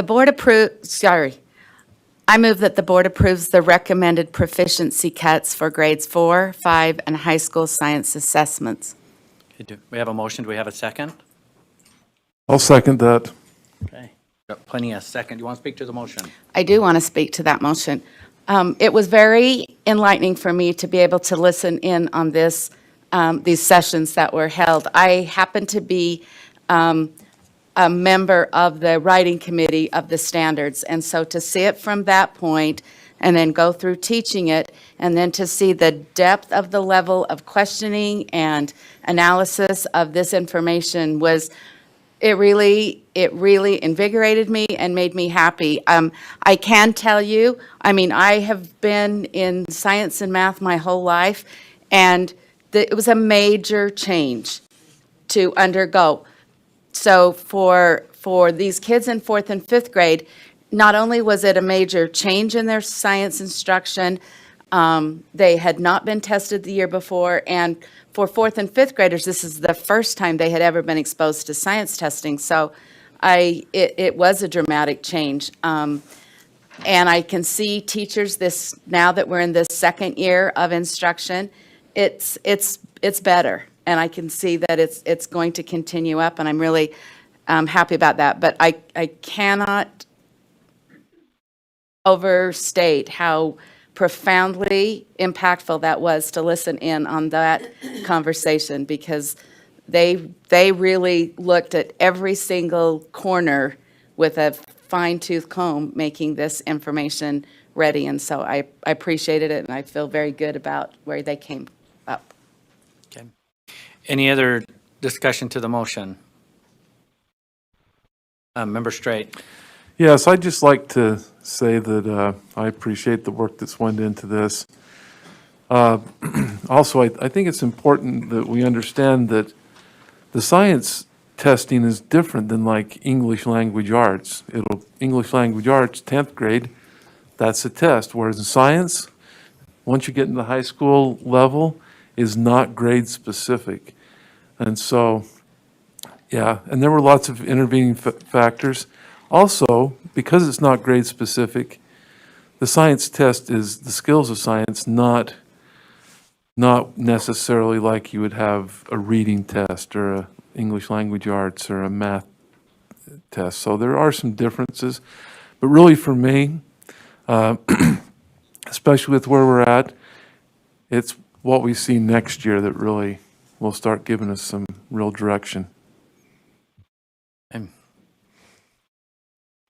I'm not seeing any other questions or discussion, so we're going to prepare to vote here. The motion before the board is that the board approve the recommended proficiency cuts for the grades 4, 5, and high school science assessments.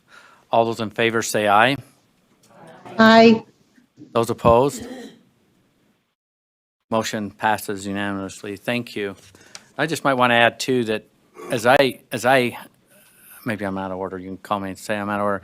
I went to some LEAs and said, okay, you guys looking at this? And they said, we're not going to look at it because we know that you've got that process. We look at the people that are engaged on it, and your LEA participation list, you got great people.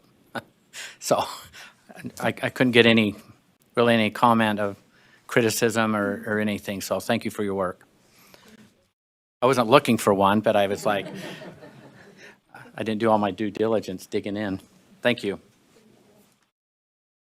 Okay, next is an actionable item. Jennifer Thronston, I'll invite you up, and Corey Nath. This is an actionable item.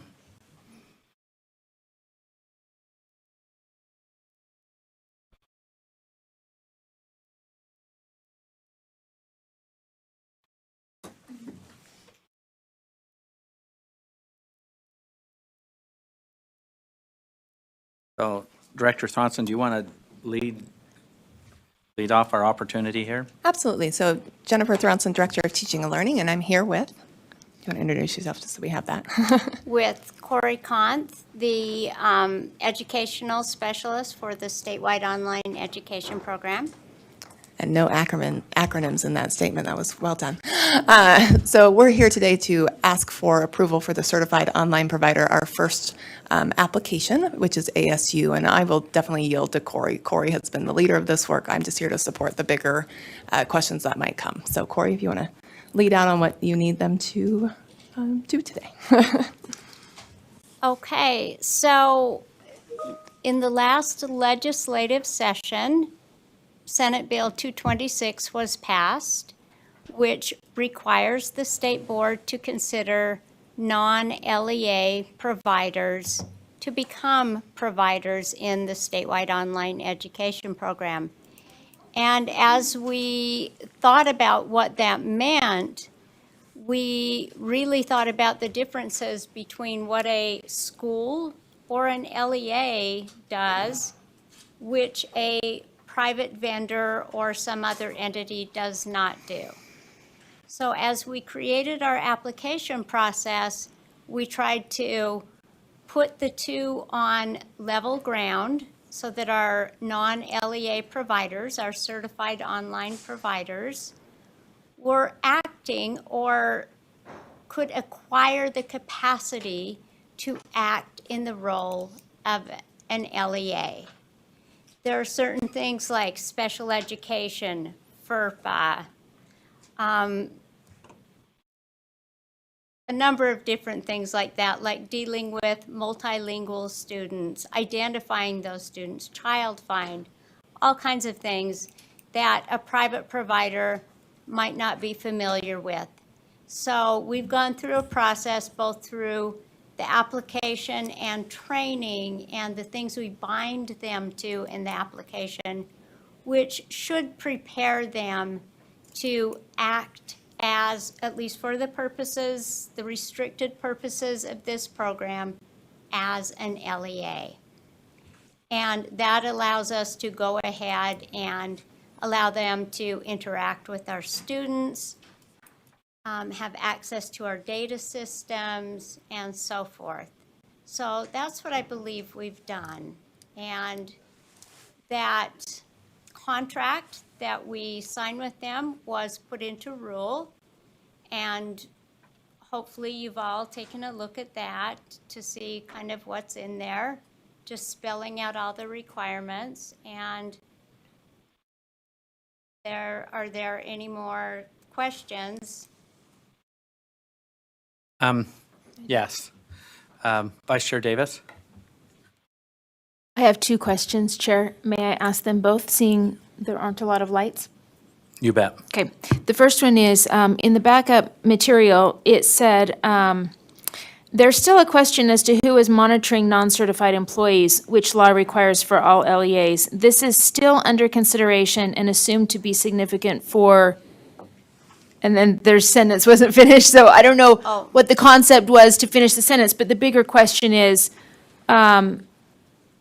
so what is the answer there? I mean, because that's, who is monitoring the non-certified employees who are going to be working in this program with students? Okay, so we had to take some time to figure that out. And let me tell you, I was just very quickly answering some questions that Angie Stallings passed on from me from the board. And obviously, I didn't proofread the whole thing before I put it up. But the idea is, a few years ago, I think in 2018, the legislature passed a requirement that everyone within an LEA, licensed, non-licensed, or volunteers that interacts in a significant unsupervised capacity with children undergo a background check. But we think of it as a Utah background check because it engages that wrap-back process where they're just continuing to look for new infractions and so on, and notifying the school. So there was just questions on our staff, well, who actually does that for non-licensed individuals? It turns out that's the Bureau of Criminal Investigations, and each school simply forms an account there, there's a packet where they get consent from their employees for the BCI to hold their information, to keep running it through the background check process, and then to notify the school of any updated infractions. So that's how it will happen. Okay, so we're not monitoring that. It sounds like, my other question is, and I actually appreciate that code because we've got some educational service providers who aren't required to have background checks or fingerprinting for people who are working, as the language here says, substantially with students, and I think that's a safety loophole. But regardless, the other question is who's monitoring what we can monitor? Is that our regular staff of monitors in a variety of areas? Is that you? Who's monitoring ASU in this capacity? Well, so again, in general, separate that into licensed and non-licensed. Licensed would be done by USBE. Okay, non-licensed, it's the Bureau of Criminal Investigations, and then they send that data directly onto the school. And that's going to be the same for every LEA. May I add? I think you're asking a broader question. I'm asking a different question, yeah. Oh, She's okay. asking monitoring Okay. of ASU as a program. Who is going to be conducting that? So that is our staff.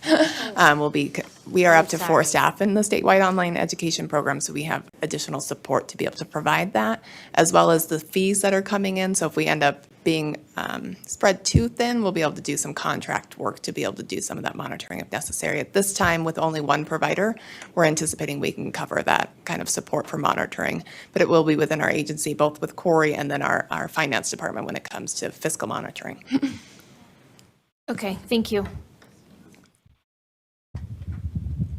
Member Norton? Yes, do we have other providers that are in the pipeline?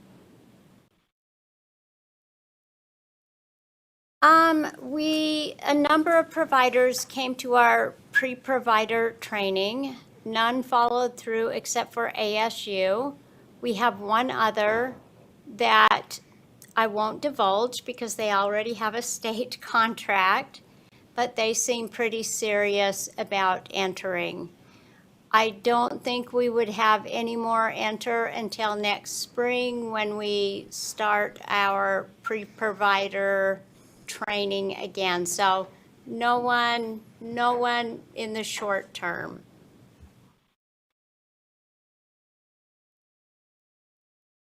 Any other questions or comments? This is another first. The one question I had, I guess I'll throw it out there because I didn't catch it when I read this. What is the term of this agreement? Is it a 1 year, or how does this?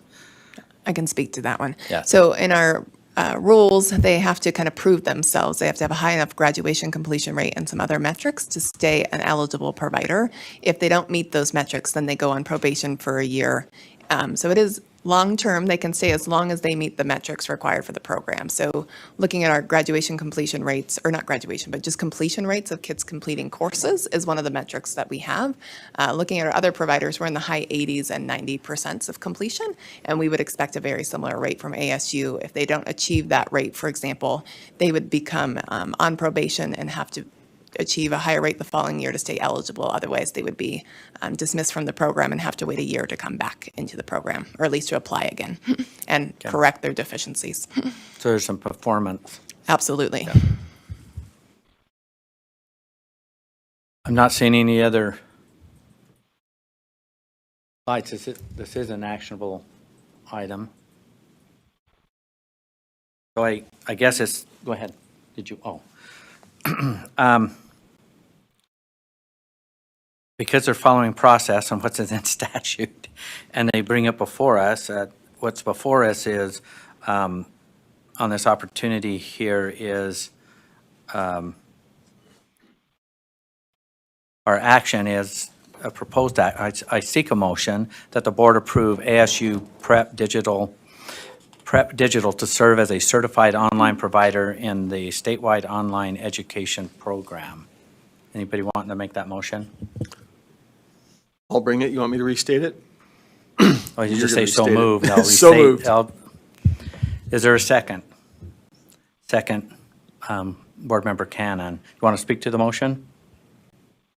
No, I think we heard a couple months ago, I guess it was, the process, and we had some good discussion about how that will be applied to applicants and the review and the 80% graduation requirement. And so it seems like there's a rigorous set of standards, and we'll be following them. And I think it's exciting that we have it opened up and also some standards in place to follow and guide them through it. So I appreciate the opportunity to approve this.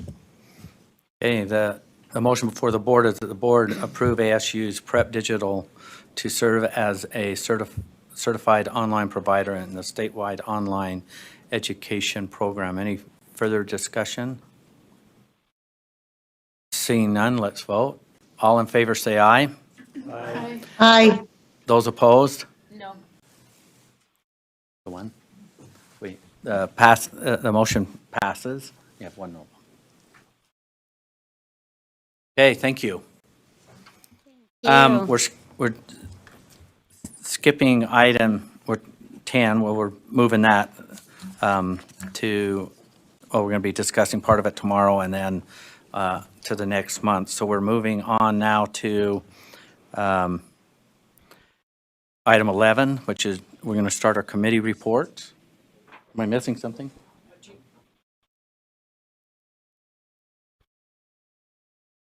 Oh, a little bit? Yeah. Well, you want to say it? Yeah. What we discussed, because the opportunity allows. Thank you, Chair Huntsman. Just a brief bit of narrative to item number 10. It was the intent of staff to give you background, just an initial look at the business cases. And if you have a question or comment on any of the proposed business cases that you'll be looking at in October to take action on, there should be a contact name for staff with each business case. So just contact them directly if you have questions, concerns, comments, ideas, et cetera, for those business cases. If you have time between now and next board meeting to look through those, that it will really aid us in moving through them for official action in October. But we wanted you to have them with plenty of lead time so that you can contact staff if you need further information. Thank you, Superintendent. And also in the training tomorrow, as we look at those business cases too, I'm sure they're going to come up. You'll see those contacts. And then also, if you want to create one, how do you do it? And how does USBE assist you in creating that? So we'll look forward to that. Thank you, Superintendent. I'm going to turn the time over to Vice Chair Davis. She's going to handle the committee assignments. And it's going to take me a minute to find I'm hurrying. I got to get to summary of actions. Finance.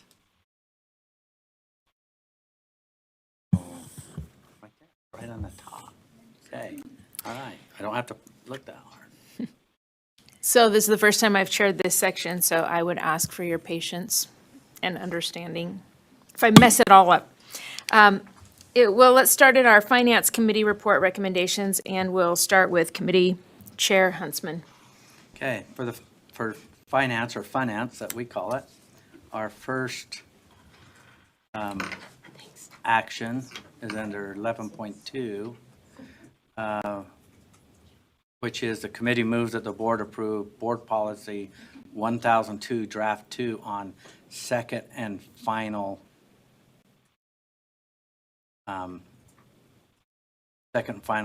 reading. However, we do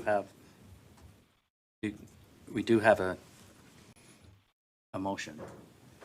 I Okay. believe that motion is for a draft 4 from Board Member Moss, if I remember right. So did you just make the motion, though, for Well, draft it 2? came out of committee. This is Okay. process. So if something So comes out he of needs to committee, it has to amend. go before the full board. So you can. Okay, so repeat we it. have a motion on the floor that the board approves Board Policy 1002, Draft 2 on second and final reading. We don't need a second, right? for So these? you don't have a second. Okay. And then, We have Board Member Moss? Board Member Belknap also has a couple, but I'm happy to make mine. Want me to go in that order. So I move that the board adopt draft number 4, which is in the packet, including amendments outlining the questions that will be asked. And somebody may have to help me walk through which of these are brand new. I think the amendment, let's scrap that and try this. I move that the board adopt as an amendment to Board Policy 1002, the language on section V4, which states this policy incorporates by reference the form found in Appendix A titled Reporting Burden and Fiscal Impact Estimate, which is the form staff will use to provide the reporting impact statement described in subsection V1. And that amendment then would include what is attached as Appendix A. okay. So that's like the longest motion I've ever heard. Thanks a lot for my I first day struck of the doing first this. part. I'm trying to help you. So Okay. we get a proposed amendment to draft 4, And we need a second on that. and you need a second. Do we have a second on a proposed amendment to draft 4? Okay, Then discussion. okay, do we have discussion to this amendment? So can I speak to the motion? Motion, Or please, To the yes. amendment? Okay. So the language that came out of our committee included the adoption of questions that were framed up in HB 42, run by Representative Pulsifer in the last session. What was included were questions about the estimated impact of any proposed reporting requirement included in a rule, and the estimated fiscal impact on an LEA. Subsection 2 indicated that reporting impact would include the cost to an LEA and the time to an LEA and the disproportionate impact that the report might have on an LEA that is small or rural or other factors that might have a disproportionate impact. Our staff helpfully prepared an appendix that fleshed out what questions would be asked and answered in order to assess that impact. And my amendment simply formalizes the incorporation of that form into the policy itself. So this is a form we reviewed in finance. I think we were in favor of that when we moved to bring this forward on first reading. But my amendment brings those questions in. Those questions are these, and I'll just explain a little bit for those who aren't in finance. A couple of bills came out of the session. One of those was a backward-looking review of reporting requirements, assurances, et cetera. And I had questions about what's the purpose of the report? What is it accomplishing? Is it being done the most efficient way? Are we gathering this information elsewhere already? House Bill 42, looking forward, only required us to ask about the fiscal and time impact. But we discussed in finance that it would be helpful going forward if those broader questions were also asked and answered before we as a board approved a new rule that would impose a reporting requirement, which would include an assurance or a survey. So this form does that. It would require us going forward before we impose that requirement on an LEA to ask and answer what is the report's purpose, what is the entity required to submit, which entity is required to submit the report, the frequency of the report, the cost, and any disproportionate impact on size, location, but also what are the upfront or initial costs for reports, such as staff training or updating processes? Is the information in the report otherwise available or could be obtained another way? And can accountability or transparency be achieved through a means other than the report? So the point of this was, as we look backward and are working through to kind of clean up some of the reporting duty, to make sure going forward we don't end up in the same place 10 years from now, where we've asked and answered questions about fiscal impact and time impact, but we haven't done kind of a holistic question of, are we already gathering this somewhere else? Is this the most efficient way to do this? Is the juice worth the squeeze, as we say? So that's the point of the amendment, is to formally incorporate this form, which our staff really helpfully put together as part of the policy on a forward-going basis. Thank you, Vice Chair. Thank you. And I am understanding that that is incorporated into draft 4. So seeing no other lights, we have a motion on the floor to amend the motion to adopt draft 4 of Board Policy 1002. Please vote. All in favor? Aye. Aye. Those opposed? Thank you, Chair Huntsman.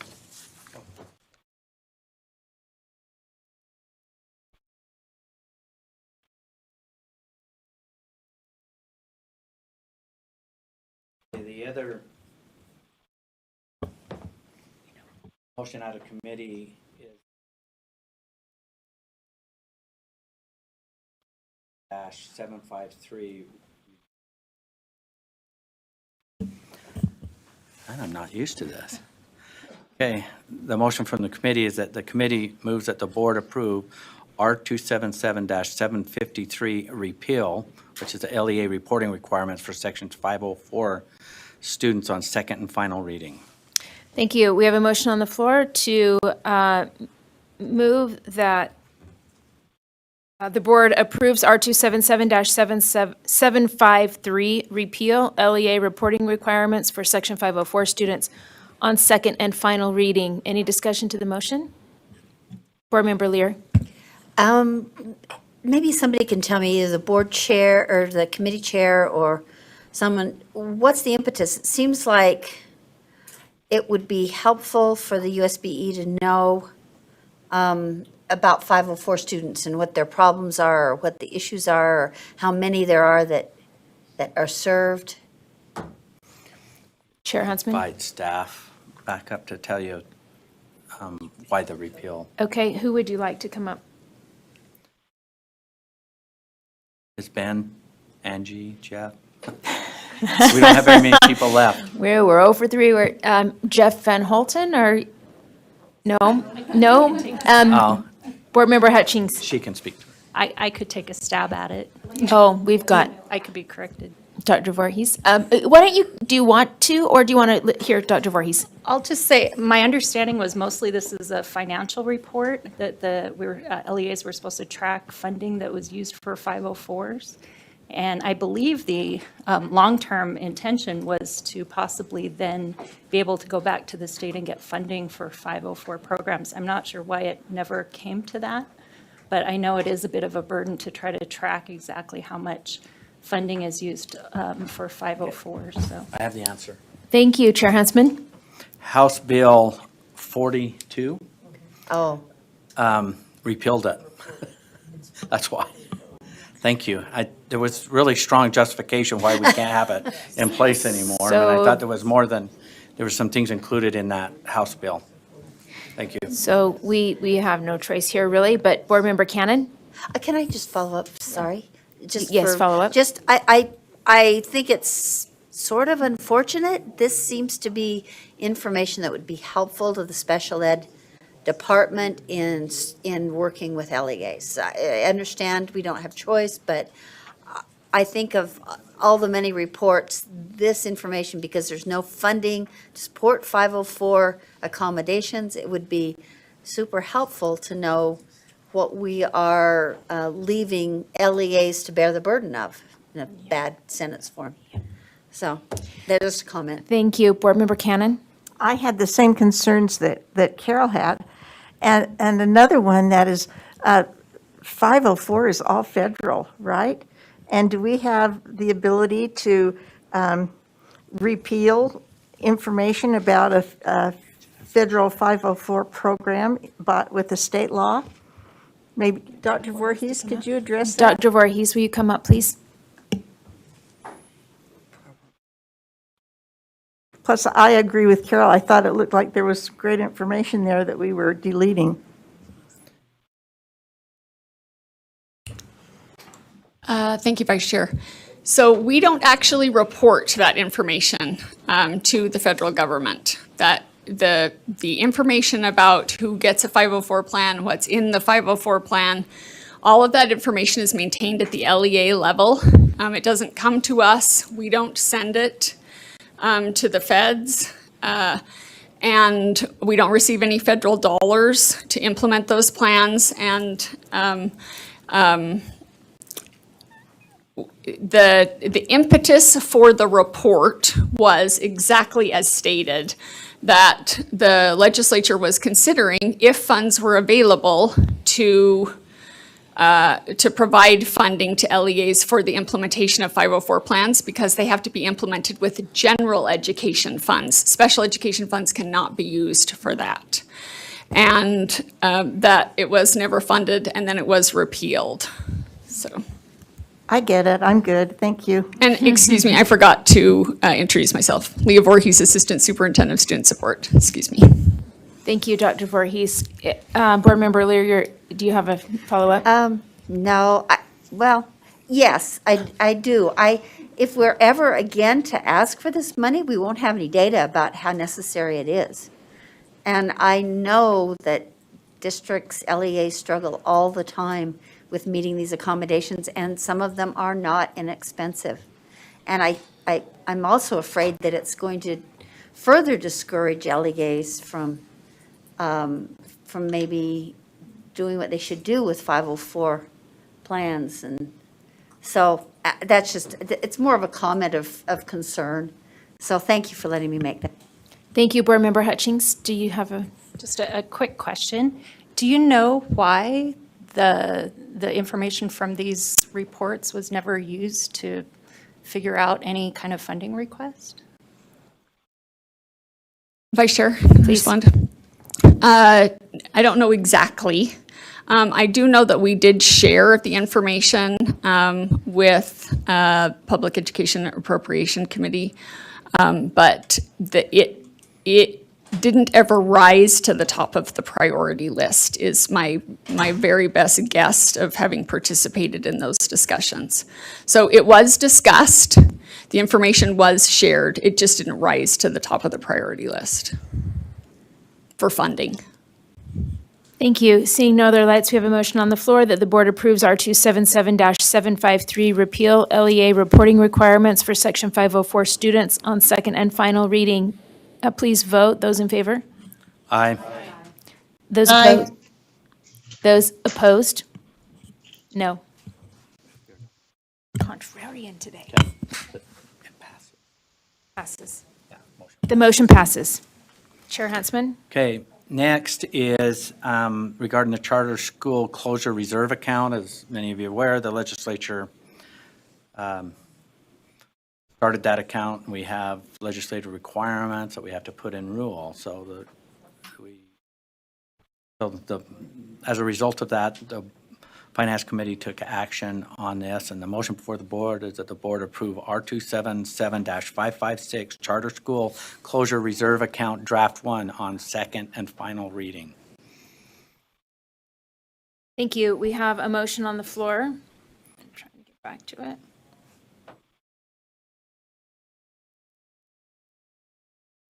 What number was it again? Oh, It was out it of, was we skipped one.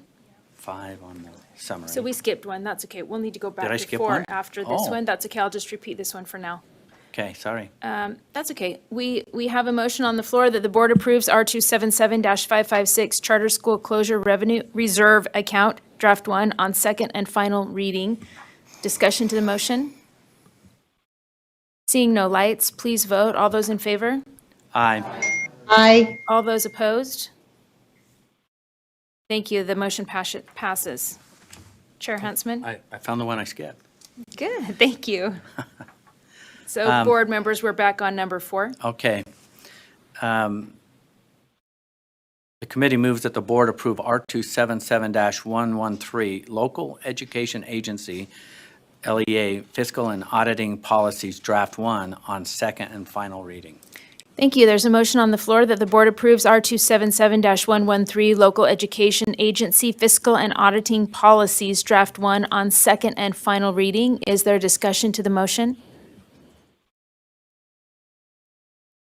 Thank you. Please vote. All those in favor? Aye. Opposed? The motion passes. Chair Huntsman? Okay, the next one is that the, up here, okay, there it is, that the committee moved that the board approve the Regional Education Service Agency, or RESA's, budgets for the school fiscal year 22. This is another first, but that's not in the motion. Okay. Did you find that? Yes, but we skipped one again. How No, did oh, I- no, we didn't. what am I You doing? did number 5, sorry. That's my wrong, my bad. Okay, we have a motion on the floor that the board approves the Regional Educational Services Agency RESA budgets for SFY '22. Is there discussion to the motion? Seeing none, please vote. Those in favor say aye. Aye. Aye. Those opposed? Thank you. Chair Huntsman? The next one, I believe I'm in sequence. Sorry I didn't print this off. I probably like the paper better than. You're on 7 Than this. now. This is that the committee moved that the board recommend that the legislature maintain the early warning pilot program in Utah code and not allow the program to be repealed. Thank you. There's a motion on the floor that the board recommends, I think that should be the committee recommends, the legislature maintain the early warning pilot program in Utah code and not allow the program to be repealed. I was wrong, it's board. Discussion to the motion? Seeing none, please, please, Board Member Earl? Just real quick, this is the Panorama program, is that right? Anyone? Yes. Okay. It was gonna Seeing no- Sunset. Okay. It's going to sunset. So seeing no further discussion, please vote. Those in favor? Aye. Those opposed? Board Member Klein and Board Member Earl are no. Chair Huntsman? Okay, the next motion is the committee moves that the board direct staff to apply for the waivers before the September 1, 2021 deadline I thought we had something different there. Just one second, I might have to add a word. This is the ESSER. On the ESSER funds. Are we on the ESSER, or am I off now? Is that in yours? Oh, that was information. Yeah. Okay, go ahead, and can you restate that again? Okay, I'll state it different because it's not clean in here. The committee moves that the board direct staff to apply for the ESSER rep waivers. I just lost it. Oh, before the September 1, 2021 deadline. Thank you. There's a We're still motion on good. the We floor can that make the it work. board directs staff to apply for the ESSER waivers before the September 1, 2021 deadline. Is that how you changed the motion? Okay. I think, did I get it correct this time? Yeah. ESEA. Oh. The board ESSA, directs- Sorry. The board directs staff to apply for the ESEA waivers before the September 1st, 2021 deadline. Is there a discussion to the motion? Seeing none, please vote. Those in favor? Those opposed? Chair Huntsman? Oh, I was an aye. Oh, did you get it? Yeah, you're up. Okay. Yes, thank you. I'm trying to. It- you Oh, make I this didn't work say, for yeah, I me. messed, because I didn't say the motion passed. Now, Chair Huntsman. I go too fast and with this mouse and it takes off. Okay, the committee moves that the board authorize $48,707.17 to Box Elder School District for out-of-state tuition reimbursement pursuant to 53F-2-3048. You want me to list all those? 53G-6-305-3A and R277-421. Thank you. There's a motion on the floor that the board authorizes $48,707,017. Am I wrong? I hear a lot of people talking. Sorry, 48,000. Thank you. I'm so, There's fireworks going off in Box Elder. that would have been like a really great day for them. I'm sorry to ruin it. Thank you. The board authorizes $48,707.17 to Box Elder School District for out-of-state tuition reimbursement pursuant to 53F-2-3048, 53G-6-3053A, and R277-421. Is there a discussion to the motion? Board Member Lear? I could recuse myself. I do work for Box Elder, but since this is statutorily authorized, I'm going to go ahead and vote. And Okay. Don't feel like have a conflict or a reason to not. Yep, that's Thank fine. you. Thank you. Seeing no further discussion, please vote. All those in favor? Aye. Those Aye. opposed? The motion passes. Chair Huntsman? You know, I'd love to do more, but I think that's everything that we completed Is in our that it? agenda after looking over the ones that we've skipped. Okay, excellent, thank you. Chair Lear, let's move on to Law and Licensing Committee report and recommendations. Like, we could have your Vice Chair Booth do it.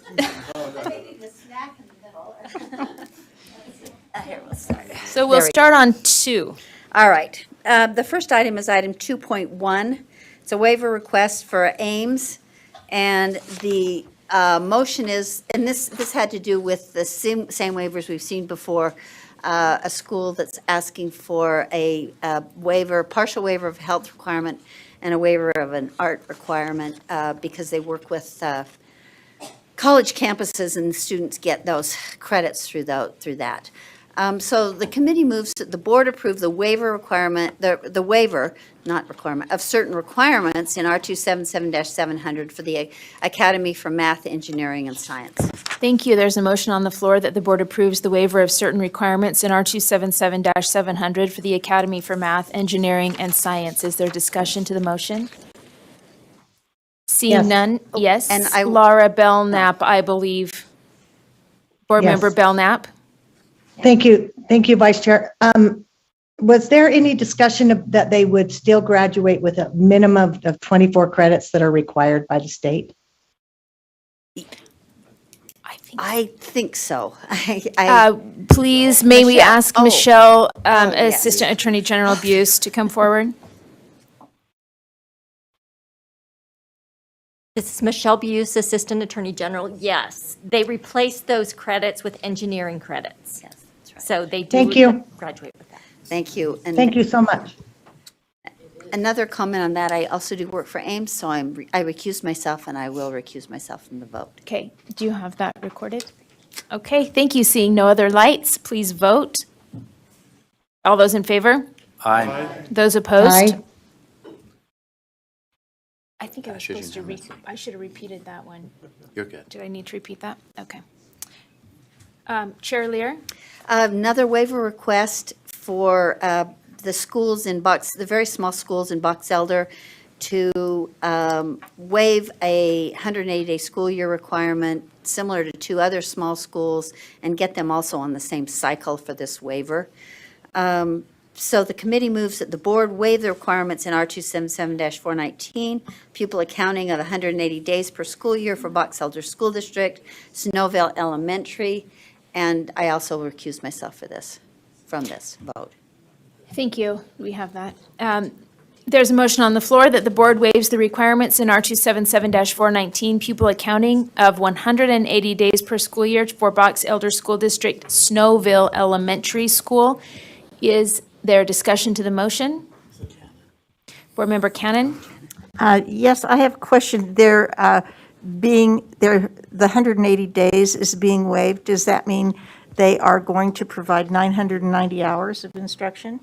I see a nod from Assistant Attorney General Buse. Yes. Right. In fact, they had, as I recall, quite a bit more hours than the 990 required hours. Okay. Michelle's also nodding. Thank you. I'm not a big fan of 4-day school weeks. And I can see that one of the schools that they're aligned with is Grouse Creek. They're very rural, they're very small. But hey, Snowville's just right on the freeway. I stop at Snowville several times a year. And, I just don't see the necessity to do that. So I'm just explaining my vote beforehand. Thank you. Chair Lear, would you like Assistant Attorney General to come to the microphone? She has her hand raised. Sure, absolutely. So one of the reasons that they asked for this is they've been able to hire who they feel is a very qualified principal that is going to be servicing all 4 of their schools that are the rural schools. And they want them all on the same track so that they can do professional learning communities with them combined together. So that's part of the reason why they're asking for Snowville to be on the 4-day with the others. They will have the same principal. I'm not. Thank you. Seeing no other lights, we have a motion on the floor that the board waives the requirements in R277-419 pupil accounting of 180 days per school year for Box Elder School District, Snowville Elementary School. Please vote. Those in favor? Aye. Those opposed? Aye. We have 1 no vote, which is Board Member Cannon. The motion passes. Board Item Member- 2.3 is R277-116, audit procedure, amendment and continuation. The committee moves that the board continue and approve R277-116, audit procedure draft 1 on second and final reading. Thank you. There's a motion on the floor that the board continues and approves R277-116, audit procedure draft 1 on second and final reading. Is there discussion to the motion? Yes, I'd like to make an amendment. Did I say it wrong? Thank you, Board Member Belknap. Sorry, I'd like to make an amendment that I would like to move that we accept draft 2, which changes lines 138 to 143. We have a minute to look at that. Yes. Board Member Belknap, do we need a second? It's not on Civic Clerk. We need a second, and it's It not is. on Civic. Oh, yeah, maybe I just haven't refreshed. is. maybe. It is. I'll Okay. refresh. Okay, we have a second. Board Member Belknap, would you like to discuss your amendment? Yes, thank you so much. Part of this amendment was some discussion that we had coming out of audit, even though this rule was coming out of law and licensing. And on 138, 143, it actually is, what if clients don't cooperate when they're asked to cooperate with an audit. And so number 2 and number 3 are some correct or directions that we could take as an audit committee. Thank you. Other discussion to the motion? Seeing no lights, please vote. Those in favor? Of the amendment? Aye. Those opposed? Board Member Cannon is opposed? No. I'm in favor. Are we voting on the amendment? The amendment, yes. I'm in favor of the amendment. Then that passes unanimously. So then we're done. We don't have to go back to the original, right? We just Go back to draft 2. Draft 2. Okay, so there's a motion on the floor that the board continues and approves R277-116 Audit Procedure Draft 2 on second and final reading. Is there discussion to the motion? As amended. Is there discussion to the motion? Thank you. Please vote. Seeing no other lights, please vote. Those in favor? Aye. Those opposed? The motion passes unanimously. Thank you, Chair Lear. Item 2.4, this would be R277-123. This is a process for members of the public to report violations of statute and board rule. It's a new rule, and the process is required in the, apparently required in the statute. So the motion for the board is that the committee moves that the board approve R277-123. Did I ever say this? Process for members of the public to report violations of statute and board rule, draft 3 on second and final reading. Thank you. There's a motion on the floor that the board approves R277-123 process for members of the public to report violations of statute and board rule draft 3 on second and final reading. Is there discussion to the motion? Board Member Hanson?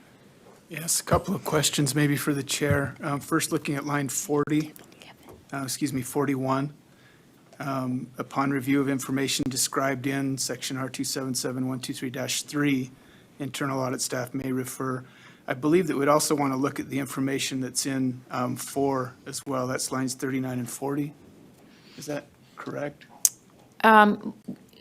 Chair Lear would like to request that audit director, assistant director, Kevin John, come to the front. Okay. And will you please tell us your name and your title so I get the title exactly right? Yes, Kevin John, Deputy Audit Executive for the Internal Audit Department for you, the board. So, and what was the question? Can I get clarification again? Question, is that okay, Chair, to repeat that? Yes, please. Okay.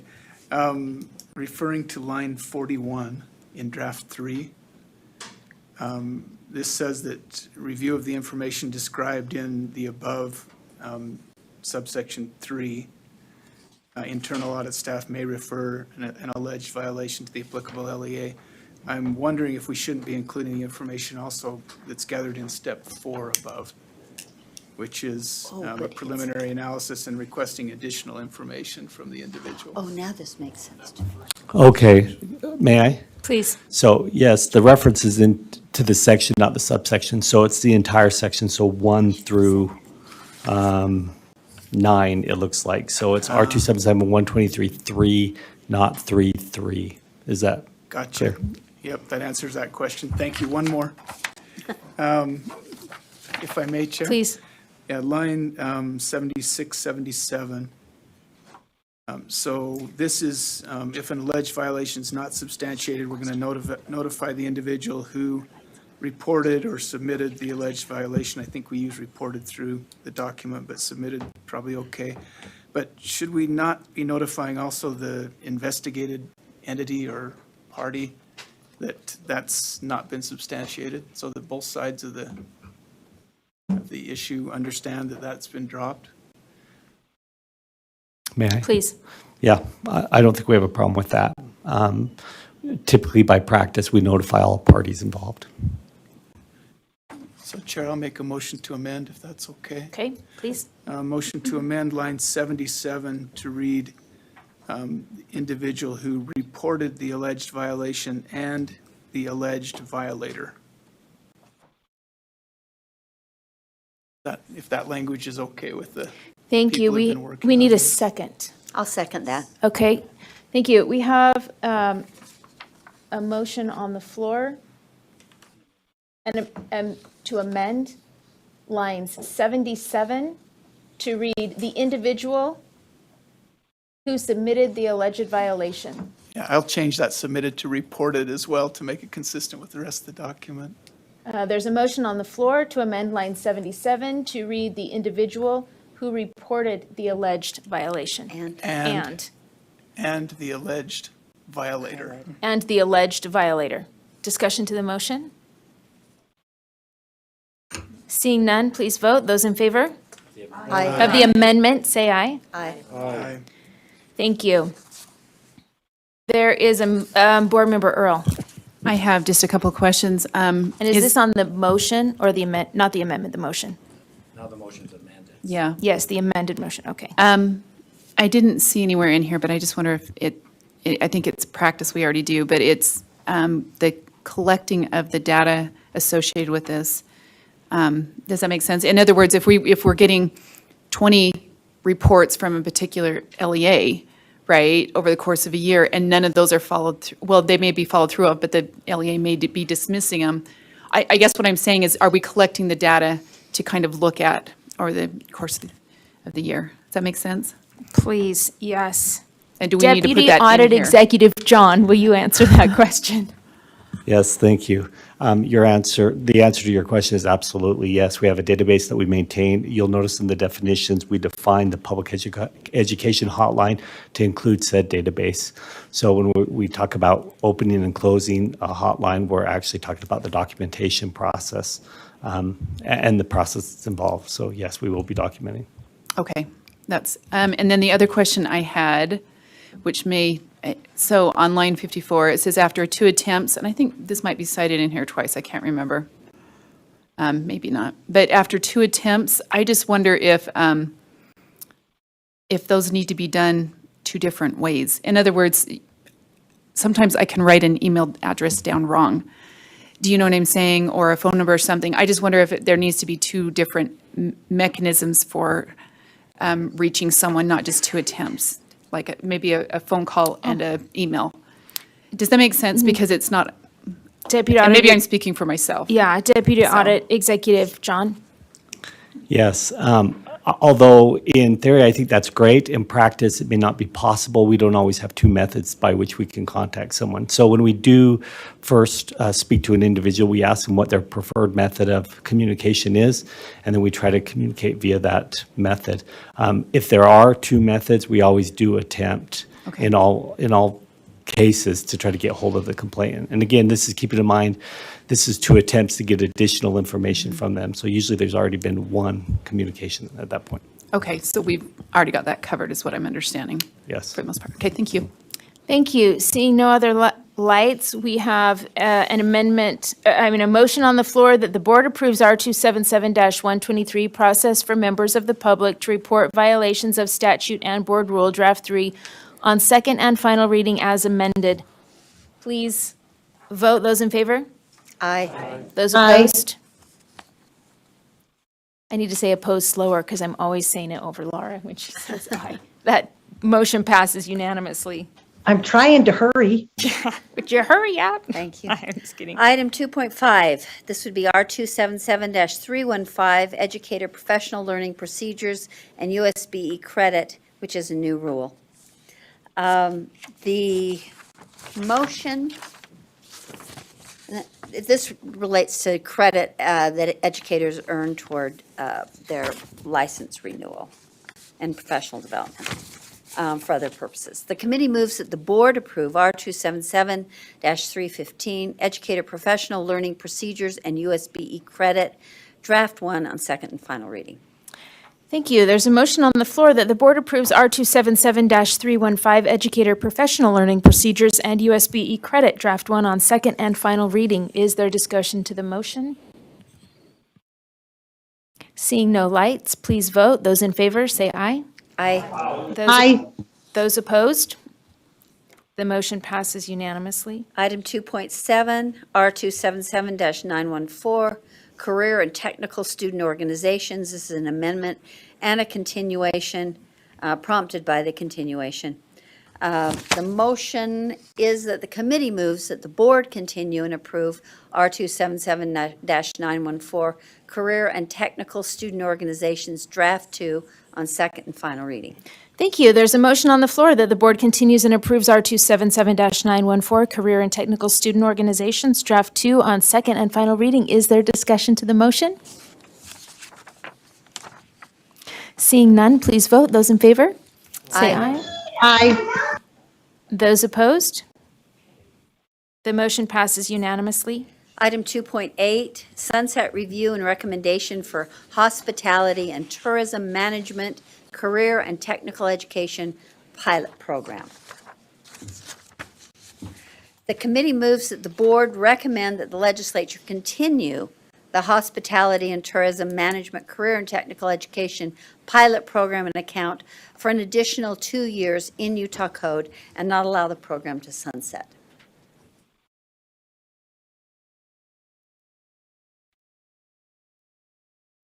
Thank you. I'm getting there. There's a motion on the floor that the board recommends that the legislature continue the Hospitality and Tourism Management Career and Technical Education Pilot Program and account for an additional 2 years in Utah Code and not allow the program to sunset. Is there discussion to the motion? Seeing none, please vote. Those in favor, say aye. Aye. Aye. Those opposed? The motion passes. Okay, following in the great tradition of Chair Huntsman, I missed item 2.7, R277-914, no. Ben said I did that. 519, which is above that, which would have been the old version of the one we passed before that. So item 2.6, this is R277-519, Educator Professional Learning Procedures and USB credit. So repeal because the numbering is changed for the licensing section. The committee moves that the board repeal R277-519, Educator Professional Learning Procedures and USB credit on second and final reading. Thank you. There is a motion that the board repeals R277-519, Educator Professional Learning Procedures and USB credit on second and final reading. Is there discussion to the motion? Seeing none, please vote. Those in favor? Aye. Those opposed? Aye. The motion passes unanimously. Item 2.9, which is an online licensure new rule having to do, as I'm recalling, no, never mind. The committee moves that the board approve R277-312, online licensure, draft 2 on second and final reading. Thank you. There's a motion on the floor that the board approves R277-312, online licensure, draft 2 on second and final reading. Is there discussion to the motion? Seeing none, please vote. Those in favor? Aye. Those opposed? The motion passes unanimously. And similar to our last issue, this is a repeal of the old 500 series. R277-512, online licensure repeal. The committee moves that the board repeal R277-512, online licensure on second and final reading. Thank you. There's a motion on the floor that the board repeals R277-512, online licensure on second and final reading. Is there discussion to the motion? Seeing none, please vote. Those in favor? Aye. Opposed? The motion passes unanimously. Thank you. Item 2.11, this is R277-106, Utah Professional Practices Advisory Commission appointment process, an amendment, and a continuation. The committee moves that the board continue and approve R277-106, Utah Professional Practices Advisory Commission appointment process, draft 1 on second and final reading. Thank you. There's a motion on the floor that the board continues and approves R277-106 Utah Professional Practices Advisory Commission Appointment Process, Draft 1 on second and final reading. Is there discussion to the motion?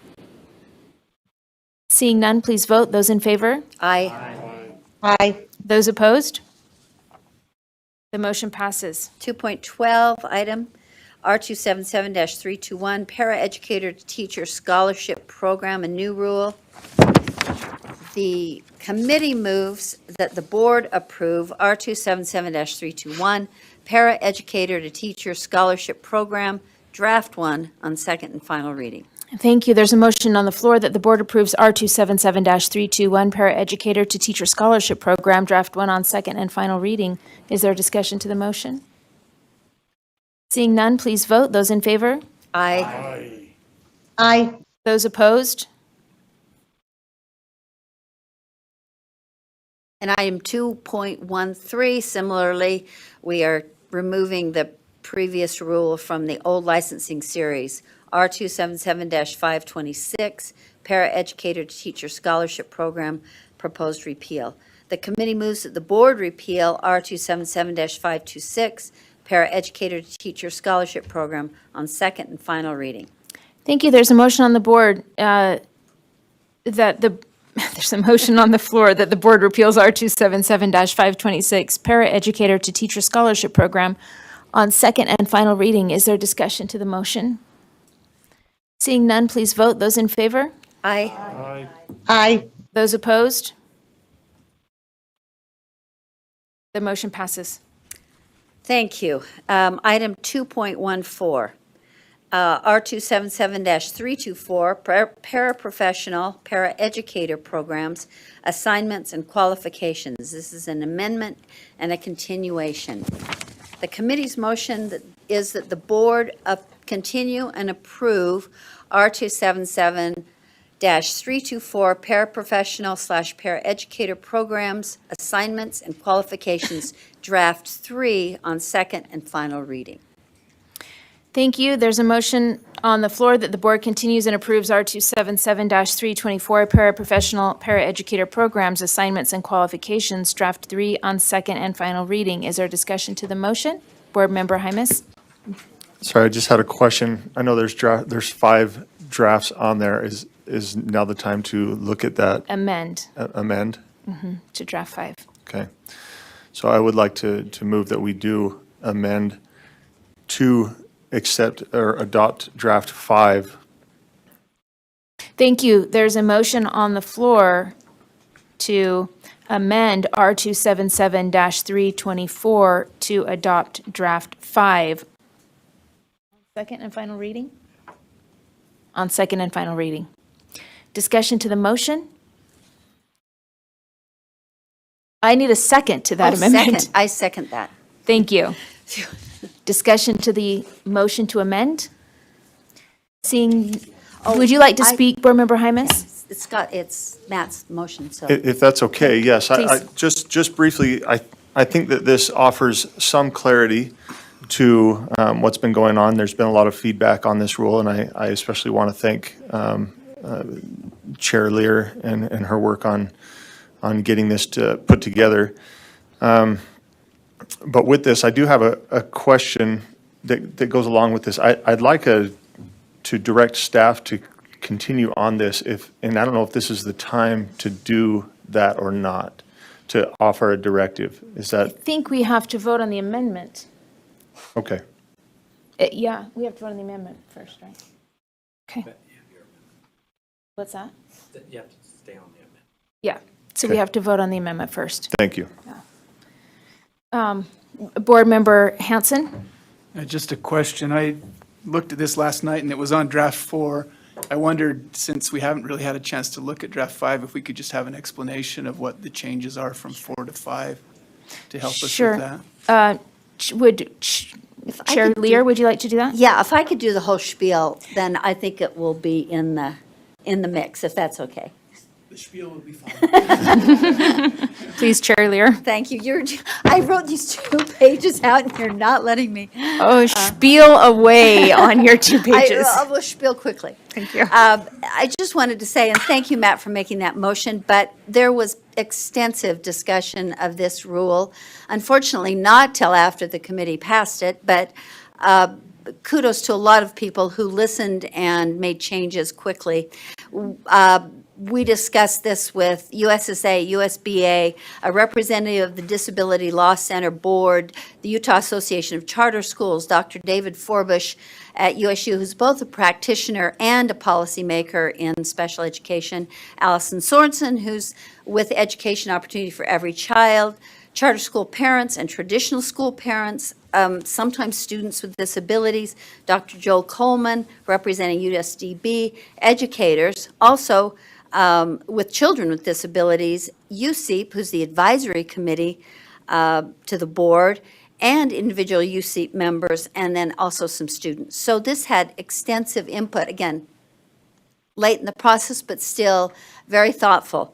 I asked emailers to give us specifics about what they would change, and many of them were really good in terms of not just saying, I hate this or I oppose this, but here are some changes that could be made. We were, with the great help of Dr. Leah Voorhees, also considering those proposals in light of what IDEA requires. And so we were able to make a lot of those changes, and they are shown on draft 5, and to Scott's specific, Member Hansen's specific points about draft 5. These were actually 2 amendments proposed by Member Hymas. They are on page, and they're in the magenta on, I don't have draft 5 printed. But, One is line 47, I believe. right. And the other one is line I want to say 67. 69. 69, and they're in the magenta if you're looking at I'm pulling mine up right now. 47 is to make sure that instructional assistance can be offered by paras, still under the direction of licensed teachers. And then on line 69, trying to strike the balance between appropriate activities by paras and appropriate supervision by the licensed teacher. 69 adds designing lesson plans instead of preparing lesson plans, maybe a more artful word choice. So those were the 2 draft 5 changes. And other than that, if others have questions, Dr. Leah Voorhees is also available to speak to those substantively. Thank you.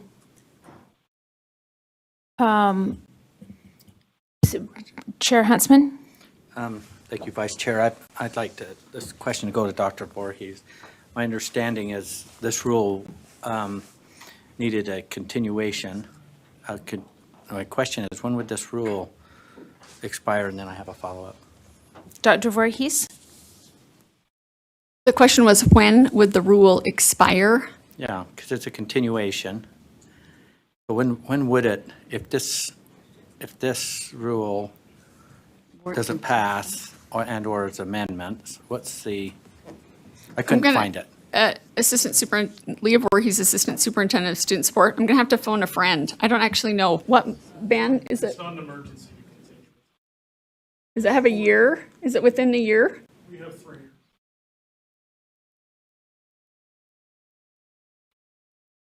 That helps. Part of my concern was when does it expire? Because so much input, and I want to, if I could, acknowledge all of those that participated in this, and it's one of the reasons that speaks to the change that we had as a board. We have committee, and it's nice to have that little bit of a pause moment to really think what really came out of committee. Years ago, we would finish committee at night, and the next day, there we go, and then we're moving forward. So I really appreciate the process, but the concern on this is, with all of that work, is I appreciate all the work that happened in here because it was headed to a hearing. So the question I have, the concern I have is not the concern, but the opportunities here. We need to get this rule out, and if there's a little bit of heartache and there's some other things that will come from it, then there is a possibility of a hearing and some other proposed betterments. But I think it's good to, it would be, I'm speaking to the amendment to get this out and get this into the process. So I'm speaking in favor of it. But thank you for answering that question. Seeing no other lights, Chair, is it fine if I speak to the amendment? Or do I need to wait till there's, can I? I know, but you always say we should try not to do too much of that. But we can have a voice still. So I'd like to speak to the amendment. I appreciate Board Member Hymas for bringing those changes, and Board Member Lear for working on draft 4 from draft 3 that came out of committee. And I really, I want to speak to the amendment because so many stakeholders have contributed. You know, we started getting a lot of emails saying, don't pass the rule, don't pass the rule. So I started calling people and saying, why don't you want us to pass the rule? What do you want changed? And they said, well, everyone I talked to said, I don't know, but someone told me not to pass it. So I called the person who they told me to call, and, you know, she had some great insights. And I appreciated those conversations, and those have been incorporated into these new drafts. And I think that's how the process works. I also want to say that, you know, no rules are permanent. And if we start going along and a few months down the road, there are problems or we need to bring the rule back, then that can be brought back to an agenda item to be revisited by committee again. But mostly what I want to say is to all the parents who wrote to us that said that this rule would in some way prohibit inclusion for special education students in classrooms. I want to say to you very clearly that this board supports inclusion for special education students in general education classrooms. And I would encourage all of those parents to go back through and see the way we voted and see our discussions in our committee meetings and in our board meetings. And to also please remember that we have taken our special education advisory boards, we've got a parent who's the president of that, recommendation to ask that all of our staff look at helping and training all of our LEAs to create policies that would increase inclusion for special education students in classrooms. Please study what is happening from our board. Please continue to be a part of the process, get involved in meaningful ways, and especially please know that we are supportive of inclusion for our special education students in general classroom. And this rule, I believe, strengthens and clarifies that rather than doing the opposite. And I speak in favor of the amendment. Board Member Booth. If I can piggyback on what Vice Chair Davis has been saying, this process is so critical and so important. And the involvement, certainly, of the several thousand parents who've been signing petitions and been talking and communicating, the excellent response from staff, the members of the committee, the people from so many organizations that have been involved in this process. This is what we're about. This is how we arrive at best decisions for students. I want to just compliment everyone that has been involved and been willing to step forward. And I plead with our publics and with our board, with our staff, to keep digging until we find accurate information, because we're living in a world of misinformation. And of course we can jump to conclusions and be worried when we only have a part of the information. So congratulations on continuing to pursue what is happening and how we need to positively impact the decisions that are going to be made today so that it's in the best interest of our students. Thank you. Thank you, Chair Lear. I had one more thing before we vote that I forgot. This was the USEEPS, our advisory board on special education issues, was set to present a recommendation about this to the Standards and Assessment Committee. And since it was already being discussed by Law and Licensing, Chair Hansen graciously and others turned that recommendation to us, to the Law and Licensing Committee, so that we can take care of this at one time. And that was indeed a really helpful recommendation. And we couldn't incorporate everything at this time because the capacity for doing some of the aspirational desires of USEEP was just not there. But Dr. Voorhees assured me that they're working on some of the things that USEEP advises. And so I wanted to also acknowledge that we saved Law and Licensing from another discussion of this. And also, I think that it came together well from the advisory committee. So just wanted to acknowledge that, too. It didn't disappear from standards and assessment without a reason. Thank you. Seeing no other lights, there's a motion on the floor. Did you say? There's a motion on the floor that the board continues and approves R27-324 paraprofessional, paraeducator programs, assignments, and qualifications, draft 5 on second and final reading. Point of order, I think we need to amend the original motion. We're on the amendment. The amendment is draft 5. The Okay, so original we're motion voting- is draft 3. So we're voting now just to amend? Yes. Okay. Those in favor, say aye. Aye. Those opposed?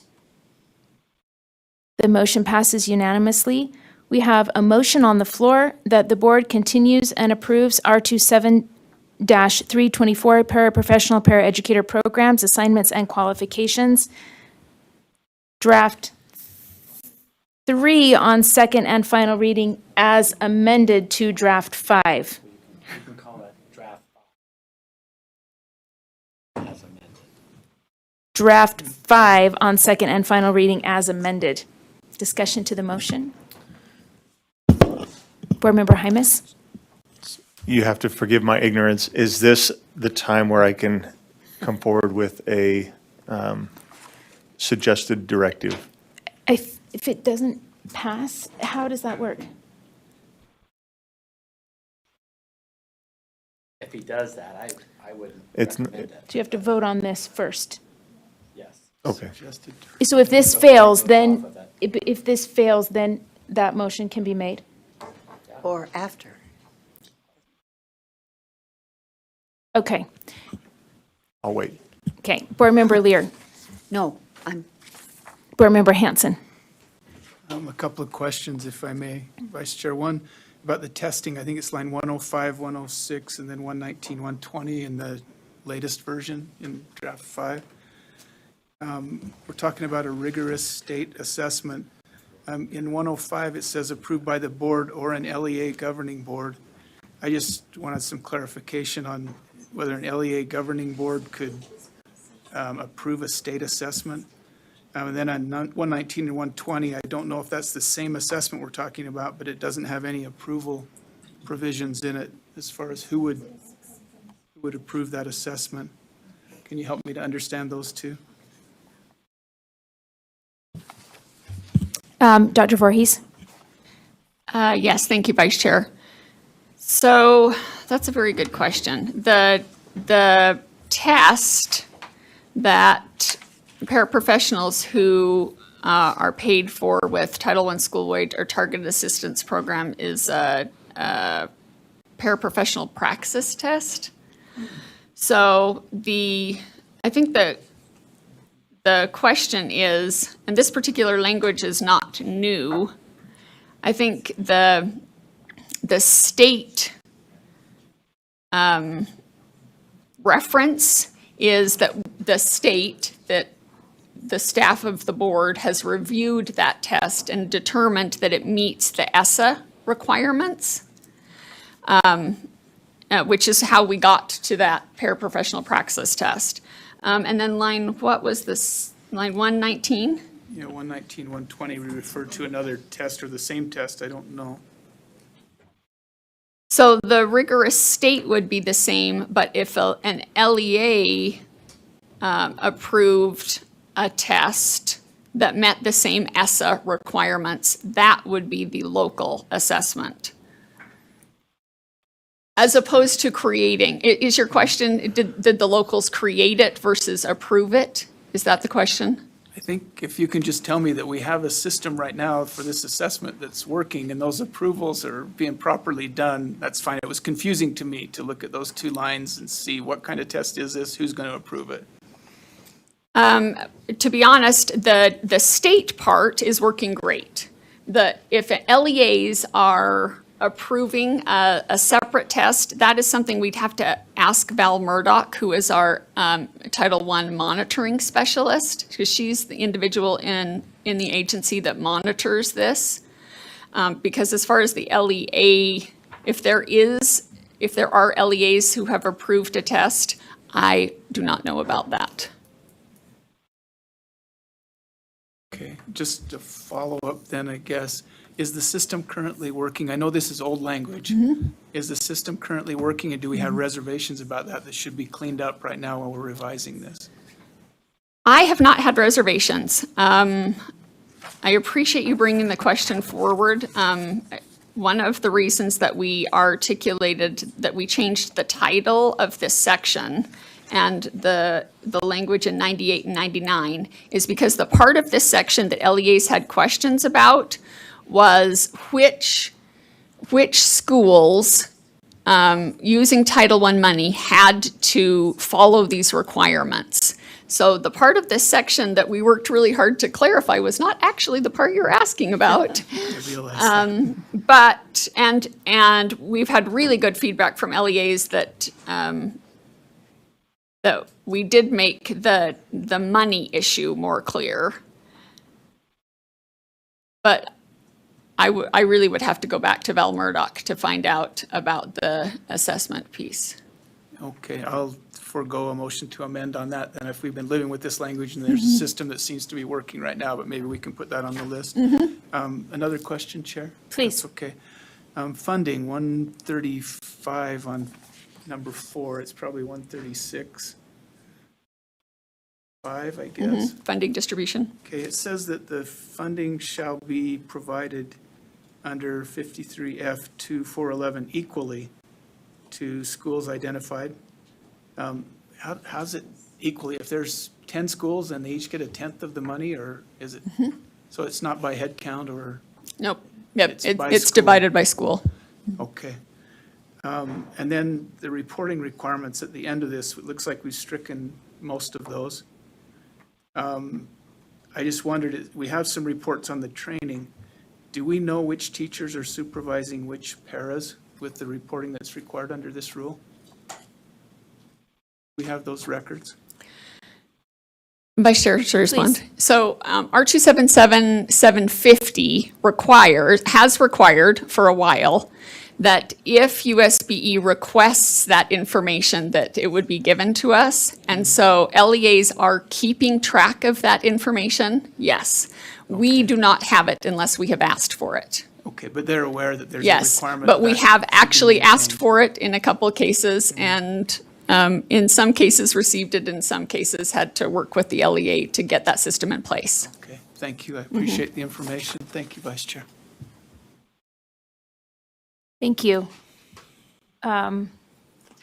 Seeing no other lights on the floor, Got one. Board Chair Hanson. And this is a question of procedure also, and maybe Dr. Voorhees can answer this. To Matt's request earlier, it's like, do we put this in an amendment? How do we get to this space? And normally we don't have in a rule something that says, I want to direct staff to do something. Usually we ask staff to do something and it comes back to a body. It'll either come back to the committee or come back to the rule, but I don't want to leave him hanging in the public because he started down this path. So to help with this process, my understanding is you're wanting staff to assist LEAs in with clarity on some process. Is that, Yeah, if I could, just, before we get off this rule, Right. we got to get this out. yeah, and I want to be brief. okay? There's just, there's there has been a lot of unclarity, and you mentioned here that you ask LEAs for information, and they give you information, and then is that the point where you look at that information and say, well, that's not what we're asking for? Like, I'd love to have staff have some sort of documentation that has like time and number of hours that they were trained by who, this fulfills this requirement. Do we have that? And if not, can we create something like that? So the LEAs are not confused on what they're expected to give, right? Instead of just saying, well, we want you to give us some documentation. They say, what kind? We just say all of it. You know what I mean? I wish there was some sort of clarity for LEAs to know exactly what they need in order to be compliant with the rule. Is that? That's a good question. Dr. Voorhees, I know you have an answer to this question because I just asked it myself today, so please. Thank you.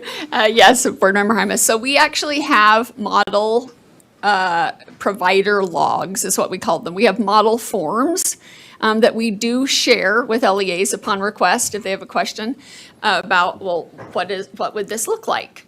And we did actually not create them. The LEAs themselves created them. They sent them to us, and then we shared them with other LEAs. Some LEAs have online IEP and student information systems that records all the information and tracks providers providing services and receiving training. And so they don't use those forms and haven't requested them.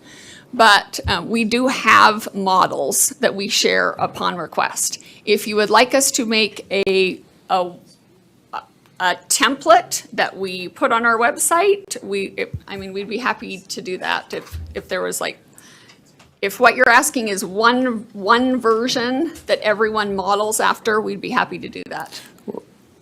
That's what I'm wondering, how do you decide which LEA has fulfilled the requirements and which has not, right? As a USBE, do we just look and say, well, close enough, or we're going to go off the model that somebody else suggested, or should there be one document where we say, no, this is what we're looking for?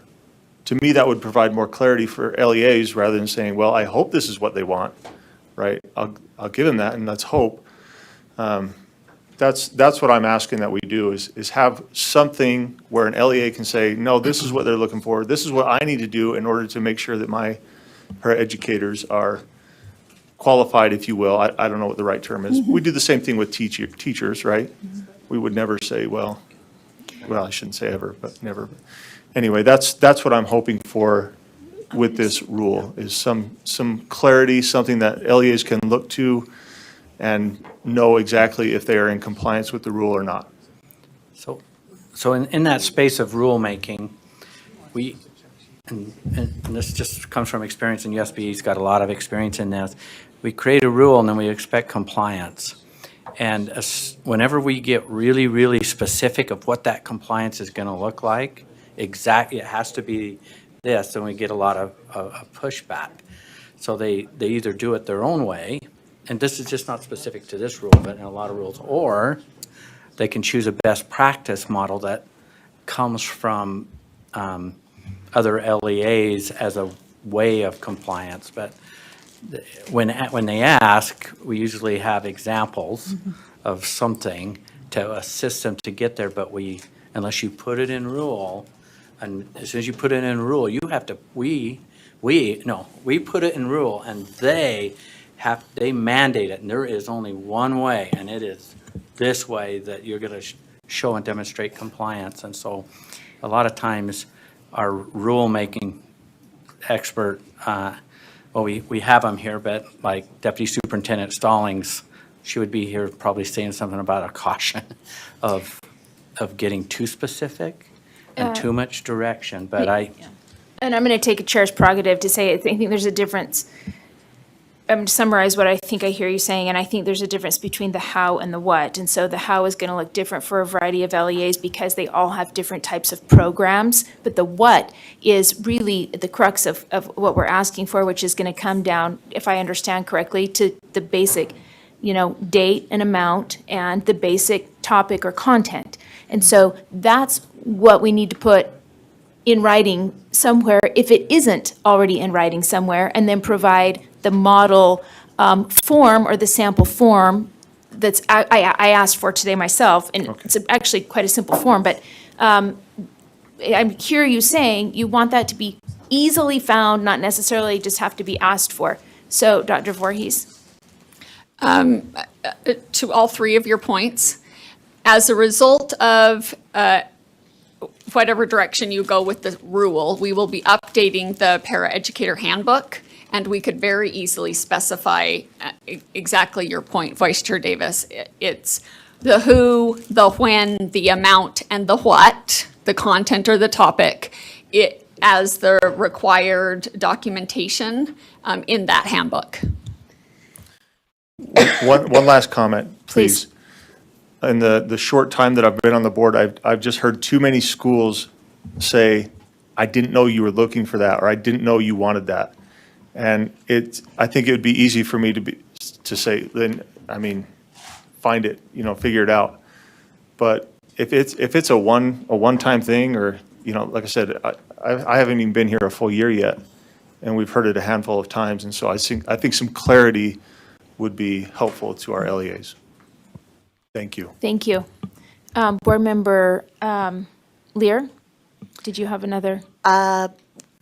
Since you're calling me, I just hope that it's a template and not a mandate. It's a template, a model form that can be used by LEAs, not a requirement that a form is used. Makes them buy a new program or such, yes. I think, yeah. That's what everybody intends in their directive to Leah's staff, is that right? Is that what I hear? That's what I'm hearing. That's what I'm intending. I'm seeing a nod from the requester, although it's not an official motion. So does that need to be, Chair Huntsman, and it can just be a request? It's already heard. And doesn't seem that there's any argument. Seems like we're straying from parliamentary procedure, but Board Member Hanson. While we're requesting, can I just add the request to look at those tests and clarify the point that we just made a few minutes ago? Sure. Thank you. Since we're doing Help it. you. So we Chair have access Huntsman. to every LEA has. So if you want to look at anything they see, you're welcome. It doesn't take a special invitation or requirement. That's not the request. The request was who approves the test and how are they laid out? Which tests do people need to take? Are the tests in the line above the same as the line below? And who approves those tests? And what Yeah. about So I LEAs? think that You was can access clear. I that. think Dr. Voorhees understands. You can make the request to the department. Yeah. So I'm done. Thank you. Seeing no other lights, we have an amended motion on the table, which is that the board continues and approves R277-324 paraprofessional paraeducator programs, assignments and qualifications. Draft. She's saying 3 and you're saying 5. No, it's draft 5. Draft 5, five. but then if I say as amended, we haven't amended it after we approved it. You substituted 5 for 3. Right. No, So we amended 3. 3 for 5. We amended 3. So now it reads Just draft 5. draft 5 on second. Draft Did I 5. say it wrong? We haven't amended draft 5. Either 3 as amended you or amended the draft motion. 5. It has to be 3 as amended or draft 5, I believe. Am I wrong? Tell me I'm wrong.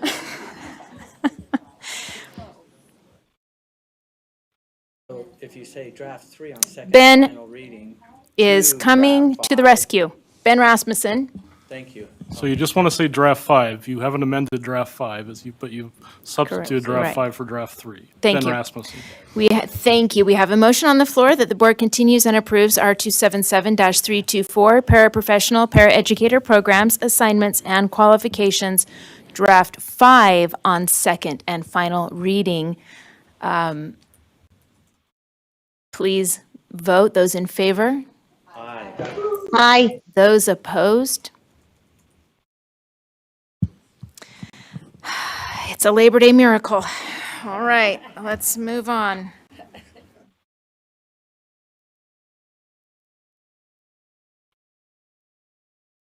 Thank you. Chair Hansen, let's move on to Standards and Assessment Committee. Thank you. We have a few motions for the board. We'll start with item 13.3, that's our 277-109, legislative reporting and accountability. This one is a continuation with no amendments at this time. The motion for the board is that the committee moves, the board approves and continues R 277-109, legislative reporting and accountability, draft 1 on second and final reading. Thank you. There's a motion on the floor that the board approves and continues R 277-109, legislative reporting and accountability, draft 1 on second and final reading. Do we have discussion to the motion? Seeing no lights, please vote. Those in favor? Aye. Those opposed? Aye. The motion passes. And next item, Vice Chair, we okay? Please, yes. Okay, next item for the board is 13.4. That's a sunset review and recommendation of LEA authority to refer minors to court for classic misdemeanors. Should be Class C misdemeanors, I believe. This provision, which gave LEAs the ability to refer juveniles to juvenile justice, was set to sunset. It was extended once, I think, and is now to sunset in July of 2022. Feedback from our LEAs has been such that they feel this is a great stopgap to be able, the numbers of referrals have been going down dramatically, but they feel this stopgap is still something they would like to keep. So the motion for the board is that the committee moves that the board recommend that the legislature repeal the sunset date for subsection 53G8-211-5 and allow the provision to remain in the statute. Thank you. There's a motion on the floor that the board recommends that the legislature repeal the sunset date for subsection 53G-8-211-5 and allow the provision to remain in the statute. Is there discussion to the motion? Seeing none, those in favor? Aye. Those Aye. opposed? No. We have one no, which is Board Member Straight. Chair Hansen? Okay, next item for the board is this is 13.5, R277-712, competency-based grant programs. The motion for the board is the committee moves the board approve and continues R277-712 competency-based grant programs draft 3 on second and final reading. Thank you. There's a motion on the floor that the board continues and approves R277-720 reimbursement program for early graduation from competency-based education draft 3 on second and final reading. Is there discussion to the motion? Seeing none, please vote. All in favor? Aye. Aye. Those opposed? Chair Hansen? Item 13.6, R277-720 reimbursement programs for early graduation from competency-based education. The motion for the board here is that the committee moves that the board continue and approve R277-720 reimbursement program for early graduation from competency-based education draft 3 on second and final reading. Thank you. I think this was 13.5. There's a motion on the floor that the board continues and approves R277-720 reimbursement program for early graduation from competency-based education draft 3 on second and final reading. Is there discussion to the motion? Seeing none, please vote. Those in favor? Aye. Aye. Those opposed? Chair Hansen? That's all the items from our regular Standards and Assessment Committee meeting. We did have an extraordinary session, and I believe we're going to deal with that on another action item. Well, thank you. Is that the next? Okay, so are you? We didn't, okay, number 6 is written in this item as an action item. It's repeated Sorry? again later, so do we need So to we did not have a motion for the board from that item from our regular Standards and Assessment meeting. So my understanding was that's why we listed that as a separate item. And Okay, so Chair Huntsman, do you want to do now this additional standards and assessment committee recommendation? Now we'll start that one. That's next. Okay, and you're going to take over? I thought you would do it. You want me to do it? You bet. You're doing awesome. Oh, yeah, right. Okay, here we go. All right, I'll go ahead and do it then. I'll do it. You want me to do it? I'll do it. All right. We have our next agenda item, which is 14.1, which is resources for implementation of R277-328, educational equity in schools. Who is going to present this item? Is that you, Chair Hansen? I would be happy to present. I'd ask for Deputy Superintendent Norman to come up and help with this one. But as I think the board is aware, we implemented R277-328 last month. We are in dire need of getting some training out on the rule to our LEAs. We attempted to finish that training in our first regular scheduled standards and assessment meeting. Worked diligently at it, but we're not able to get through the entire training. So board leadership authorized a special meeting of the committee. We spent several hours into the wee hours of well, not into wee hours, I guess, into the late evening, late night, wee hours for us older folks on the committee. And we're able to come up with this draft of the training on the rule, R277-328. This training is to be given in this format. There would be, I need to say now that we expect there would be some changes maybe to graphics and animations and that sort of thing, but this content and these speaker notes are the training that is proposed to be given to our LEAs to inform them of the requirements and their obligations under R277-328. Great, thank you. So the motion. A motion came out of the committee. Yeah. I have a blank recommended action on my sheet. Yeah. The motion is that the committee moves that the board approves the resources for implementation of R277-328 educational equities in schools document as presented. Is that anywhere in our information, or can we get that on the screen?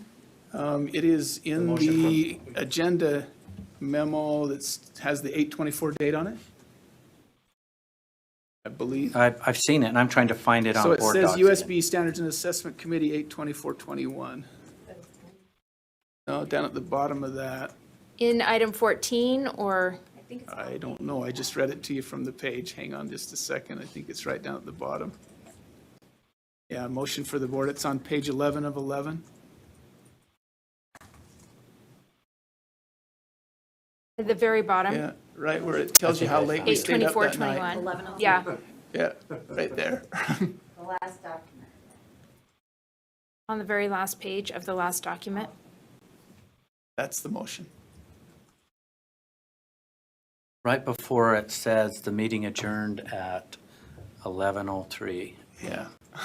Okay, there's a motion on the floor for the board to consider that the board approves the resources for implementation of R277-328, Educational Equity in Schools document. Is there discussion to the motion? Board Member Lear? This is a question that it asks both about the discussion that was had and can't find the words in the speaker notes or on these slides, so if I'm out of line and this is beyond the scope, speak to me. But I heard it said, and then I'm trying to think where it says this, that this is supposed to be a scripted presentation by an LEA, I'm assuming, for its teachers. Question for Chair Hansen. Is this supposed to be a scripted presentation? Yeah, the intent was that this would be scripted either on video or given verbatim from the speaker notes. So yes, scripted. And yet, there are many places, and I wish I could find one readily, but there are many places where it says there are examples such as, or some examples are offered of a certain point. And that, to me, says that the person giving the presentation can add examples or use one example and not all examples. That's certainly not the intent. All through our discussions, we expected that this would be given verbatim, and that in the future, there will be certainly some frequently asked questions, and we may need to modify this, and it would have to come through the board for approval. But no, this is scripted. I personally, I don't have the words to make an amendment, but I think it is putting teachers in or whoever's going to be the presenter, if it's a district person or a lead teacher, or somebody. Yeah, again, we spoke about putting this on video so that it would be like the UEN videos that we have And now. that I just would beg you, whoever is going to be the final compiler of this, that it is clear that those examples are the only examples that are to be used. They're not illustrative of examples, because I think you're putting teachers and presenters in a very difficult situation if you suggest these are examples, but you might have others. Board Leader, are you making an amendment, or are you just asking a request, kind of like we did on the last agenda item? I don't have a place or the words to make that amendment. Okay. So I'm just asking that when this is and- compiled, as I was listening to that discussion only about 2/3 of it, I admit, and when I'm reading this document, that is not clear as I'm reading it. And the last thing I want is teachers punished for our ambiguity. Thank you. So that's what I meant. I see some nods around the room, so it sounds to me that there is a way to make that clear. Okay? And, Okay. And when there is a final document, I'm happy to be more specific or have an amendment for it or something. Thank you. Board Member Earl? I have some amendments. Okay. I have a couple, so would you Do like we- those now? Do we have someone who's going to are they already typed up and someone has them to put them up on the? I did send them to Jeff. There is just maybe a couple little wording things so that they fit in the script. The first one is on note 4, and it's under age appropriate. There was considerable dialogue about what age appropriate means. Kind of looked in a lot of places to try to find age appropriate, and it's kind of a personal definition, really, depending on who the teacher is, what the course is, that kind of a thing.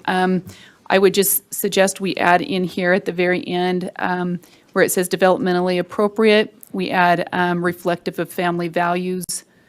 I know values may not be the ideal word, but I don't know that there's another word that speaks to that, because really, I mean, it's kind of like Santa Claus, right? A little bit, everybody has their own way, and if there's a better word besides values to interpret that, and I'm speaking to this. Anyways, that's my motion. I guess I got to have a second. Is there a second? It's slide 4. Slide 4 in the model training slide deck. Draft 3. Thank you. Do we have a second to the motion? Second. Board Member Moss is seconded. Do we have discussion to the amendment? Board Member Lear? I still can't find it, but I'm trying to decide whose family values. My family values, a single parent's family values, a single gender family's family values. I think that is a very loaded term. The answer is yes, but no, it really is, because when you talk, can I speak? Please. When you talk age appropriate, when we're just using broad terms, are we talking an educator's age appropriateness, which most, I don't know, there's varying levels of that too. So I just think taking into consideration or reflective of, it doesn't require, but there is a certain reflection in that. But So- if I can Thank you. ask a follow-up? We have one quick follow-up, and then we've got a couple more I'm lights still on. not clear about how you define family values based on, there's so many families in this picture. What kind of a family? Whose family? Okay, let's go hear from Board Member Straight, and then Deputy Superintendent Norman. Board Member Straight first. Thank you. So we had this discussion at the time, and, there are professional standards on what is age appropriate. When a teacher goes through training to become a teacher, that is a discussion, that is a topic. Is it absolutely clearly delineated? No. But it's at least, in this case with family values, that is so nebulous. I think it's more nebulous than age and developmentally appropriate. I think that can have some parameters, but that's a discussion. If a teacher is outside of the scope of what is age appropriate, that is a discussion that can be had. If you look at the formation of Portrait of a Graduate, in Portrait of a Graduate, it actually defines by age level what is appropriate in regards to, for example, responsibility, or whatever the topic is in Portrait of a Graduate. So I am all for family values, especially my own. But in essence of this training, I think that's way too nebulous. Thank you, Dr. Nortman. Deputy Superintendent Patty Norman. In speaking to this, I just wanted to bring to the attention of all board members, in tomorrow's discussion in the Standards and Assessment Committee meeting, it's agenda item, I think, 1.6-ish, which is definitions that are going to be going forward with equity, diversity, and inclusion. So if you look right here, here's a graphic that's up here. So this isn't a one-step process. This was meant to be the overview that would be recorded digitally in an animated way with this exact narrative that's on here. So someone would read this exact narrative and have the animations that go forward. Then it's available for asynchronous viewing at any time, or it could be viewed synchronously with someone directing that so that if there's questions that are involved, but everyone would receive the exact message. The reason why I bring this up is if you look at step 2, the guiding framework and the model trainings for equity, diversity, and inclusion, there is a list of definitions tomorrow that the Standards and Assessment Committee will be reviewing. One of those definitions after the discussion on the 24th was the fact that age appropriate was not defined. So you can have that discussion now as to what the definition of age appropriate is, or it can be had tomorrow during the discussion item where it's on that list with some tentative definitions that are on there. Chair Hansen, do you have a preference if that's addressed now or in committee tomorrow? I would. And then we prefer- really need to get back to this motion Yeah, for no, the that's, amendment. I'm speaking to the motion as Okay, well, but okay. I think that we are prepared to handle this in the definition section and get some more detail. But if you look just above, on the slide we were looking at, just above where it says age appropriate, it also says parental transparency. And I really envision that there's going to be a process that's worked out on a local level where parents see what's being presented, concerns are brought to the LEA or the teacher's attention, and age appropriate kind of gets worked out in some method. I don't know that we're going to come up with an exact definition, because if I talk to 10 parents on my street, age appropriate in their homes is totally different. And it's just going to have to be worked out through that kind of a give and take process, I believe. But I think we'll get some better wording for age appropriate when we do the definition section. So my comment. Thank you. We are speaking to the amendment to add the words reflective of family values. Board Member Moss. Well, this may be resolved tomorrow, but just briefly, the term family values is vague, certainly, but it's also qualitatively different than professionals, and I respect professionals, but the question of what's age appropriate is also, I think, something families are very concerned about. So I like the amendment just because it throws that in the mix. It says, okay, when you consider age appropriate, don't just read the psychological journals. Ask about the families in your neighborhood. They may be entirely different than those in my neighborhood, and there may be 20 different ideas of what those families are. I just like the reference. It would say, okay, look at the professional literature, but also think about the families in your community. So that's the reason I support it.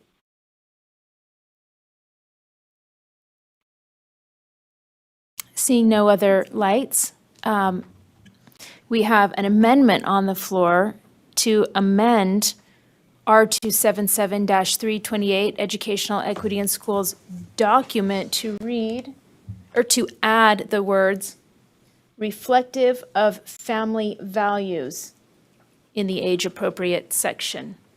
I don't know if that's how you stated it in the first place, but those in favor, please vote. Yes. Those opposed? No. Okay, let's have the ayes raise hands, please.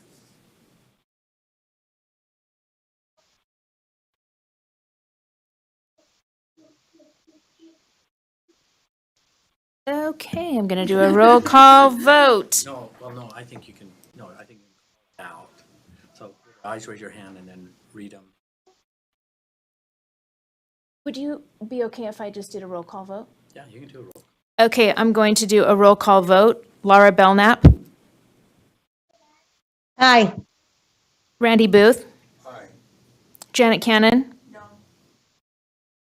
Natalie Klein. Yes. Jenny Earl. Yes. Scott Hansen. No. Molly Hart. Yes. Mark Huntsman. No.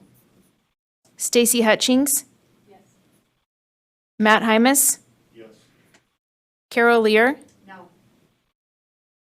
No. Jim Moss. Yes. Kristen Norton. Yes. Brent Straight. No. And I'm a yes. And did I call you? Yeah. Okay. So that motion passes, that amendment passes.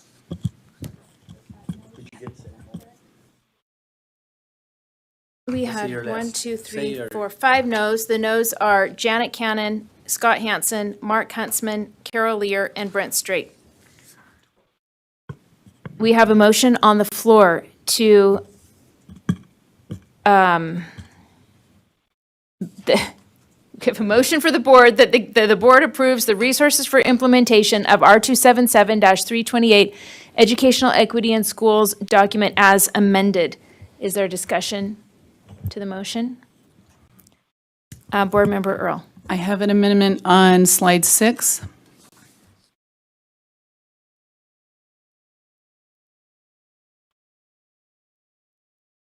Okay. Go ahead. Okay, just one second. I got to find the exact location.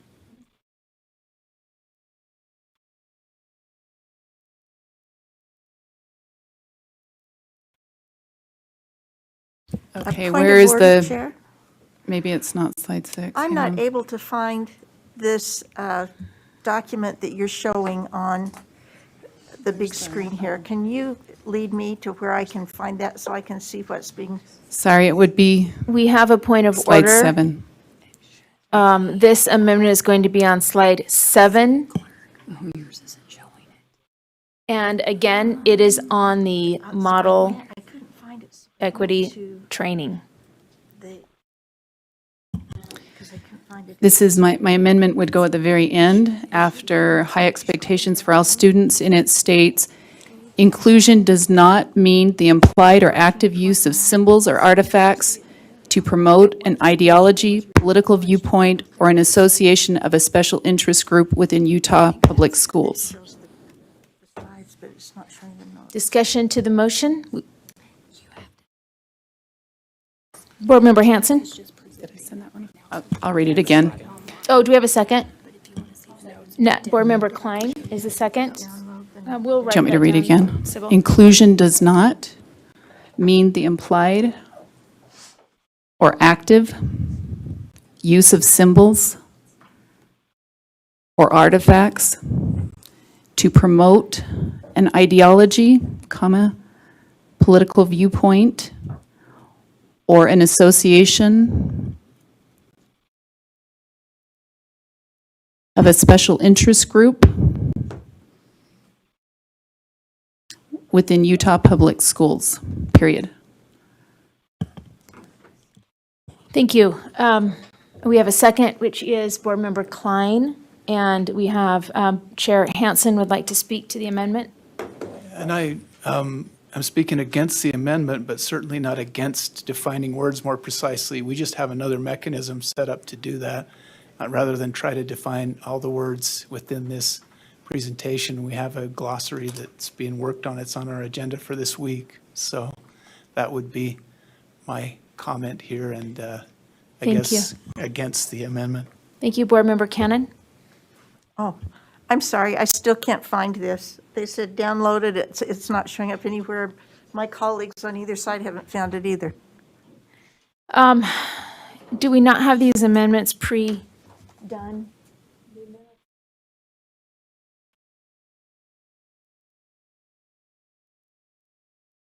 Do you want us to wait for you to find this section, Board Member Cannon, or can we move forward with the vote?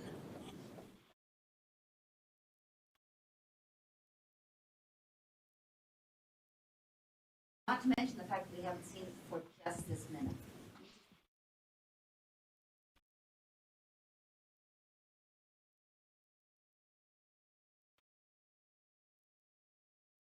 Vice Chair Davis, Yes, can I please.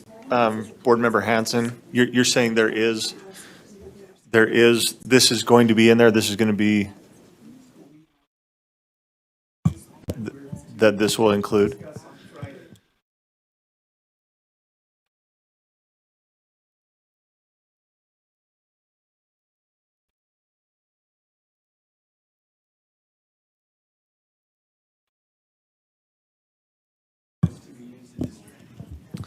Thank you, Board Member Earl.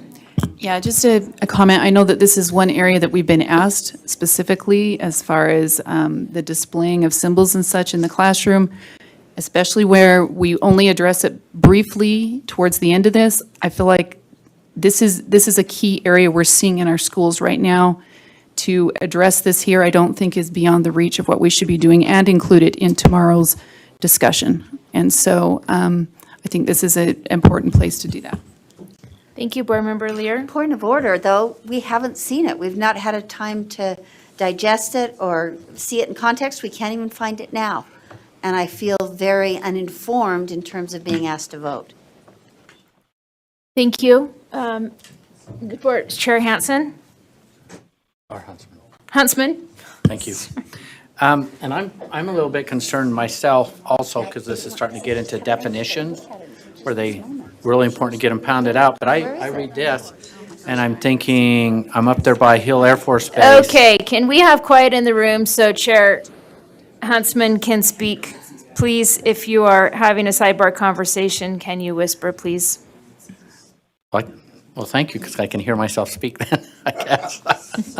I've got things cranked up. Now, my concern is for an example, you could have Hill Air Force Base come in. Whenever they kind of come in, whether it's Veterans Day or whatever it is, they bring symbols with them. They go everywhere with symbols. Somebody out there is going to grab this and say there's a political something or there's a something this way. And guess what? Those veterans, and there's a bunch of them, that different organizations that have symbols, somebody isn't going to like the military. Somebody's not going to like something. They're going to say this is a political point of view, and this violates your rule. And so here Thank we you. are again. So I think it's really We're trying to solve it. That's a big problem. So I Okay. think if you could let Chair Hanson. you know the chair can cut me off. Somebody- So I can stop my conversation, but that's my concern. I'm just thinking anything and everything that comes onto school property that's got symbols of something, and a lot of times you have businesses that walk in. Some people might not like Amazon. Here comes their symbol because they have it, or their kids or some. I'm kind of concerned here, just Okay. a little bit. Thank you. So that's my concern. Thank you for expressing that concern. So we have a technical difficulty. When it was uploaded, it is uploaded so that we can't actually see it in the board view. And do we have confirmation if the public can see it in the public view or not? So if I can clarify, It- Vice we- Chair. I saw all the slide notes, but what we couldn't see were the speaker notes that goes with the slides. Yeah, it appears that something in Civic Clerk, even though it's uploaded as a PowerPoint document, when it's downloaded, it comes out as a PDF, and the speaker notes may not be shown for some people, depending on your access level, because staff pulls it up, they can see all the speaker notes. I can't get the speaker notes on the computer here. So I we're don't working on know a if- document the public hasn't So if seen. the public has not seen the speaker notes, then, and if we can clarify that, if they haven't seen it, I think I'll move to table this until next month. I don't think we have a choice. Has the public seen the speaker notes? All she sees is the PDF as well. So I'll entertain the motion. Is there a way to go in through the public portal or Okay. Because we're certainly obligated to let the public see what's in the speaker notes before we take any action. Yeah. And you could make a motion to postpone, Chair Huntsman saying. Still. I just double checked, the public view cannot see the speaker notes as well. Okay. I'll move to table this until next board meeting. Second, Board Member Cannon, there's a motion on the floor. I don't know if we can table or if we need to postpone. We're looking that up right now. Well, to table it, it goes on a table, and then you have to make a motion to Bring it remove back. from the table, so you have to come back to the body. If you make a motion to postpone until, and then you can also set a date, a condition on that. That's motion. fine. We can do it with the postpone. That's a more definite way to do You're it. better I'll off make a with that. motion to postpone Right? until the And just for October your board meeting. Awareness, to kind of help, you guys all have your new member orientation and some of those guides, and keep it out here if you guys ever want to use any of these. In all of your extra time, So there's a motion, you have a motion. we have a motion on the table to postpone the discussion of R277-328 Educational Equity in Schools document until next month board meeting. I have a question. Would anything about that motion preclude the committee from continuing to do their work on the things they're going to work on tomorrow? The answer is no. So the motion on the table with a second by Board Member Cannon is that the committee moves to postpone the discussion of R277-328 Educational Equity in Schools document to postpone to the October board meeting. Discussion to the motion? Just quick discussion. I don't believe that we could take any action on this today. So I think that we'll have to go back and redo anything that we have taken because it wasn't put out for the public. So that we did take one vote on an amendment that I think would have to nullify. She can get the notes through the public view, but she can't. I think it's system dependent too, and computer dependent, so it's inconsistent with the public. Okay, the motion on the floor is to postpone to the October meeting. Discussion to the motion. Board again- Member Straight. Oh, sorry, go ahead, Again, Chair I'd just Hanson. like to get a clarification on the action. We took some action on this today, and I don't know that we can do that if we're going to postpone the whole item. So it's just, So it comes back, you have one amendment to this. we'll come back with As that amended. amendment. Okay, got it. Board Member Straight. I'm not sure if this is appropriate, so stop me if I am, but I would like to suggest that when we come back, that since we took one vote, my understanding is that continues on when we pick up. Unless someone amends to change it, is that? Okay, so that's in there. We do not have family values as a definition for tomorrow's work group. That will put us behind. So how can we have that discussion of a definition of family values so that we can keep moving this forward? So in a parliamentary question, can they add a definition that wasn't on the agenda to previously discuss tomorrow in their committee? Yes, you may. Item You, for tomorrow is a glossary, so we can. so you may work on that in your committee. Sounds like a long discussion. You're not going to be able to do it. You can't define it. They're all different. It's not going to be able to be monitored. we have a motion on the floor to postpone R277-328 Educational Equity in Schools document to, as amended, to the October board meeting. All in favor, say aye. Aye. All opposed? That motion passes unanimously. Did I miss you? I'm sorry. Well, I'm happy to return the microphone back over to Chair You did a Huntsman. wonderful job. And I was half wrong. I was also half right, but pass half forward. Okay, right now, board members, because it takes us a minute to get into executive session, we're going to take a 10-minute break while we get everything set up, then we'll come back, then we'll have the motions to go in, but we need to get everything electronically set up. So 10-minute, 7-minute. Aye.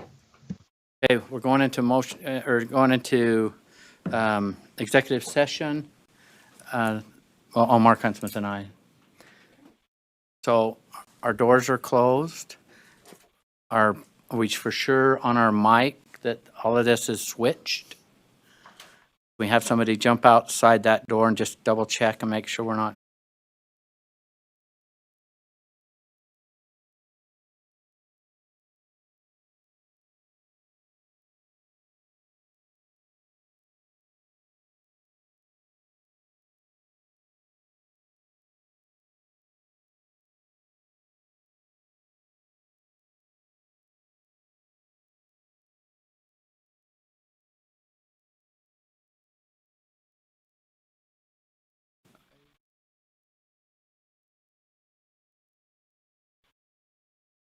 I can hear.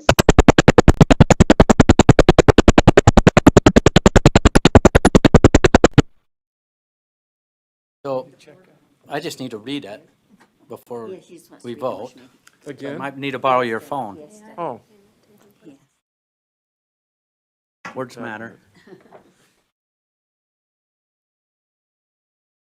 Okay, the motion before the board is that the board affirms the action taken by board leadership on August 24th, 2021 regarding member Klein. That was your motion, that was second. Discussion to the motion, member Earl, I'm going to be abstaining too. abstain. Any other discussion? Seeing none, okay, we're going to vote on what I just read, because I just lost it. All those in favor say aye. aye. Aye. Those opposed? We have one no, member Klein, and two abstained. You're no, okay, one abstain. And the motion passes. Member Norton. I know you, unless there's discussion, as a motion is read, I won't keep repeating it. Okay. Member Straight, your light's still on. Did you have something? Oh, I'm sorry. Okay. All right, you're fine. Okay, Member Norton. In case number 181564, I recommend that the board accepts the recommendation of the Utah Professional Practices Advisory Commission. Second? Second? And the chair still has to state the motion. The motion before the board is that in case number 18-1564, I recommend that the board accept the recommendations of the Utah Professional Practices Advisory Commission. Any discussion to the motion? Seeing none, all in favor say aye. Aye. Those Aye. opposed? Voting is unanimous. Please continue.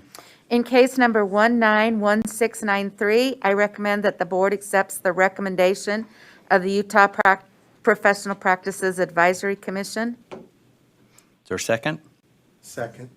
Second. The motion before the board is that in case number 19-1693 recommends that the board accept the recommendations of the Utah Professional Practices Advisory Commission. Discussion to the motion? Seeing none, all in favor say aye. Aye. Those opposed? No. That was Laura. Laura's a no. Motion passes. Please continue. In case number 191725, I recommend that the board accepts the recommendation of the Utah Professional Practices Advisory Commission. Second. Member Cannon. The motion before the board is that in case number 19-1725, I recommend that the board accepts the recommendations of the Utah Professional Practices Advisory Commission. Any discussion to the motion? Seeing none, all in favor say aye. Aye. Aye. Those opposed? Motion passes unanimously. Please continue. In case number 201747, I move that the board accepts the recommendation of the Utah Professional Practices Advisory Commission. Second, Cannon. The motion before the board is that the board accept the recommendations of the Utah, the motion before the board in case number 20-1747, that the board accepts the recommendations of the Utah Professional Practices Advisory Commission. Any discussion to the motion? Seeing none, all in favor say aye. Aye. Those opposed? Voting is unanimous. In case number 20-1757, I recommend that the board accepts the recommendation of the Utah Professional Practices Advisory Commission. Second, Member Cannon. The motion before the board that is in case number 20-1757, that the board accept the recommendations of the Utah Professional Practices Advisory Commission. Any discussion to the motion? Seeing none, all in favor say aye. Aye. Aye. Those opposed? Voting was unanimous. Please continue. In case number 20-1770, I recommend that the board accepts the recommendation of the Utah Professional Practices Advisory Commission. We have a motion and a second, and Board Member Lear, you're abstaining. Okay. In case number 20-1770, the motion is that the board accept the recommendation of the Utah Professional Practices Advisory Commission. Any discussion to the motion? Seeing none, all of those in favor say aye. Aye. Those opposed? Voting, motion passes with Board Member Lear abstaining. We have the, okay, please Okay. continue. I move that we accept UPAC's consent calendar. Okay, the motion before the board is that, do we have a second? Board Member Cannon. The motion before the board is that the board accept UPAC's consent calendar, and I'll be abstaining from voting. All those in favor, any discussion to the motion? Seeing none, all those in favor say aye. Aye. Those opposed? Voting was, the motion passes. Okay.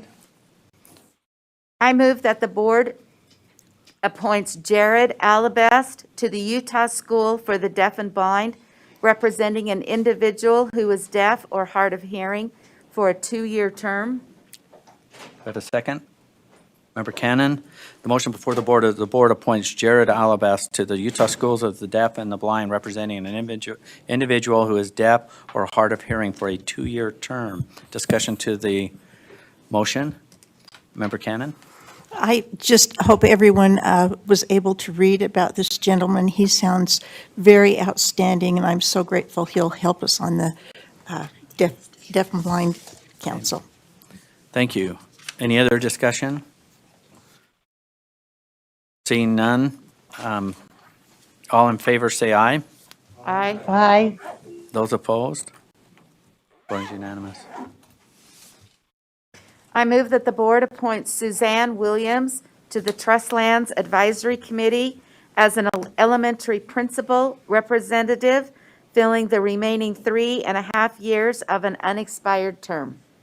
Second, Board Member Cannon. The motion before the board is that the board appoints Suzanne Williams to the Trust Lands Advisory Committee as an elementary principal representative, filling the remaining 3.5 years of the unexpired term. Discussion to the motion? Seeing none. All in favor, say aye. Aye. Opposed? Voting is unanimous. I think, not seeing any other lights, I think that concludes the actionable items out of our executive session. The interest of time, I won't give my board chair's report. I just want to thank you for your service and commitment and all the good work that you do. We don't have much staff here. There's a lot of staff have been doing a lot. I'll look forward to my next opportunity to give a chair's report. We'll move to the next item, board members' comments. Is there any board member comments? Board Member Cannon. Is the Just- teacher, is the Teacher of the Year banquet at the Downtown Marriott 220? The Hilton. Hilton. Hilton. Oh, so what's the address? Thank you. I was just. Yes, send it to. Oh, thank you. I would have just, I would be Don't just take your like truck. Some people who are a runner, I would be. Okay, any other? Yeah, I just Lost. wanted to say, may I just Yes. quickly plug NASB's annual convention, which this year will be held in early October, and it, what is it? I think it's, it's like the first week in October. It will all be virtual, and I hope each of you will take advantage of the opportunity for professional development to see if there's something there that speaks to you that you might want to be a part of. Thank you. Okay, thank you. I've got lots of good committee work going to happen tomorrow. I don't need a motion, but I can adjourn the meeting. This meeting is adjourned. Thank you, everyone. Thanks, Jerry. Thank you.